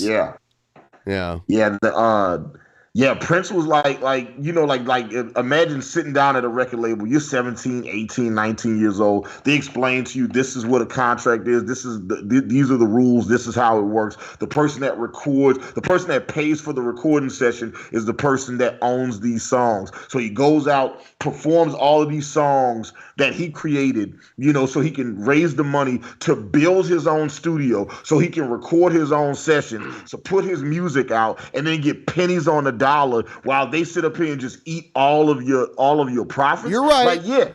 I'm not saying it's right. I'm saying I understand how he got to that place. No, you are like that mindset is ultimately right. Yeah, it's not practical, and he lost the battle overall, right? Yeah. Oh yeah. Yeah. It's one of those things that you can't maintain because of, especially now in the internet age and the streaming marketplace. Like, there's no I'll be honest. Like, as a musician, like, it is day by day getting harder and harder to figure out ways how to make money.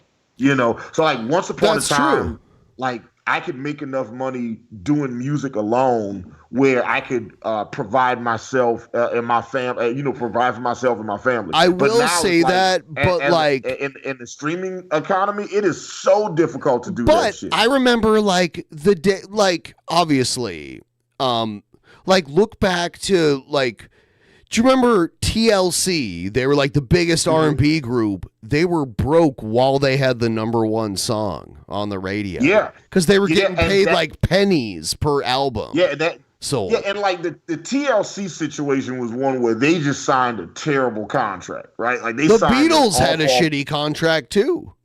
Yeah, the Beatles had a shitty contract. MC Hammer had a shitty contract. There were lots of artists that had that MC Hammer went broke because he had a massive entourage. And he built a mini baseball stadium as part of his house, dude. Yeah. He was a lot of people don't know this. He was the bat boy for the Oakland A's in the 80s. And he would do his yes. He would do like his little dances and pick up the bats and everything. That's where he got the name Hammer, for like hammering. Typewriter. Yeah. And he like pick up the bats and shit. Yeah. Yes. Yeah, like it is the music industry is awful, and like understand like music industry, like the record labels are still making record profits. They're just not sharing that money with the creators anymore. And So, now they like, don't even have to like physically print the music or distribute it.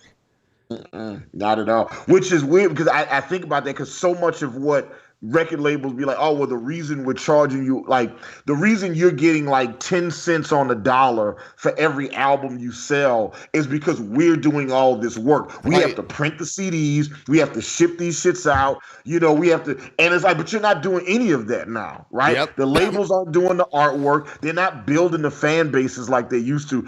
But they are definitely still taking that lion's share of profits. Like this is still the fucking 60s. The shit's That's insane. why now in music it's better to just be like independent. You can can get but, like if you wanna almost make- studio quality recording at home if you know how to do it right. You can do that, and the distribution is the internet. Everyone has that. You don't need people to put your records in stores anymore. So Yeah, and like the days of like having to like fight to get your music on the radio is a like you don't need to have songs on the radio anymore, right? To be able to like spread your songs out there. You can go direct to the consumer. The problem though is that your Universal BMGs, your Sony EMIs, your Warner Electra Atlantics of the world, like these gigantic mega corporations have now essentially set it up where, and Shabisky, you know, can attest to this, right? If you're an independent and you're creating music, they make it almost impossible to share your music to your audience without having to pay that platform to promote it. Like you can put out new music and your fans will never know it came out because they'll just bury your shit in the algorithm. You know, so it's like we have to promote your music. Here in Seattle, we have one of the last great record stores. It's called Easy Street Records. And it's a gigantic 2-floor store of nothing but vinyl. And in the store, they also serve food. They have a cafe and they have a bar on the upper floor. And they have a stage with live shows. Actually, tonight, Chris Novoselic from Nirvana's band was playing there tonight. And I was gonna go, but I had this show.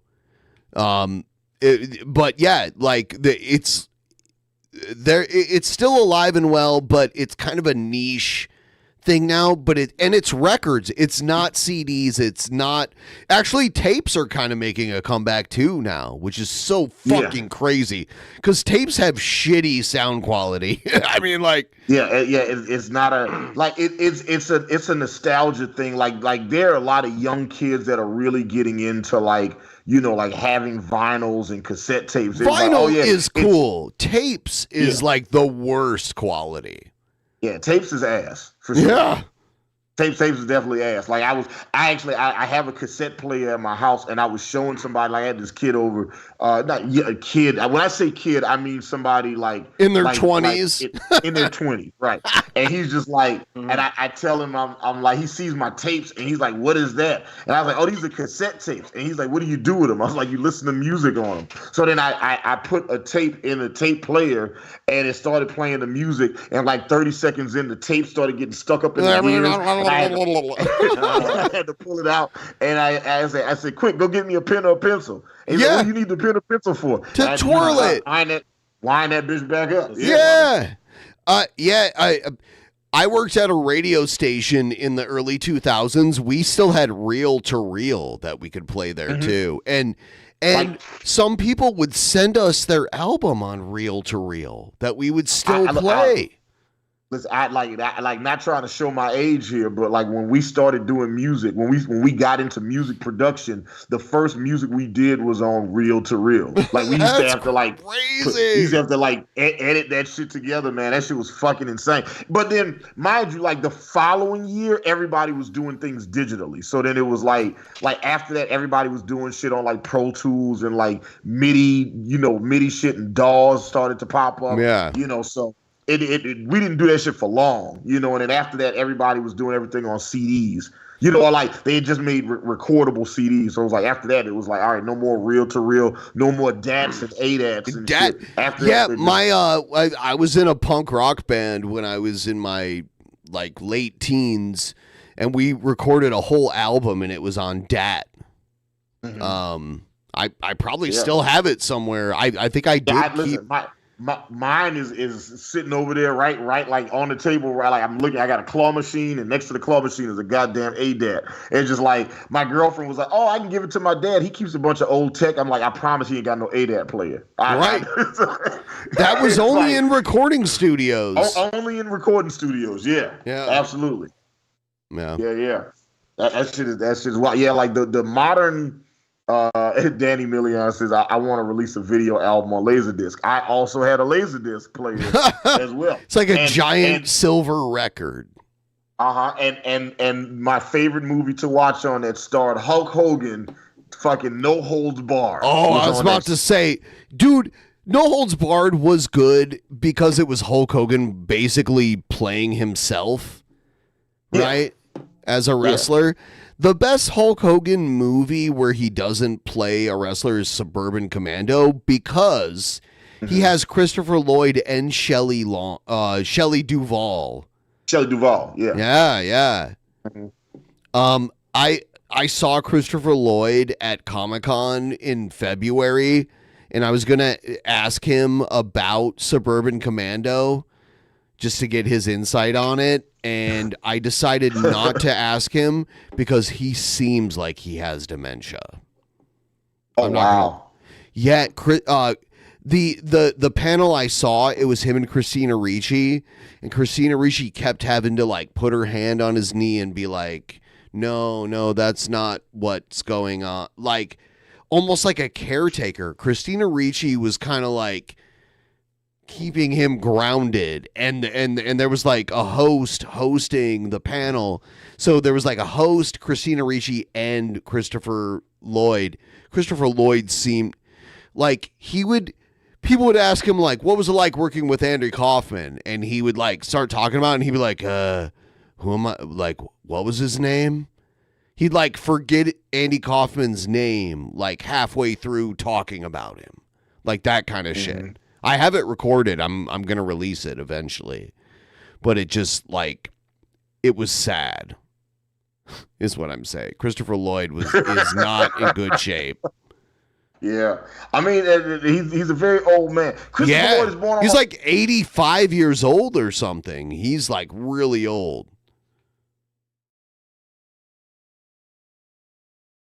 Okay, Christopher Lloyd is born on my birthday. What year was he? How old is he? Like 84, something like that? No, let's see. How old is Christopher Lloyd?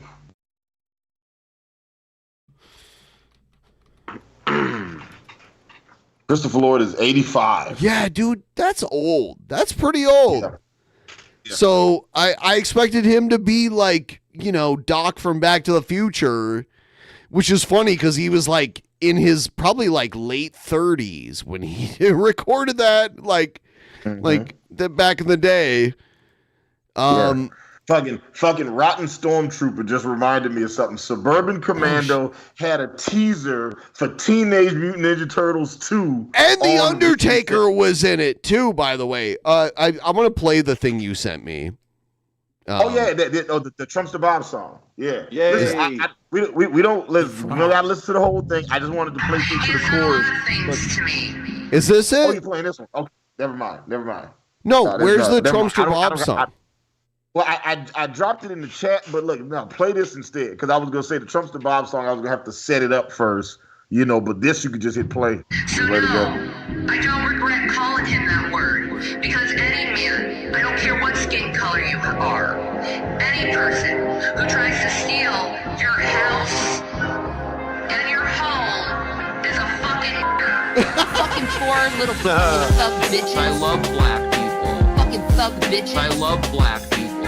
And they said something they didn't like, it was automatically that fucking nigger. I love black people. Black lives matter. I love black people. Black lives matter. I love black people.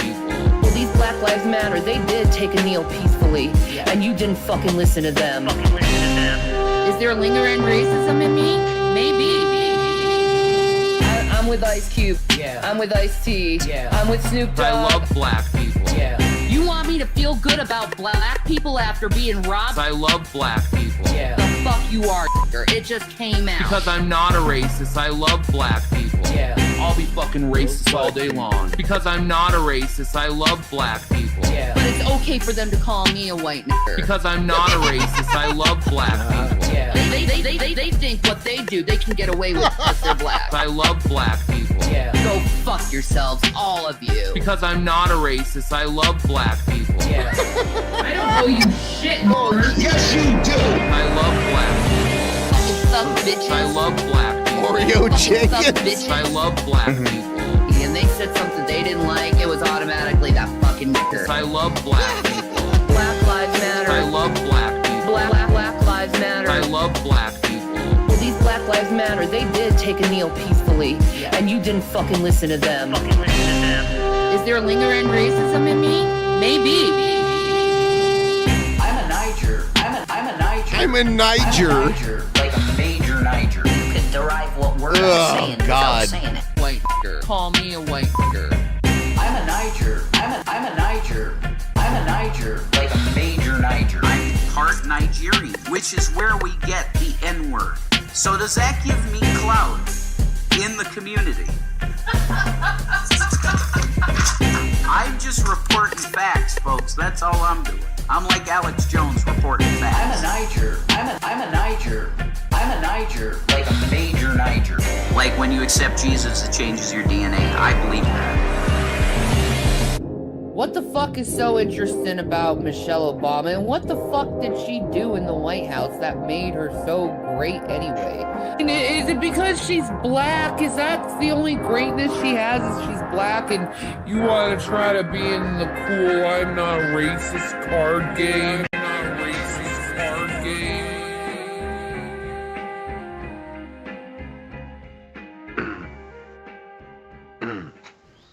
Damn. Yeah, Dave. I want to tell you the guy whose music we sampled to make that. His name is Dave McCullum, and I think I found out he died last year. Oh no! And he was also an actor, and he was in like a bunch of NCIS episodes, apparently. Yeah. I didn't know this dude was an actor, but like I only knew him as a musician, the guy that Dr. Dre sampled to make the next episode. Are you familiar with the Cool Cat movies? Yes, we have watched large clips of those on various instances. Monty and I have been on the show. Have you seen the new one? You know good and goddamn well I haven't seen the new one.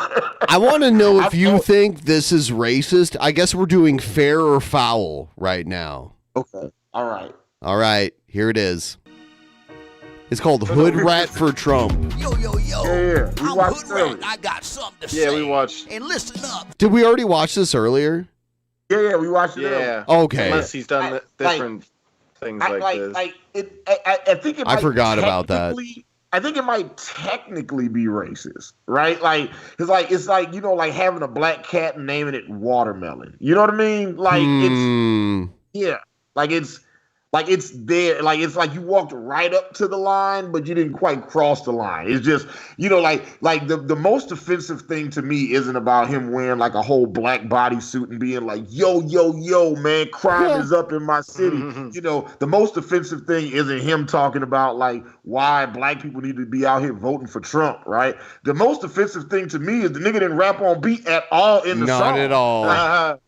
That like I find that to be the most offensive thing. I can tolerate mumble rap as long as the shit is on beat. What I can't tolerate is motherfuckers rapping off beat. It's like you got one job. It's your only job. The beat is telling you what to do. Rap on top of that. It was just like he just started rapping and then just went and found a beat on YouTube and was like, all right, just put that underneath. Like it doesn't even matter. Yeah, exactly. I hate people rapping off beat. That is one of my biggest pet peeves. There's a lot of G-Man does that a lot. Yes. Matter of fact, the last time we had G-Man on the show, right? or maybe it was the only time we had G-Man on the show. I don't remember how many times we had G-Man on the show, but we had G-Man on the show once, and we were having a nice, civilized, cordial conversation. He was still saying crazy shit, right? But everything was cool until Monty was like, listen, man, your music would be so much better if you just rapped on beat. G-Man got so offended by that shit. That was the thing that set him the fuck off. And then he lost his shit after that. He's like, because what do you mean I'm not on, he believes he's on beat.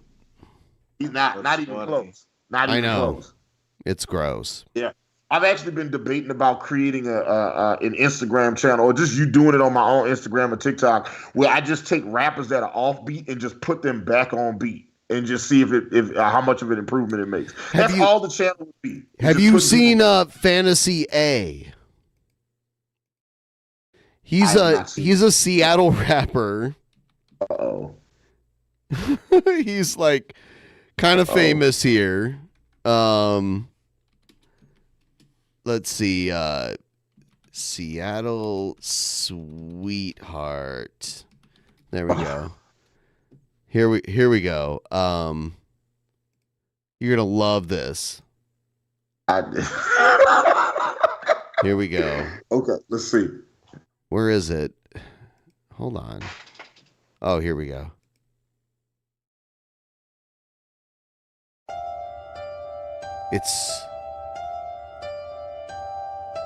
He's trying to fit way too many syllables per like bar. You know what I mean? What's his name? Fantasy A.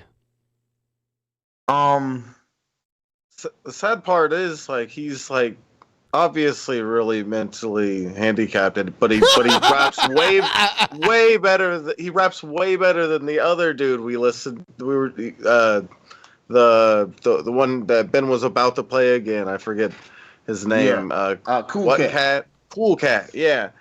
Cool Cat can't even rap as good as this kid. Yeah, So this dude is definitely he is on the spectrum? Question mark. Oh yes, 100%. And actually, these people made a documentary about him. I'll show you the trailer for it in a minute here. Okay. I was about to be like, this is not good, and he seems like he's a little tismy, but very tismy. Yeah, okay, but now I'm just like, all right, so okay, cool, got it. So I mean, it's still bad. Like it doesn't become better because. Wait till you hear the hook, though. You got to hear the hook.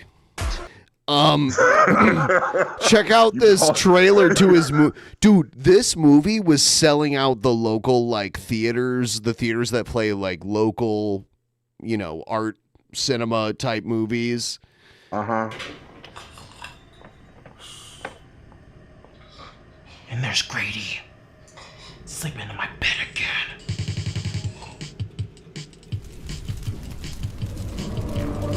What's up, y'all? This is your homie Fancy A. As a rapper with autism, I thought there's only one way I would ever be happy: getting a good night's sleep on a good mattress. Yeah.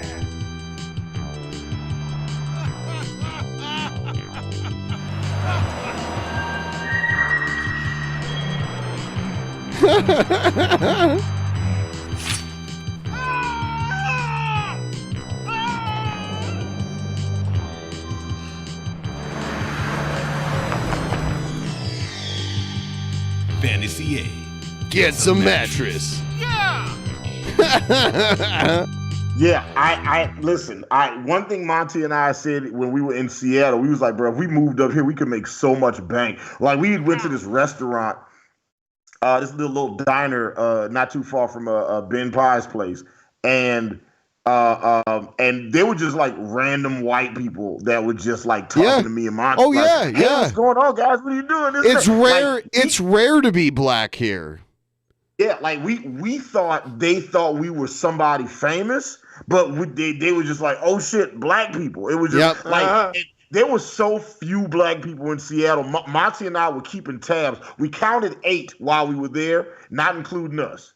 Okay. Do you remember the guy that was like, "We're all spray painted here"? You asked the black guy where all the he was like, "We're spray painted." That's what he said. He said everybody spray painted. They ain't black people. They spray painted. That's exactly what he said. There was that one random black girl we saw coming out of the out the mall. Mr. Fantasy A. Look at this. That's it, y'all. I'm done being nice and letting my whole city push me around. From now on, the A in my name stands for Fancy App. Nothing to hold us back. We're coming closer, straight to the top. Closer and closer. Don't try to stop us now. It's great how they made this movie with him. It's pretty good. Closer and closer. Fantasy A gets a mattress. It's pretty great.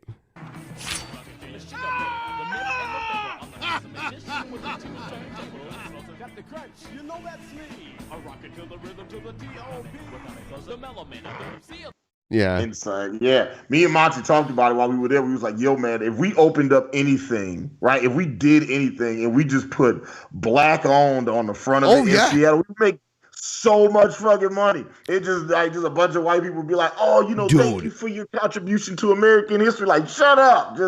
It is so different than what I'm used to living in the South. They're so inclusive. It was definitely it was definitely some wild shit. Okay. There's a place I like to eat at in Portland called Grits and Gravy, and it's like all soul food, but it's in downtown Portland. But it's like fried catfish. It's so fucking good, dude. Yeah, I feel like you told us about it while we were there, and we didn't go. No, well, it's down in Portland. You also that's what it was. You also told us like that you had a very full itinerary for us. Yes. So it was like there was not a wasted minute of trip that we had while we were there. It was like every second we were doing stuff. Got to show you everything, and then got to link us up with all the people coming into town that were like on their way. Yeah. Yeah, we got a good cool chance to hang out with like Adam from Your Movie Sucks and Scotty and Vosh and Jefferson Aloysius, Beauregard Holiday. We went to the Twin Peaks restaurant on Twin Peaks Day. Yeah. Monty and I got in a snowball fight. That was interesting. Because there was snow here. Yeah, it was a lot. Randomly. We did a bunch of stuff. It snowed while we were walking to the weed store. Yeah, it randomly snowed here. Like, it doesn't snow a lot here. So that was like a random occurrence. It was like when we got there, it was like 8 degrees, man. I was not prepared for how cold it was. More like 25 degrees, but yeah. I don't feel like it was 25. I feel like that. First off, I don't need that type of negativity in my life, Ben Pye. That shit was cold as fuck. It's never been below like double digits as long as I've lived here. Listen, my nipples got hard and fell off. Okay, she was too cold outside. She was cold as shit. Someone in the chat asked me if I'm going to the Portland Retro Gaming Expo this year. Absolutely, I'm going this year.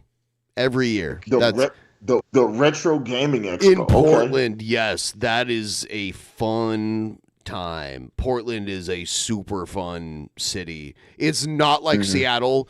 Don't assume that Portland is like mini Seattle or whatever. It is way wilder than Seattle. Like Seattle's way more tame than Portland.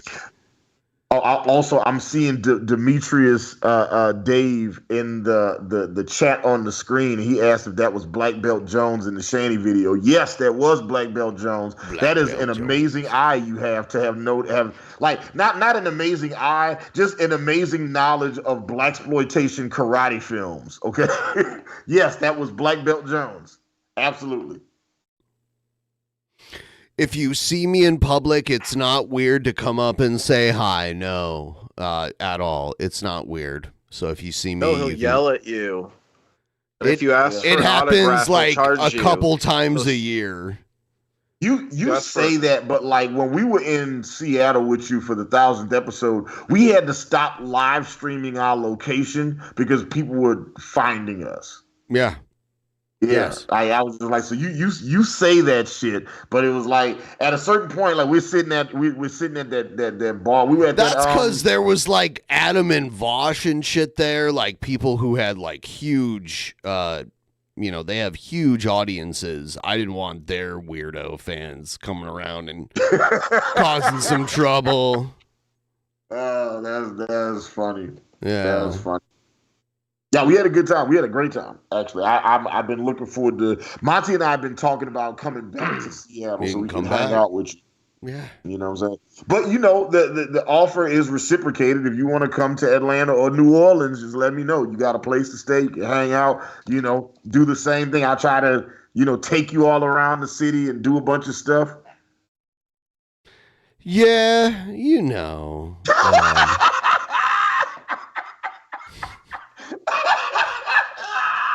Not interested at all. That is hilarious. It's like, yeah, you can come out to Atlanta with me. He's like, no.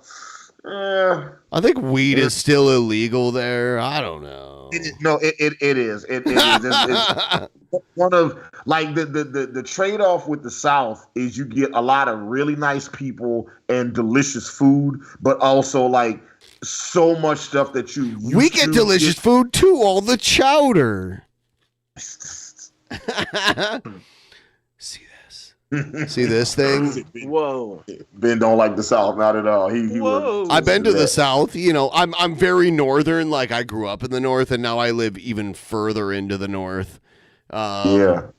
I'm okay with it. I can go there. I've been there. I like Whataburger.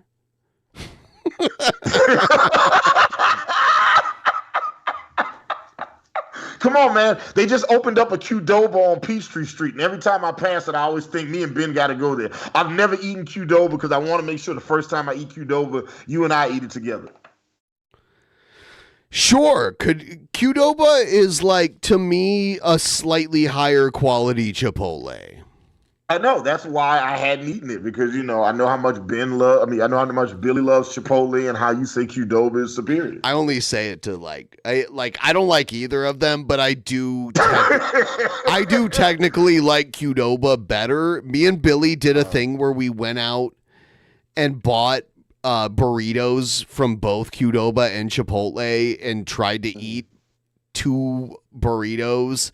And we got halfway through each burrito and we're like, they basically taste the same. Like if you get deep enough into a Qdoba or Chipotle burrito, they taste the same. We kind of agreed on that. We did a thing, I think it's on the channel somewhere if you dig deep enough, where we went out and bought Chipotle and Qdoba and ate them both, and we were like, I was tired of it. After a while, it was it started to gross me out. I've every Chipotle experience I have had has been mid to trash. So yeah, Qdoba's mid to trash too. They're both mid to trash. Like I lived in Albuquerque where you can get real Mexican food. Yeah, right. Yeah, so you can't eat that trash. No, I understand. People always ask me, in Atlanta, they say, "Hey, where's a good place to get New Orleans style food?" I'm like, New Orleans.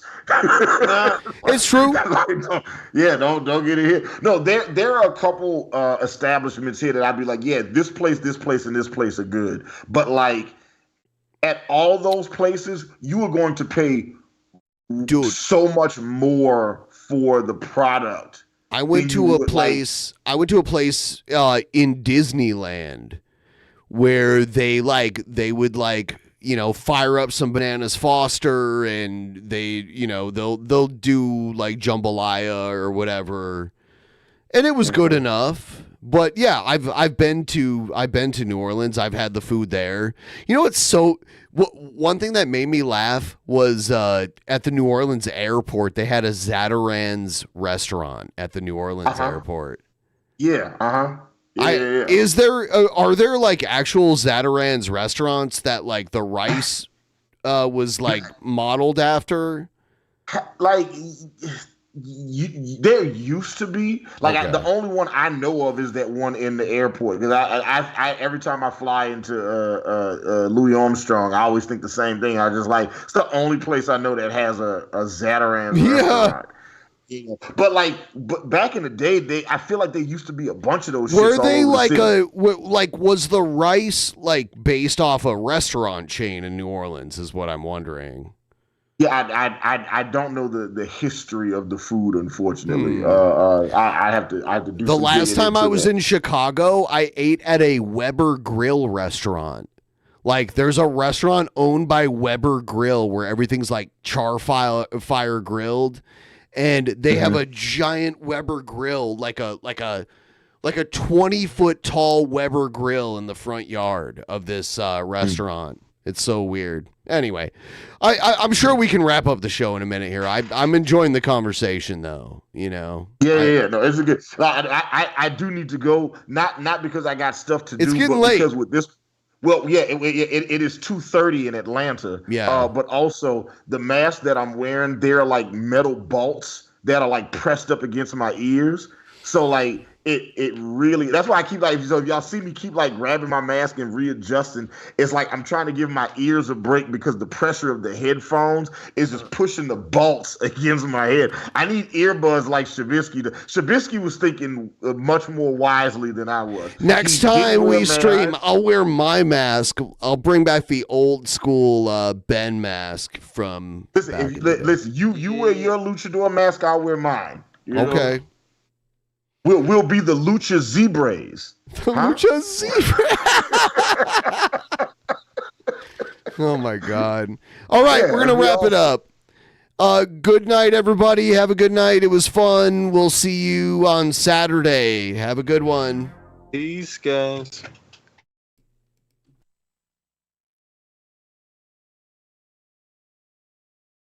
In the beginning, there was nothing. And then there was the Drunken Peasants Podcast. Drunken Peasants. Drunken Peasants. Drunken Peasants. Drunken Peasants. From the strangest corners of the internet, gonna get TP'd by Billy and Ben. You know where you can find them at. Get ready, cause they're gonna kick your... Drunken Peasants. Drunken Peasants. Drunken Peasants. Drunken Peasants.